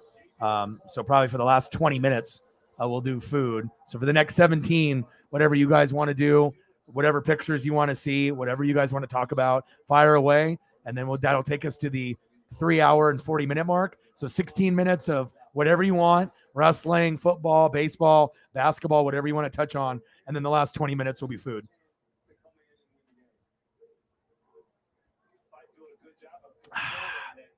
Unless we start getting some goats in the room. Hi, Paisley. And if we get goats in the room, then, then we'll go maybe a little bit longer. This is cool stuff. Break this down for me. We've got John Madden in uniform with video, Devin Gardner. We got John Madden. Yeah, absolutely. Well, I have to do at least a burger. That's going to be a part of the routine, but you can always look away. I got to mix it up. I got to make sure I throw it up, but I'll get the burger one out of the way. Once we start doing it, it'll be the first pick, and then we'll move on from there. But I'll get you some Zorn. Sure. I got you. Again,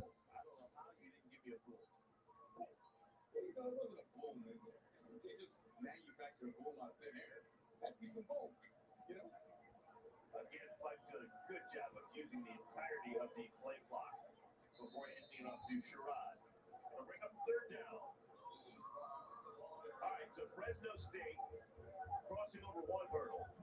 Jake Kaner and the Bulldogs have back-to-back games against Pac-12 foes, Oregon State and USC in the next 2 weeks. That's why Andrew's on the sideline. Get your rest, kid. You got two formidable foes coming up.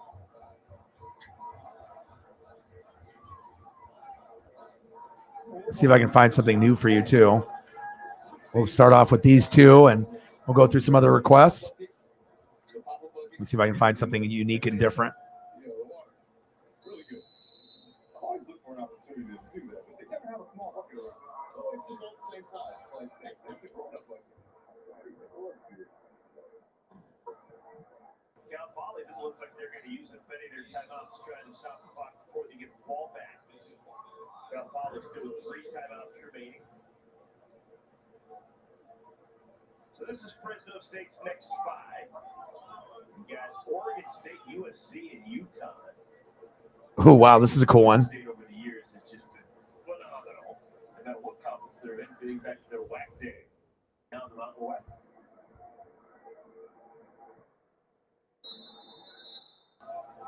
But if, that's a massive if they can get past Oregon. So we'll do this for another 14 minutes unless we get a bunch of goats to come through. We'll see where we're at. Hopefully we can hit 200. I mean, considering we were at 105 before the stream even started. So, but I'm not sure if we'll have Holly or Cyberpunk or Mr. Williams or any of the other goats come through. But Eagles, John, and Sarah definitely started it off, and I appreciate them tremendously, especially with the day that we had yesterday. Woo! Look at that one. That's a neat one.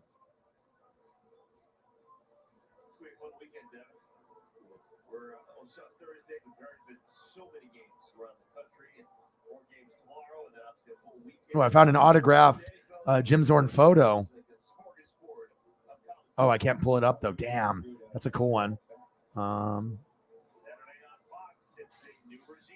got one more for you.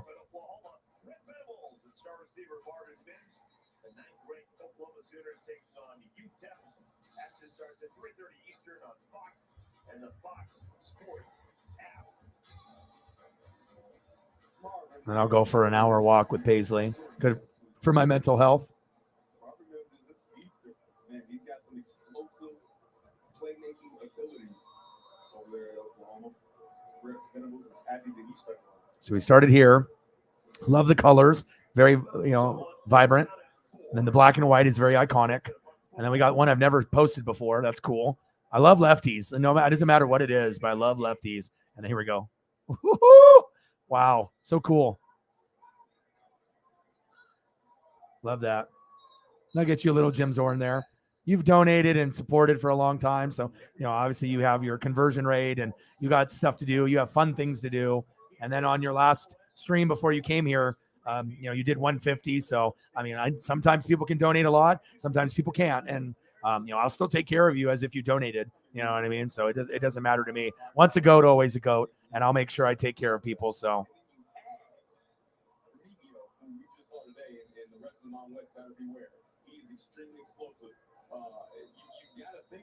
JT in the building. How are you?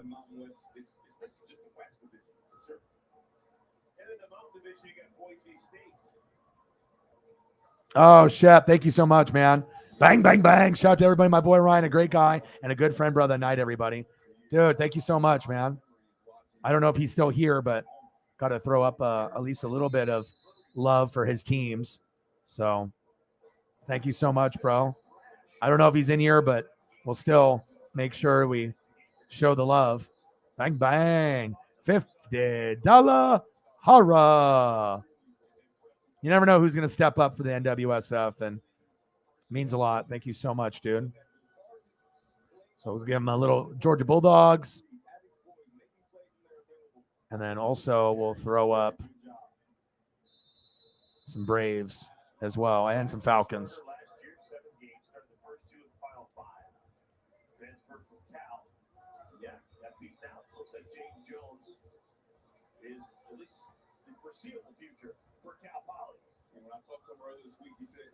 Gotta make sure we cover all his teams. Boom, that's a fire one too. And most importantly, my teammates believe in me to lead the team. I mean, that says a lot for a guy who wasn't able to show much and only got a chance to practice. And they got themselves a great talented quarterback for years to go. All right, it is a Glock final. Congratulations to Fresno State. The return of Jeff Tedford goes swimmingly. They win by a final score of 35-7 over Cal Poly. We'll take a timeout. We will come back with final thoughts on Cal Poly and Fresno State in Fresno. Stick around.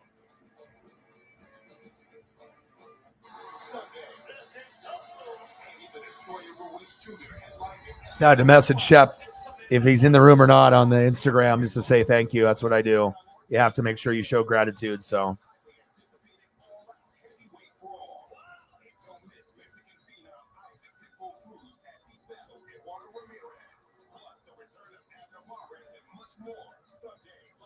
got to cover all his teams too. Okay, so we got to do Georgia Bulldogs and Kobe Dean. That's a fire photo. Then we got the matchup with Georgia and the Ducks with Georgia. Then we got some more Georgia, right? Then we got the Acuna, right? That's fire. And then we got a little AJ Terrell. We got to make sure we have AJ on there. Try to tackle Taysom Hill. Appreciate you, bro. You the man. Love you, and I appreciate you. $50 holla.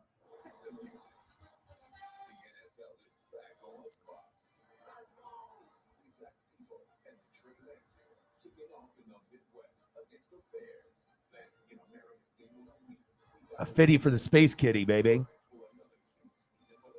Oh, yeah. Shep, making sure we get to a good number. Bang, bang, bang. Bang, bang, bang. Bang, bang, bang. Appreciate that. Kind words, man, and I appreciate you tremendously.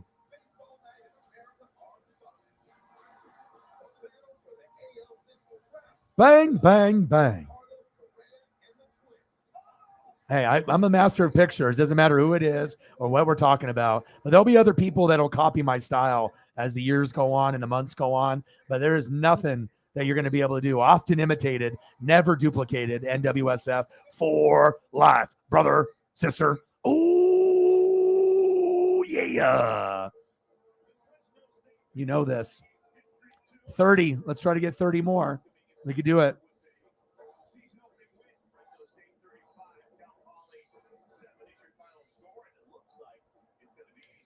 Yeah, I mean, it was Steve Young. I mean, like I said, if I was the offensive guy, but I just had a feeling that the Niners were never going to win. It's like they already won 4 with Joe Montana, 1 with Steve Young. I love Dion, but besides Dion, after he left, yeah, you had Ken Norton. They've had Merton Hanks. But then they had Patrick Willis and Navarro Bowman. I love those guys, but I just had a weird feeling that they were never going to win again.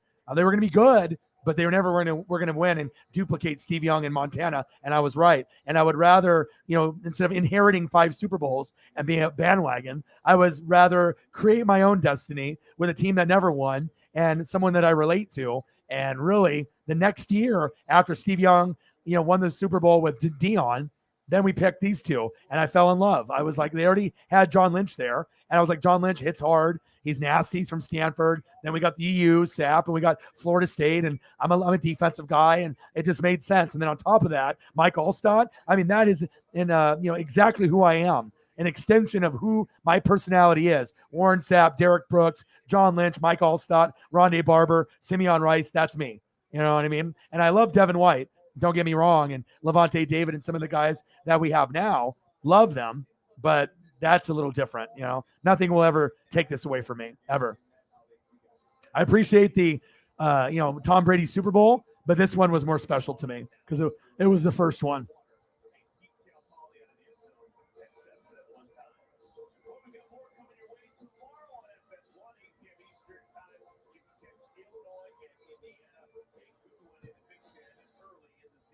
Yeah. JT's got jokes. Yeah, I got to do an hour to 3 hours a day. If I want to keep losing this weight, I'm already down 10 to 15. So if I'm down to 10 to 15, I just got to keep going. My family's got diabetes, like really bad. So my dad's got it and my dad's mom died from it. So I can't really just be like, oh, this shit doesn't matter. I need to make sure I'm taking care of the mental health.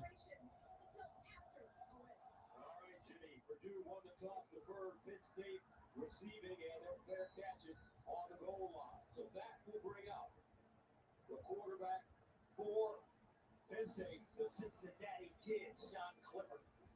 Well, Sean Clifford knows that they have got to get better as an offense running the ball. It was the biggest issue that they had, and the reason that they didn't play well, he didn't play well late in the season. This guy, total yards, he's well over 8,000 yards. He's played a ton of football, but he knows they've got to get better running the rock.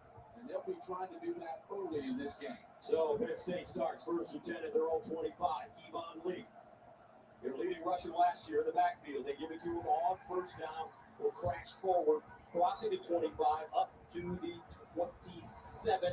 Jackson Sullivan with the tackle. Let's take a look at Penn State offensively. Because I feel like they're better up front. Juice Scruggs is there. He's certainly the. And we know we always go over, the mental health side of it because it's very important. And every day we got to go over it at least once. But he said, Jim Carrey, I believe depression and anxiety is legitimate, but I also believe if you don't exercise, you don't eat nutritious food, you don't get sunlight, you don't get enough sleep, you don't consume positive material, you don't listen to music, and you don't surround yourself with support, you're not giving yourself a fighting chance. So if you're in a rut and you're not doing any of those things, wake up and start doing some of those things.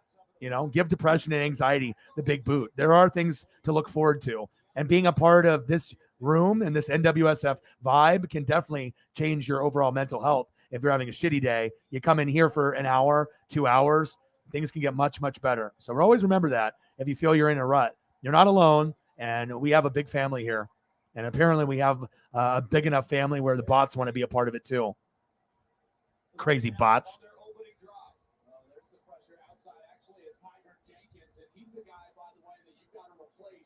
First-round draft pick. This defense is trying to replace George Karlaftis because he was outstanding, an all-American pass. All right, we got 3 minutes left before I start doing the food picks. First one will be the big-ass hamburger, so Megan will know if she has to go shower or take it easy. And like I said, depending on what we get from here until 23 minutes from now, that'll decide if we keep going for a little bit longer. But I do need to take Paisley for a walk. And if I go for 23 more minutes, it'll be almost 11:30 here. So I need to make sure I go before midnight to go on that walk. But I do appreciate you guys tremendously. See, maybe if we can close it out with something good. And if there's any last requests in the last minute or two, go take a shower then, you know what I mean? And I'll do the food and we can call it a night, and then I'll see you back tomorrow if you're able to come. So that way you don't get grossed out for being, vegan and being you. That's a good thing. It's better to be healthy. But I love food, and I know a lot of people in the room do. So it's just a part of mental health. It's not going to be for everyone. I get it. You know what I mean? But I got to make sure I do food every day because it is a big part of who we are, unless I can find some specific vegan stuff for you. But yeah, shower and probably a minute or two would be a good idea. And then I'll see you tomorrow, and you'll have great times in LA with your USC Trojans. I'll leave you with a Pete before I go here, since you are in LA now. And I'll give you one Steve because I'm a nice guy. All right. We'll go here because you are in LA. Going to be watching Pete Carroll going against Rice. Nice little liner, and Pete, and I'll give you one, Steve. He transfers in as well as Tyrone Tracy and Charlie Jones, by the way. He grew up with Aiden O'Connell. These guys played travel baseball, youth football. Have a good rest of your night, and I'll see you tomorrow. I will see Megan tomorrow.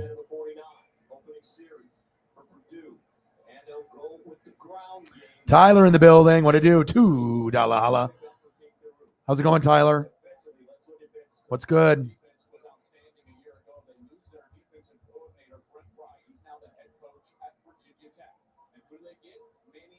Appreciate the support, bro. They lost a lot of great players off this defense. However, Gus, Manny Diaz has an absolute. What's good in your life, brother?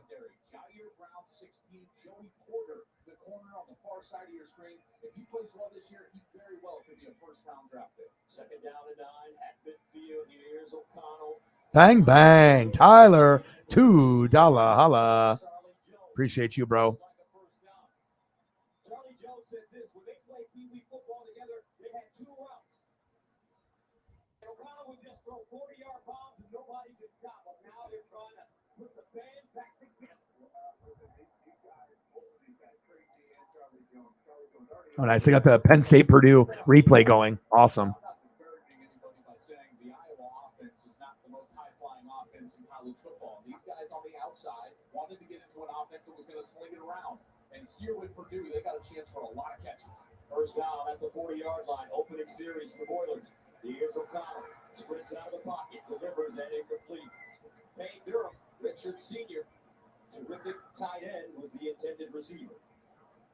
This offense is, I think there's some misconceptions about this offense generally in the college football world. They think that it's high flying or more like a Mike Leach air raid. Yes, they throw it a lot here under Jeff Brom, but it's a bit more controlled. You know, they take their time in the huddle at times, and Jeff Brom is very nuanced in the way that he likes to attack defenses and get his quarterback in the right spot to be successful. When these teams met in 2019, O'Connell threw just 1 pass. Thank you, Tyler. Appreciate you, bro. All right, $28 to go. No worries. I got you. Talk soon. Have a great trip.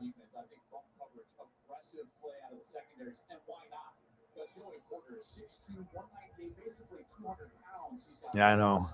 I got all the clean photos of Justin Jefferson. Nothing left in there. Eagles John with 100, Eagles John with a 20, and you with a 5 early on. Eagles John came really through since we had a horrible night in Donos yesterday.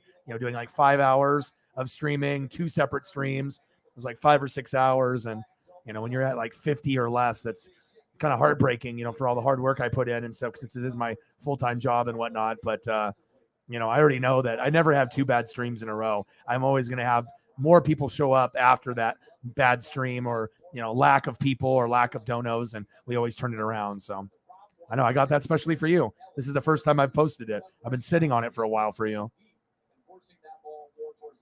So Jack Ansel will run it away from a 45. Parker Washington is the deep man at the 10.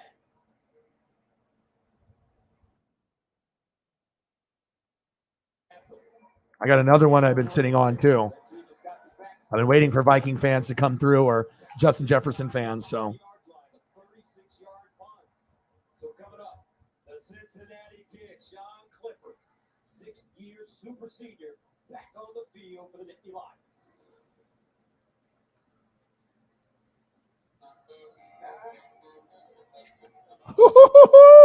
You kidding me? What to do, bro? All the clean photos of Jay Jetta, dude. I got all of them, bro. Inspire soldiers to follow your lead. See your vision clearly, get there decisively. Explore more than 200 careers at GoArmy.com. Get customizable furniture at joybird.com that complements your art with green thumb. Or just you. Save 35% during No one's going to outdo me in the pictures ever. No one's going to outdo me in work ethic either. There's a lot of people that are very good at what they do, but I don't think I'm built different. I am always going to give you guys everything I have on every fucking stream, no matter what. If there's one person in the room or 1,000 down the road or more, I will always go to bat for you guys. We need promotional products. I'm on it. 4imprint makes promotional product success easy. For high quality items, go to 4imprint.com. 4imprint, for certain. Does it get better than never getting lost? Does it get better than not parallel parking yourself? Alexa, ask Smart Feed to feed the dog. And most of his photos are in the purple jersey, so I got to sprinkle in a little bit of white in there for you too. Yes, it does. At Buick, we see a future that's even better. Because the life-enhancing innovations you've never even dreamed of, Buick is dreaming of them every day. Do you get annoying spam calls? 20 to 30. I would get those calls that sounded serious. Your heart starts beating fast. Try RoboKiller. RoboKiller screens these calls for me and it blocks the ones that need to be blocked. And now how many? That's it, bro. RoboKiller. Download today. I got to give you LSU college stuff because you know how much I love college. Love college football. Sometimes I like college football even more than NFL. No lie. Like just the camaraderie and the band and the students and just the tailgating. Like it's special. If you got a college football team that you love and you actually tailgate and go to the games, it's wild. This is Jay Jetta, right when he's getting ready to do his dance at LSU in mid dance. Extremely hard. He has been the shining star of their fall camp. Second down and 1 at the 13. Singleton again follows his blockers, cuts it inside. It'll pick up the first down. And this is what they've been looking for. A player comparable to Saquon Barkley. That's what they want. They think that this kid, like Travion Henderson at Ohio State, can really plug some holes. Yeah, and they need it. They need it desperately. They need to run the ball. And here he goes again. 3 straight carries to start off his career. I got another one.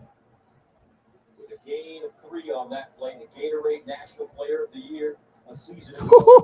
Clean. So clean, so clean. So fresh and so clean. Milton High School in Shillington, Pennsylvania, 2.5 hours southeast of State College. Well, the thing is that he didn't give up a whole lot.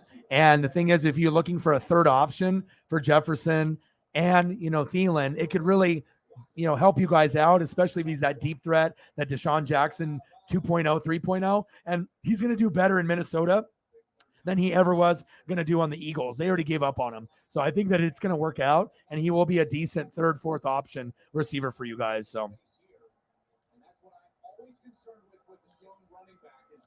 And I told you guys, that's my sleeper team of the year. So just watch as, I do my thing and people copy me and watch me on Twitter or YouTube. And how many people are going to be like, Vikings, I've told you guys all this time. No, motherfucker, you watch my channel or someone else and you just stole the idea.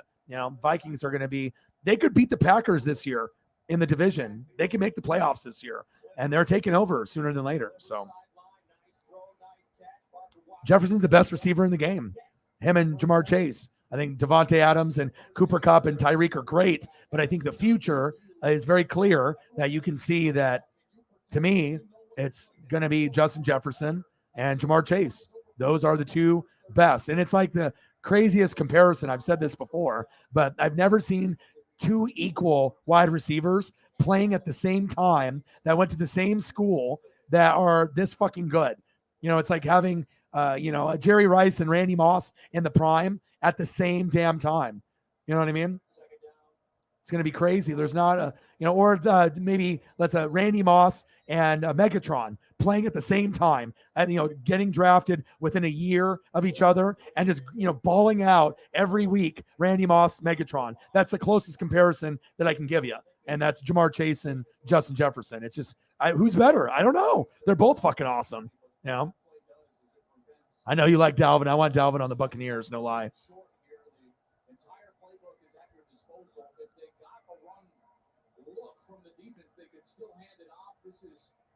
Yeah.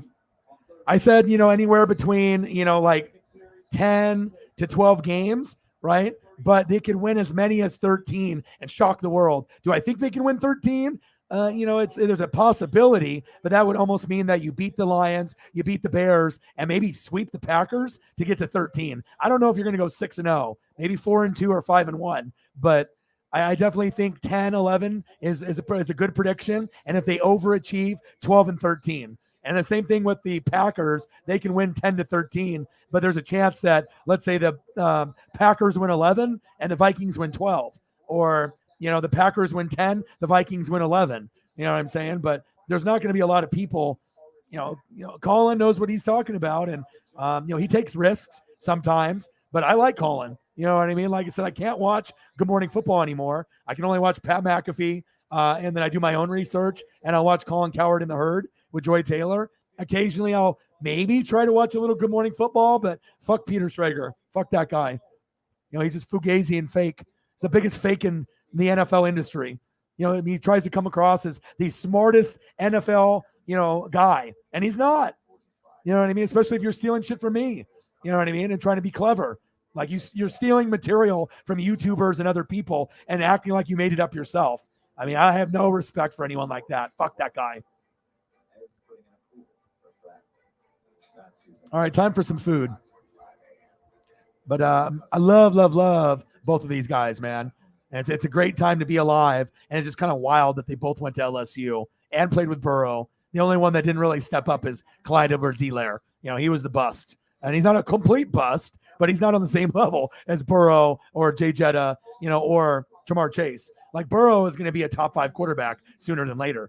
Justin Jefferson, I already feel, is the best besides Devontae Adams, Cooper Kupp, Jamar Chase, and Tyreek Hill. But I think Justin Jefferson is going to be grinding his way to be number 1 with this guy. They'll be battling every year for supremacy of being the best. But the one advantage that Jefferson has, he's got Kevin O'Connell, and Jamar doesn't. So, but they're both fantastic. And it all starts with ordering promotional products. I'm on it. Floor Imprint makes it easy to get the logo products you're looking for. The latest in apparel, drinkware, beds, high-tech items. All right, let's do some food for the last 10 or 20 minutes, unless we get some goats coming in. So type some suggestions, and for the people that are in the room, and I'll just throw up. I'll start with tacos and burgers. We'll go there, and then we'll do photos for a little bit, and then I got to take Paisley for a walk if she's willing to go. And this is what Frank used to say. He got smart about retirement at smartasset.com. They matched him with vetted fiduciary financial advisors to help turn his retirement priorities into a retirement reality. Everybody sure misses Frank. Smartasset.com. Take our free quiz and be matched with up to 3 vetted financial advisors. Get smart about retirement. Sick of annoying spam texts? Introducing Text Killer, the new app that eliminates 99% of unwanted texts, so you can live your life spam text free. Steve Sarkisian too, apparently. First down and 10. Yeah, it's going to be pretty sweet, man. I got Oregon Ducks and Georgia Bulldogs, but I will be doing Clash of the Castle at least for a couple hours, and then I'll have to end the stream and then do my Oregon Duck versus Georgia Bulldog. But I will watch all of Clash of the Castle, even when I'm doing my Duck stream, and reacting to it. So, yeah, Danielle Hunter is underrated. Good choice. Who answers the bell? David Bell leaves their wide receiver. Who's going to be that guy? Charlie Jones has been that guy early, and then they've got to make things stay one-dimensional. O'Connell underneath, and it's caught. Wow! Joey Porter. I love Gus Johnson and Joel Klatt. They're so good.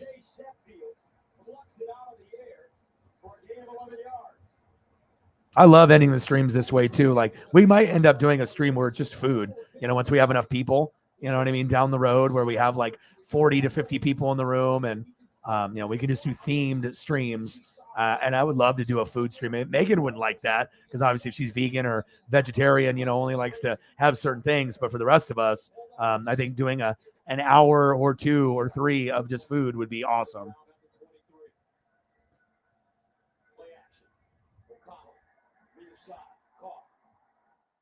First down, this time with Brock Thompson, who gains 9. So here's the chess match going on when you face Jeff Brock. If you play your corners in soft coverage, he will take easy completions every single time. That's one of the reasons they throw for over 70%. He forces We had Sarah's chicken nachos in here. play tight, and then what happens Looks is delicious. they'll start to run those fade routes and try to take shots down the field. Second and short, first down, Boilermaker. It's always good for my mental health, like a big mental health boost.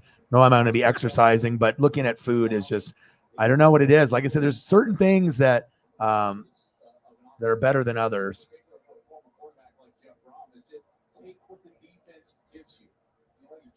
Oh, absolutely, man. Where are the weaknesses in the defense? And now let's go exploit them with our concept. And you can do that really Nick well. Chubb is the most consistent running back in the league, not named Derrick Henry and now Jonathan Taylor. Chubb is very underrated. I mean, he's so consistent year in and year out. People never want to give him credit. And he's on the Browns, which sucks. Come to Tampa Bay. I mean, his touchdowns, 8 in his rookie year, 8 in his second year, 12 in his third year, 8 in his fourth year. I mean, no one else has consistency like that. And then he had 2 receiving his rookie year, none his second, none his third, and 1 last year. I mean, you know, about 1,000 and then 1,500, almost 1,100, almost 1,300. Very, very solid player, very underrated, like a Hall of Fame type of back. I would love to have Nick Chubb on my team. Dalvin Cook as well. And Jonathan Taylor and Derrick Henry, but I'm not getting those guys ever. He's a guy that they're relying on to make some big plays. Second down and 1 at the 45. Play action. Here's O'Connell. Winds up. Sideline. Open receiver. Down at the 25. Charlie Jones again. This time he gains 29. Getting up to a hot start. Going to get the blitz off of this side. That's the corner blitz. And what they do is they just send the wide receiver right down the field. And O'Connell is smart enough to understand that he's got to drive that ball. It's like the detail on the 4K photos or HD is like you can taste it almost, like, you know what I mean? Like you can have that visual and you almost like feel you can like reach through the screen and take a bite. That's what you want to have as a photo, you know, something that makes you drool a little bit, but also memories of eating that food where you were and wanting to eat it because it looks amazing. Here's the pitch. The room. And the room goes down at the line of scrimmage. Well played. Tyler Elson and Chicken wings always can be a winner. I love Jair Brown. This guy can play football. He is really the spark plug, the emotional leader of this defense. And why wouldn't he be? You know, read about this guy's story. He had no scholarship offers. Found his way to Lackawanna Junior College. Now he's here at Penn State. Had 6 interceptions a year ago. Second down. O'Connell over the middle this time. Incomplete. He was looking for his tight end, Payne Durham. Durham broke free late, but The bots have no chill, dude. Normally they're here for like, you know, other stuff, but safety now broke down the linebacker defending there on the tight end, and this is a big third down opportunity for Penn State after a good choice with the carne asada fries. for Purdue. Here's your chance, and Manny Diaz on third down, Gus, loves to get exotic, and you see that look. Everybody stood up at the line of scrimmage looking like they're going to blitz. Let's see if O'Connell looks for Charlie Jones again. Jones has 3 catches, ties his career high already. Third down and 9. He's lined up as the wide receiver at the top of your screen. They hand it off in the running game. And get inside the 20. Downing. Tackled by Brown. So here's the question. Do they go for it on fourth down? Looks like they're sending in the kicking unit here. Nobody settled for more field goals in the red zone than Purdue last year. Nobody made more field goals Looks good. in the red zone than Purdue. That's not a stat that you want to lead the country in. They have really struggled, and even though that last play, the first time they got inside the 20, it's certainly kind of a scoring area there inside the 25. So Mitchell Finneran into attempt a 36-yard field goal, transferred from Sanford, got it down, up, and perfect. 38 to play in the first quarter. Purdue on their home field scores first as they take a 3-0 lead. I love it with these suggestions because it's always new to do something different. Like we can always do the same ones, but it's always yeah. Man, some of them are just so wild, man. You guys are great.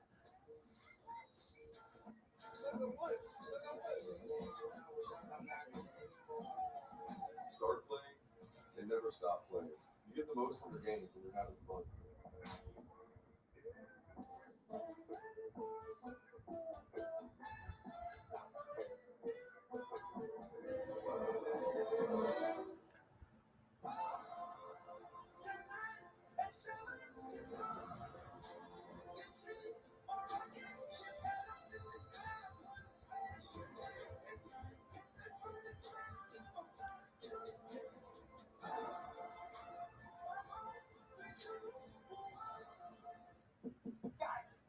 understand something. If hair loss is one of the biggest insecurities men face, and it's totally treatable, why haven't you done anything about it? Bosley, America's #1 hair restoration experts, are here to help. Bosley uses the latest technology and science to give you your real hair back permanently. That's a promise back by the Bosley Guarantee. And right now, they've got an incredible free offer for you. If you send that text down below, they're going to give you the completely free Bosley info kit. You're also going to get a $250 free Bosley gift card. Guys, do not wait. Do not suffer the insecurity that I know that a lot of you guys are suffering with. Bosley is a solution for you at any stage of hair loss, which is something that I love. You think these guys are happy they went to Bosley? So guys, what are you waiting for? Go see Bosley, send a text, and get your real hair back. For your free information kit and free gift card for $250 off, text HEAT to 654-654. Ask about the Bosley Guarantee. Text HEAT to 654-654. Your cravings are as unique as you are. With over 1,400 delicious snacks, Nuts.com can satisfy everyone. Unbelievable variety, unbeatable freshness. Get free shipping on your first order. You're watching a Fox Sports presentation. Here's your dip. I've never had this before, but that's interesting. That looks good. Is that your go-to, Chiefle Chief? That looks good. I don't think I've ever had that before. That is what you call a wiggle shot. Rack them up, Jack Allen.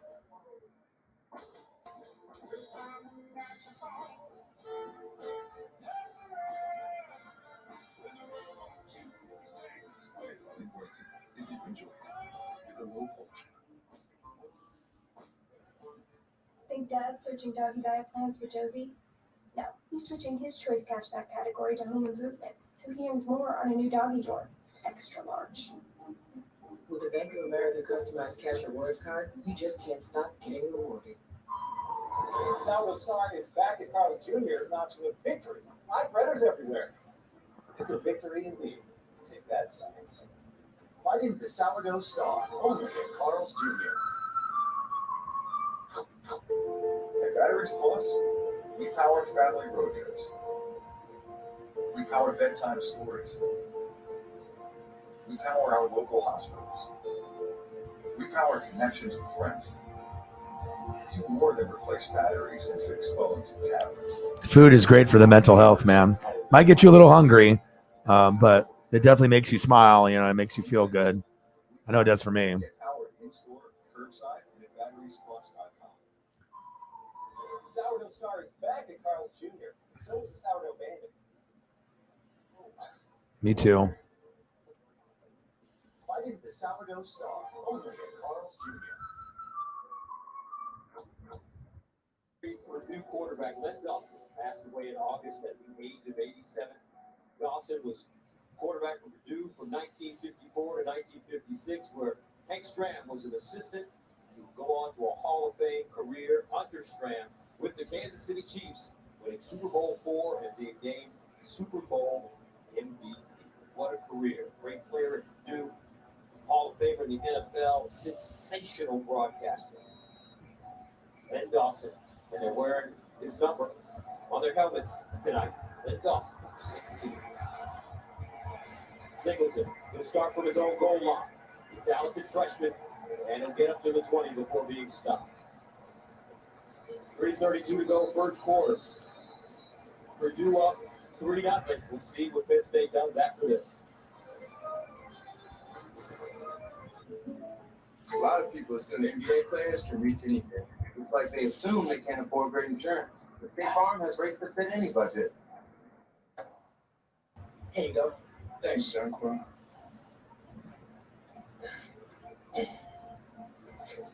Here's your mustard. Thanks, Bubba. You need to reach anything else? No. Because I can reach it. For surprisingly great rates to fit any budget, like a good neighbor. State Farm is there. Call or click to get a quote today.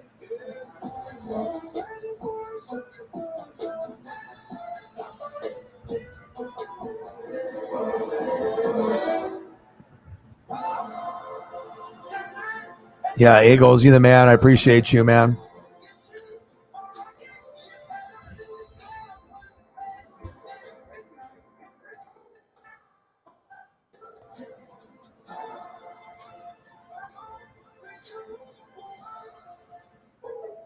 Being a kid works up quite an appetite. Frigidaire's exclusive Crisp Seal Plus technology keeps your produce fresh for longer. So you've always got tasty snacks at the ready. Get Crisp Seal Plus Crisper technology with our Frigidaire-powered side-by-side refrigerator now at Lowe's. So Penn State electing to go for it on 4th down and 2. At the Purdue 29. Devin Ford in the game now. At running back for the Nittany Lions.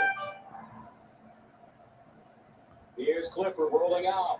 Drops it off. Ford with the catch, and it's a 1st down plus some. Mike Gersich with a nice call on this 4th down and short. I love this. You fake it to Ford, and then you allow him to just go right into the flat, and you see the defense sold out to stop the run. They had an extra lineman in the game, Bryce Effner, number 72, lined up as a tight end, a couple of tight ends in there, and you throw that big, heavy, it's called full flow action, play action, right? So everything's going that one direction, and they get the completion and move the chains. 1st down at the 17. Clifford goes through his progression, steps up, looking for a space, and he'll be lucky to get back to the line of scrimmage.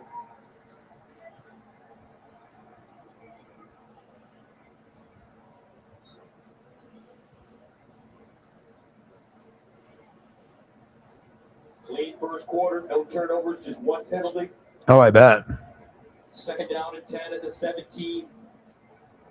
Tatron Allen. Yeah, but like I said, sometimes, you have to have prayer and faith and just hope that things, turn out the way that that you hope that they will. And sometimes when you have a lot of goats, it's great. But sometimes, some people are busy or they got other things going on. But yeah, I appreciate you, man. Here comes another 3rd down. This Penn State offense has faced a few, 2 of 5 so far today. Purdue has done a decent job. What Penn State has done so far here early in this game is that they have really changed it up. There's full flow actions, they've thrown some screens. We'll see what they do here. 3rd and 5. Best drive of the day so far for Penn State.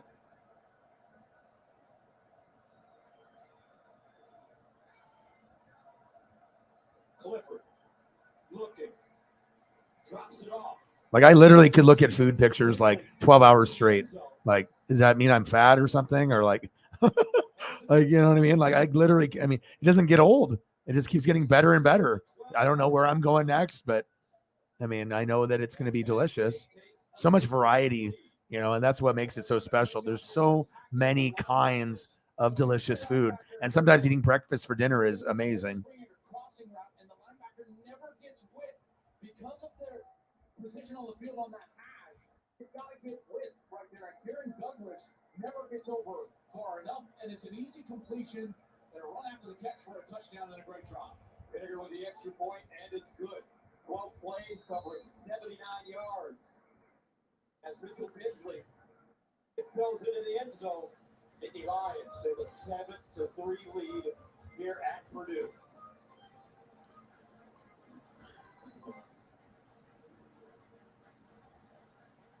What kind of person would come here at 5:45 a.m.? Well, there's Carly, the carpenter, just like her dad. There's Juan. He's building a house and a better life. Lamar is a torch for Wellies. Ed's putting in a pool for a friend. That's who's in our parking lot at 5:45 a.m. Real customers. I'm the man, bro. You guys are the man. The man and the woman. I got it, dude.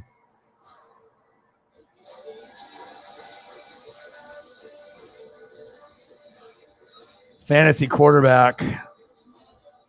Justin Herbert.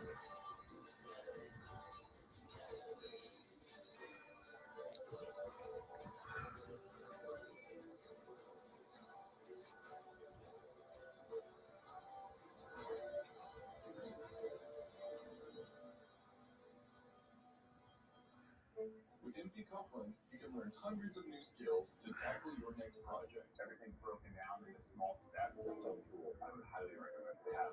Start as animals. By the time you finish this course, you're going to learn how to transform that paint. Whether it's a fresh coat of paint, wall repair, or tackle, new core training down the leg will teach you exactly how it's done. You can do this from start to finish. Visit like a pro.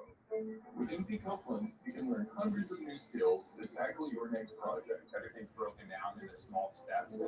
Who is it? Sharp, crisp angles. By the time you finish this course, you're going to learn how to transform that room. Whether it's a fresh coat of paint, wall repair, or tackets, new door trim down the leg will teach you exactly how it's done. You can do Tom Brady? from start to finish. Visit mtcopeland.com. I mean, if you're asking me, then it's got to be either Herbert or Brady. And it's number 5 in the end zone again for the Nittany Lions. And Johnny Jones lets that one go over his head for a touchdown. Let's take a look at what's taken place thus far. Last season was by far Purdue's best under Coach Jeff Brom, winning 9 games for the first time since 2003. That included 2 wins versus top 3 teams, dubbing them the spoiler makers. Their 5 road wins were the most since 1943. And Hurts. Nice. There you go. I mean, it just depends on what you have surrounding him. You know what I mean? If you have enough talent. But he's going to have a good year. He could finish top 15 or top 10 in fantasy as a quarterback, not being like the 10th best. But I mean, I definitely think that they could overachieve and, win the NFC East and actually go to the playoffs and win a game, and maybe overachieve and get to the NFC Championship game. You don't know. I would assume in the next 5 years, the Eagles will be in the NFC Championship game, but we just have to see if it's going to be, in year, 2 with Hurts, year 3, year 4, but I think he is going to have it. Well, you got A.J. Brown there, Devontae Smith, Goddard, better line, better defense. They've loaded up. They're going to win the division. They're going to win 10 to 13 games. So, he just needs to step up his accuracy. He's a great leader. And like I said, I always said that he's Dak 2.0, and I've always loved him. But these younger Eagle fans are too impatient. I don't think they know enough about football. They just want instant results. And if you're a young fan, that's kind of idiotic. You know what I mean? Like, you're not going to beat the Buccaneers, who are Super Bowl contenders, when you just crawled in to the playoffs and started running the football in November. Like, be blessed that you actually made it to the playoffs. But to think that team was going to win the Super Bowl or get to the NFC Championship was kind of comical. Like, you have to know your team. Like, does that team last year compare to Donovan McNabb and Andy Reid's teams when they went to 4 NFC Championship games in a row and they had, T.O. for one of the last ones? If the answer is fucking no, then stop your tripping. The team is, it's like sometimes people, they get way too worked up and think their team is better than it is. You know what I mean? That's how I know what my team is good, is if it's, if it's going to be compared to the other championship teams or the team that you had recently with the Philly and Nick Foles. Is it as good as that? If not, then, keep it down, relax, keep quiet, stop talking shit. Oh, Jalen Hurts sucks. Jalen Hurts sucks. Well, what do they have to work with? You know what I mean? Sirianni's first year. It's like, Jesus Christ, dude, have some fucking patience. But a lot of Eagles fans don't, especially the young ones. They have no fucking patience whatsoever. Yeah, I think he's going to do great, man. And like I said, if I had a choice between him, obviously, and the other Oklahoma quarterbacks, Kyler or Baker, I'm taking Jalen. Kyler's got maybe more natural skills, but mentally he's fucked. I don't think, he doesn't care. Jalen cares. You know what I mean? There's passion there. And Baker's Baker. You know what I mean? But most people would be like, no way, I would take Kyler. What's Kyler going to win? Nothing. But Jalen, actually, that team is a team. The Cardinals don't have a team. The Cardinals are just the Cardinals. You know what I mean? You play good for September, October, and then you fall apart in November and December. That's Kyler Murray. But I like Jalen more. So, and I like Dak more too. So it is what it is.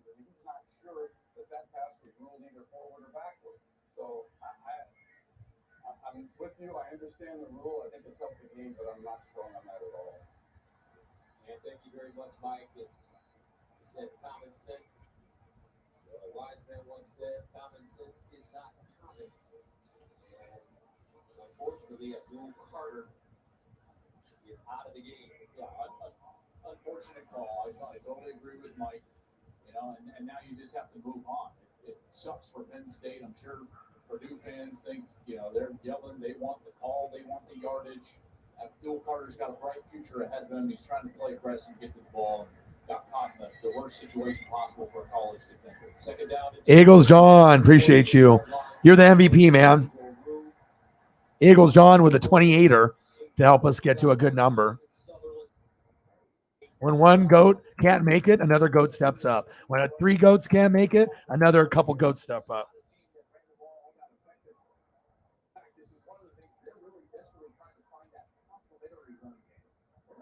Yeah, but I will not put up with this like Eagles slander. Like a lot of these young Eagle fans, like just because you're an Eagle fan, like that doesn't make you smarter than me. Like I've been watching football since '85, and there's other people like Eagles John that I might have been watching even longer than me. And I don't have a problem with the younger or the older Eagle fans. We connect, we understand each other. But the younger Eagle fans that are, 15, 20, 25, and even some of them that might be in their late 20s. I don't really think they understand football. They think they do, but they really don't. You know what I mean? They just want instant results and they get overhyped. And then the Philly media talks shit up. And then when they fall on their face or they have injuries or the Cowboys win the division, then they just start pointing the blame. And I don't know. It's just kind of immature to me, Just like you have to understand that it takes a while to build a championship caliber team. It doesn't fucking happen overnight.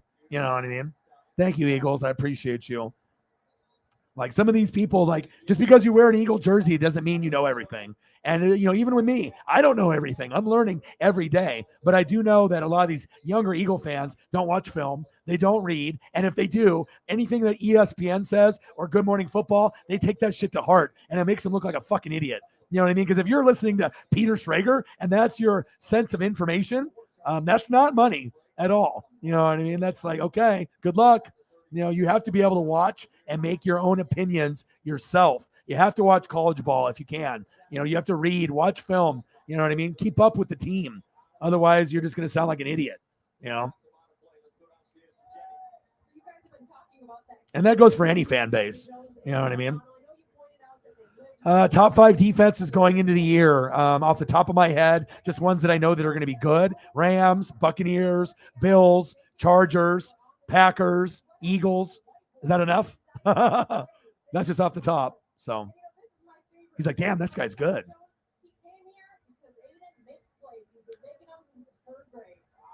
I know, dude. Seriously. I saw that. I was like, ooh, baby.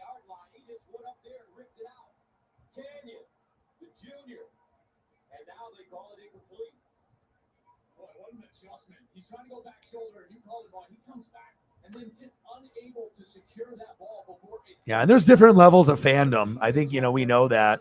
I mean, it's just the truth. Not every fan is created equal.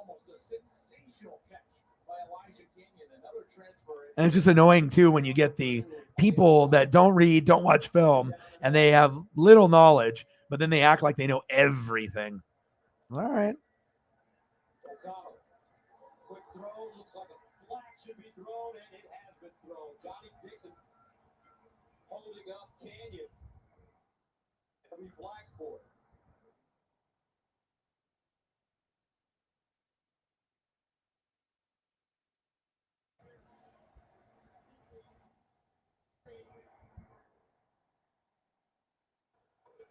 Things take time. Things take time. Well, Paisley's in the bedroom with the door closed with my girlfriend probably sleeping or whatever. And so normally she'll, walk around, or unless she's in the girlfriend's daughter's room. So she hasn't been in here. So she's not going crazy or anything. So I still will take a peek and see if she wants to go for a walk. Otherwise, I'll just go at 7 a.m. Tomorrow. But if that means we can get a couple more photos in here,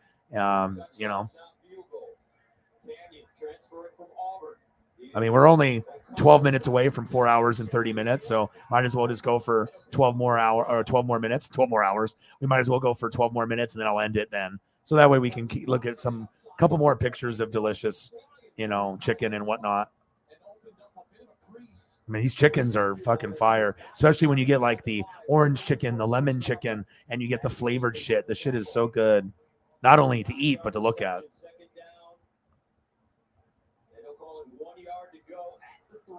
Because normally we take her for a walk because she's just going crazy in the house and running around and has that energy. But if she's tired and she's already laying down, I don't need to take her for a walk, because if I do, then she's going to be wanting food. She's going to be up and she's going to be whining at me and, want me to lay down. And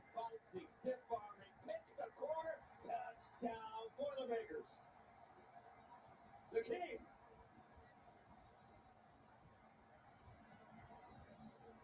Because she definitely likes it when I'm laying down in the bedroom at the same time with her.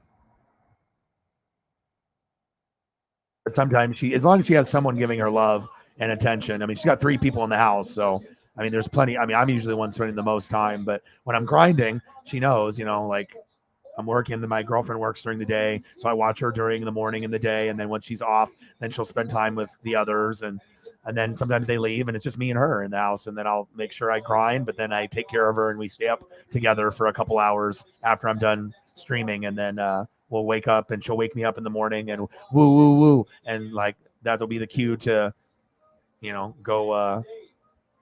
go for a walk, even if I'm tired. It's like she keeps whining. I can't just ignore her. I have to make sure I get up. So, and all the good chickens, dude.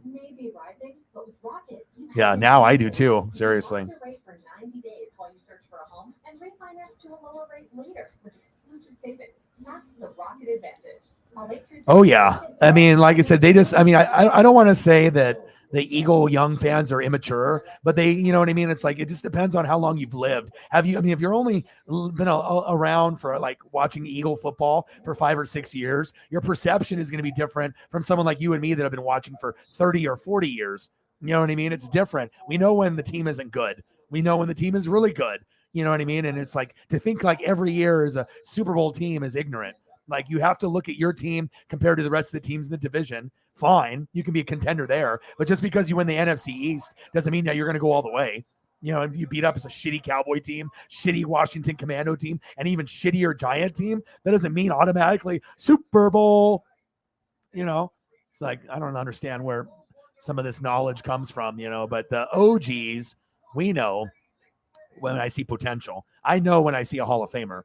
I know when I see potential. This is the player I'm looking forward to watching the most.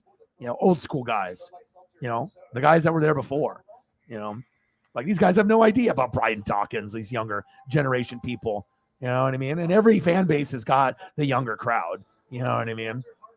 But I can't have an intelligent conversation with someone that doesn't fucking know what they're talking about. Like, we'll talk, but I mean, what you're spewing out of your mouth is straight garbage. Like, it's like if you're trying to impress me or, try to go one-on-one or whatever, just like pick up a book, read some articles, watch some film, then come back. Otherwise, you're just, spewing out of the mouth with knowledge that's not even true. Or you're, overhyping your players or your team. It's like, it takes time for greatness to build. It's not going to happen overnight. Sometimes it takes 4 to 5 years to build a championship caliber team. And then you got a couple years to get to NFC championship or Super Bowl. And if you fuck up and don't, it's over. And then you got to rebuild for another 5 years. Like, it's like, you're not going to be the fucking New England Patriots and you're going to be fucking good every year for 20 years. But that's the difference between people that know football and the people that are fucking idiots. Right? And the tough mothers. Oh, you did? Ooh. Pho incoming. Get the pho out of here. Love me some pho. Anyone that hasn't had pho that talks shit about it, as like, if you like noodles and ramen, like, what are you complaining about? I just think people don't like trying new things. They hate to try new things or challenge themselves. And, Indian food, gross, or sushi, gross. Oh, pho, I don't want that fucking shit, and then you actually have it and you're like, wow, it turns into one of your favorites if you're not an idiot and you're willing to try stuff. But some people are so, just in tune with what they know that they're never willing to try. And if you like ramen, you'll love pho. It's like if you like top ramen and cup of noodle, it's like that times like 1,000. It's like on crack level. It's insane. And there's so many options for pho too. You don't have to put on all the meats, and you can do more veggies. Like, you can really make it the way that you want it.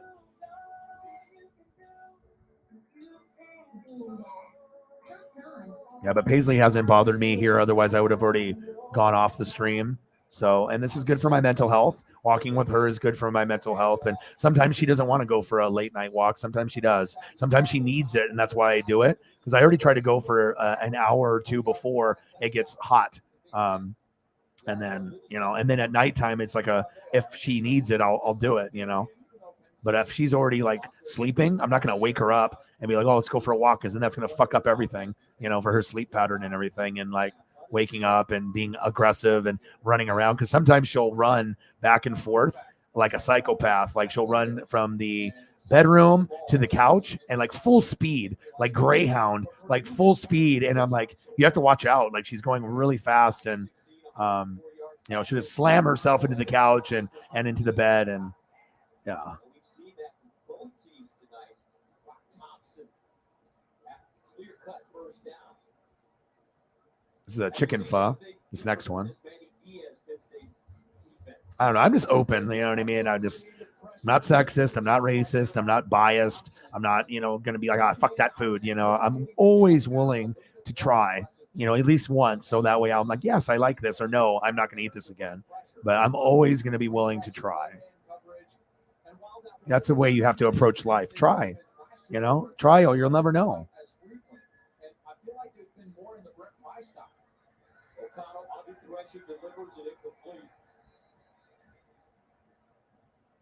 Eagles, D and Devontae.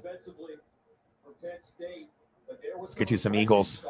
And that was in zone pressure. So you're playing zone behind it. It's a bit of an umbrella coverage, and you're bringing an extra defender off the edge, sliding the rest of the defensive line. So there's only actually, Gus, 4 rushers. The quarterback, you're trying to trick the quarterback into thinking that he's got pressure and get that ball out of his hands. And you saw O'Connell, he was rushed, and he threw the ball high over his intended receiver. Umbrella coverage.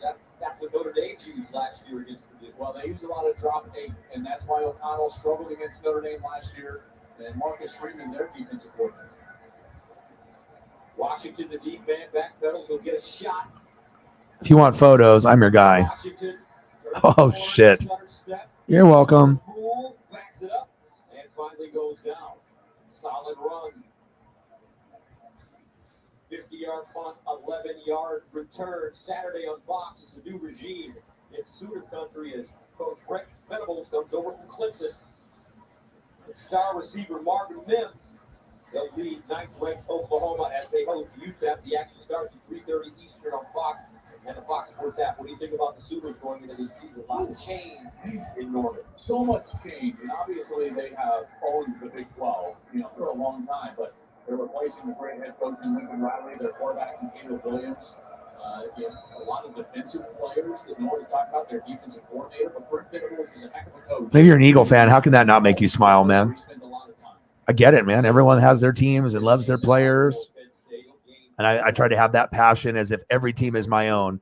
And it shows, you know what I mean? Because if you don't have passion for the other teams and you're biased, I mean, it's very clear. But I am a true fan of the game, even the shitty teams. I mean, I might not represent the Browns, Don't got a whole lot of love for them with everything that's happened. But other than that, I definitely appreciate what I'm seeing. I mean, I'll even give more love to the Texans than that. Ooh, look at that. Incoming to Philly this year. And they'll give it to Singleton. Trying to find some space, and he will not. He'll be tackled for a loss. Or they'll call it no gain on the play. Boyd Jr. with the tackle. Jr. from Connecticut. Another third down. It feels like the entire first half has been third down for Penn State, doesn't it? Yes. And Sean Clifford has been okay. 3 of 7. Penn State is on third down, and here they face another one. We'll see what Purdue goes with. It looks like they're going to be in man coverage here. But we haven't seen Clifford run the football. I got one I've been sitting on for a while. Third down and 6. You'll like this one. Empty backfield. So I have to wait for the proper time for the proper Eagle fan that's worthy. And then they get the magical goodness. Let's see, first down. There's those legs, partner, you were talking about, and it's so crucial for a quarterback. Let's get some orange chicken while I wait. Formation, folks. When you got an empty formation, that means all your running backs and wide receivers, in this case 5 wide receivers, are out. You got nobody back there with you. Those lanes tend to open up. Man coverage by Purdue, everyone defending their man down the field, and a great dive for the pylon as he's able to get over the line to gain. First down at the 32-yard line. For Penn State, here's the run. Singleton He's quickly learning, partner. He's not in high school. Well, I'd love to see them back him up. Okay, so it's a very certain. So orange chicken, that has the patience more orange chicken, more orange chicken, more orange chicken, Philly defense, greatness. I'd love to see them get him back there 8 yards and get him downhill, aimed at the tackle, and let that violent style running take place. 7 carries, 24 yards for Nick Singleton. Matt in the building. How are you? I'm just about to end the stream. Great picks. Gotta try it. Yeah, that's not for everyone. It just depends on what you're, sometimes with the meats and the veggies, everyone has their their favorite once they try it a couple times, Oh, of course. And their veteran quarterback, more specifically, partner, starting to find a rhythm. First down at the 21 of Purdue for Penn State. Singleton in motion out of the backfield. They drop it off near side. Tinsley looking for a crease. And Tinsley will pick up 4 yards on the play. Clyde Washington with the tackle.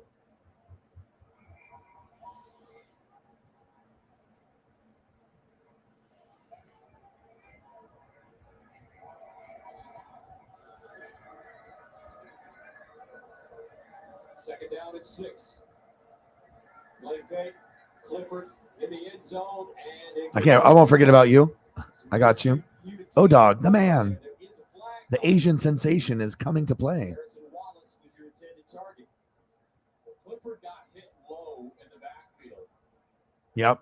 Lots of laziness. You know what I mean? I see it all the time. It just is. I am not a lazy person. So when I see laziness, I can't handle that.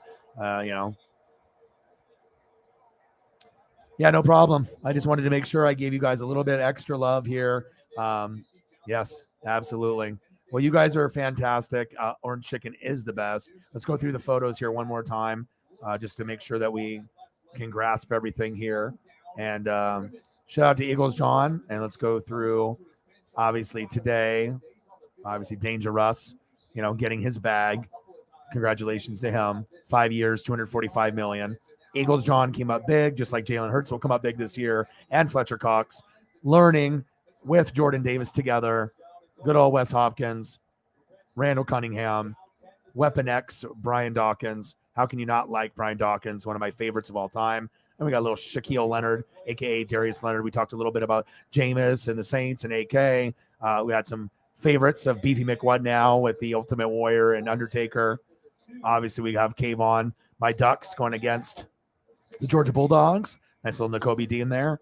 And then let's go to our food, and we'll round it off here. So we got tacos. We got burgers. Big burger, 20-pounder. We got fried chicken, crispy chicken. We got nachos for days. Who's going to give you better nacho pictures on the internet? Nobody. Multiple nachos, depending on what you like. Maybe even some chicken nachos that are loaded.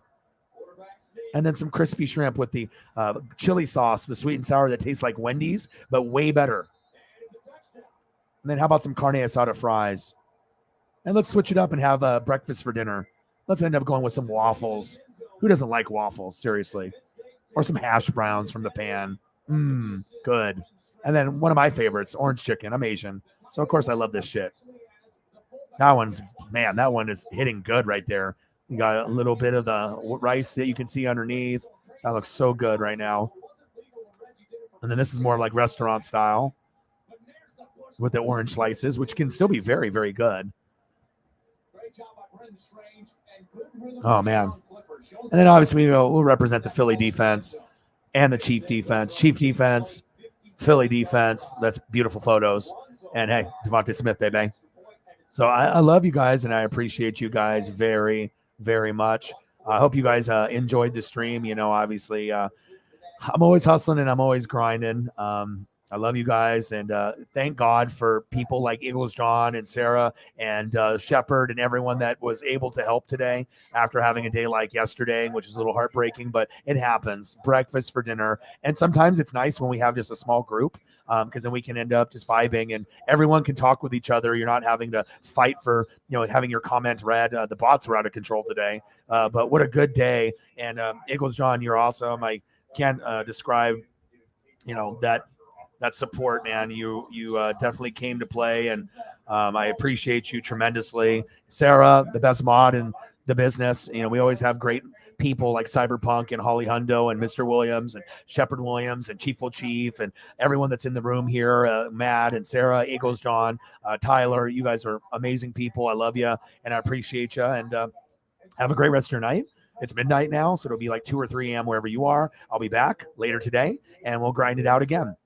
And I got one question for you. Who talk sports like us? Your boy Ryan, Northwest Sports Fanatics. I love you. Appreciate you. Thank you guys for all your support. The MVP is Eagles John. Chief, I know you love the food, just like I do. I love looking at those food photos. I'm not sure if anyone loves the food photos more than me, but you. Appreciate you. Everyone, you guys are fantastic people, and I'll be back. Love you. Appreciate you. I'll be back soon. Gang.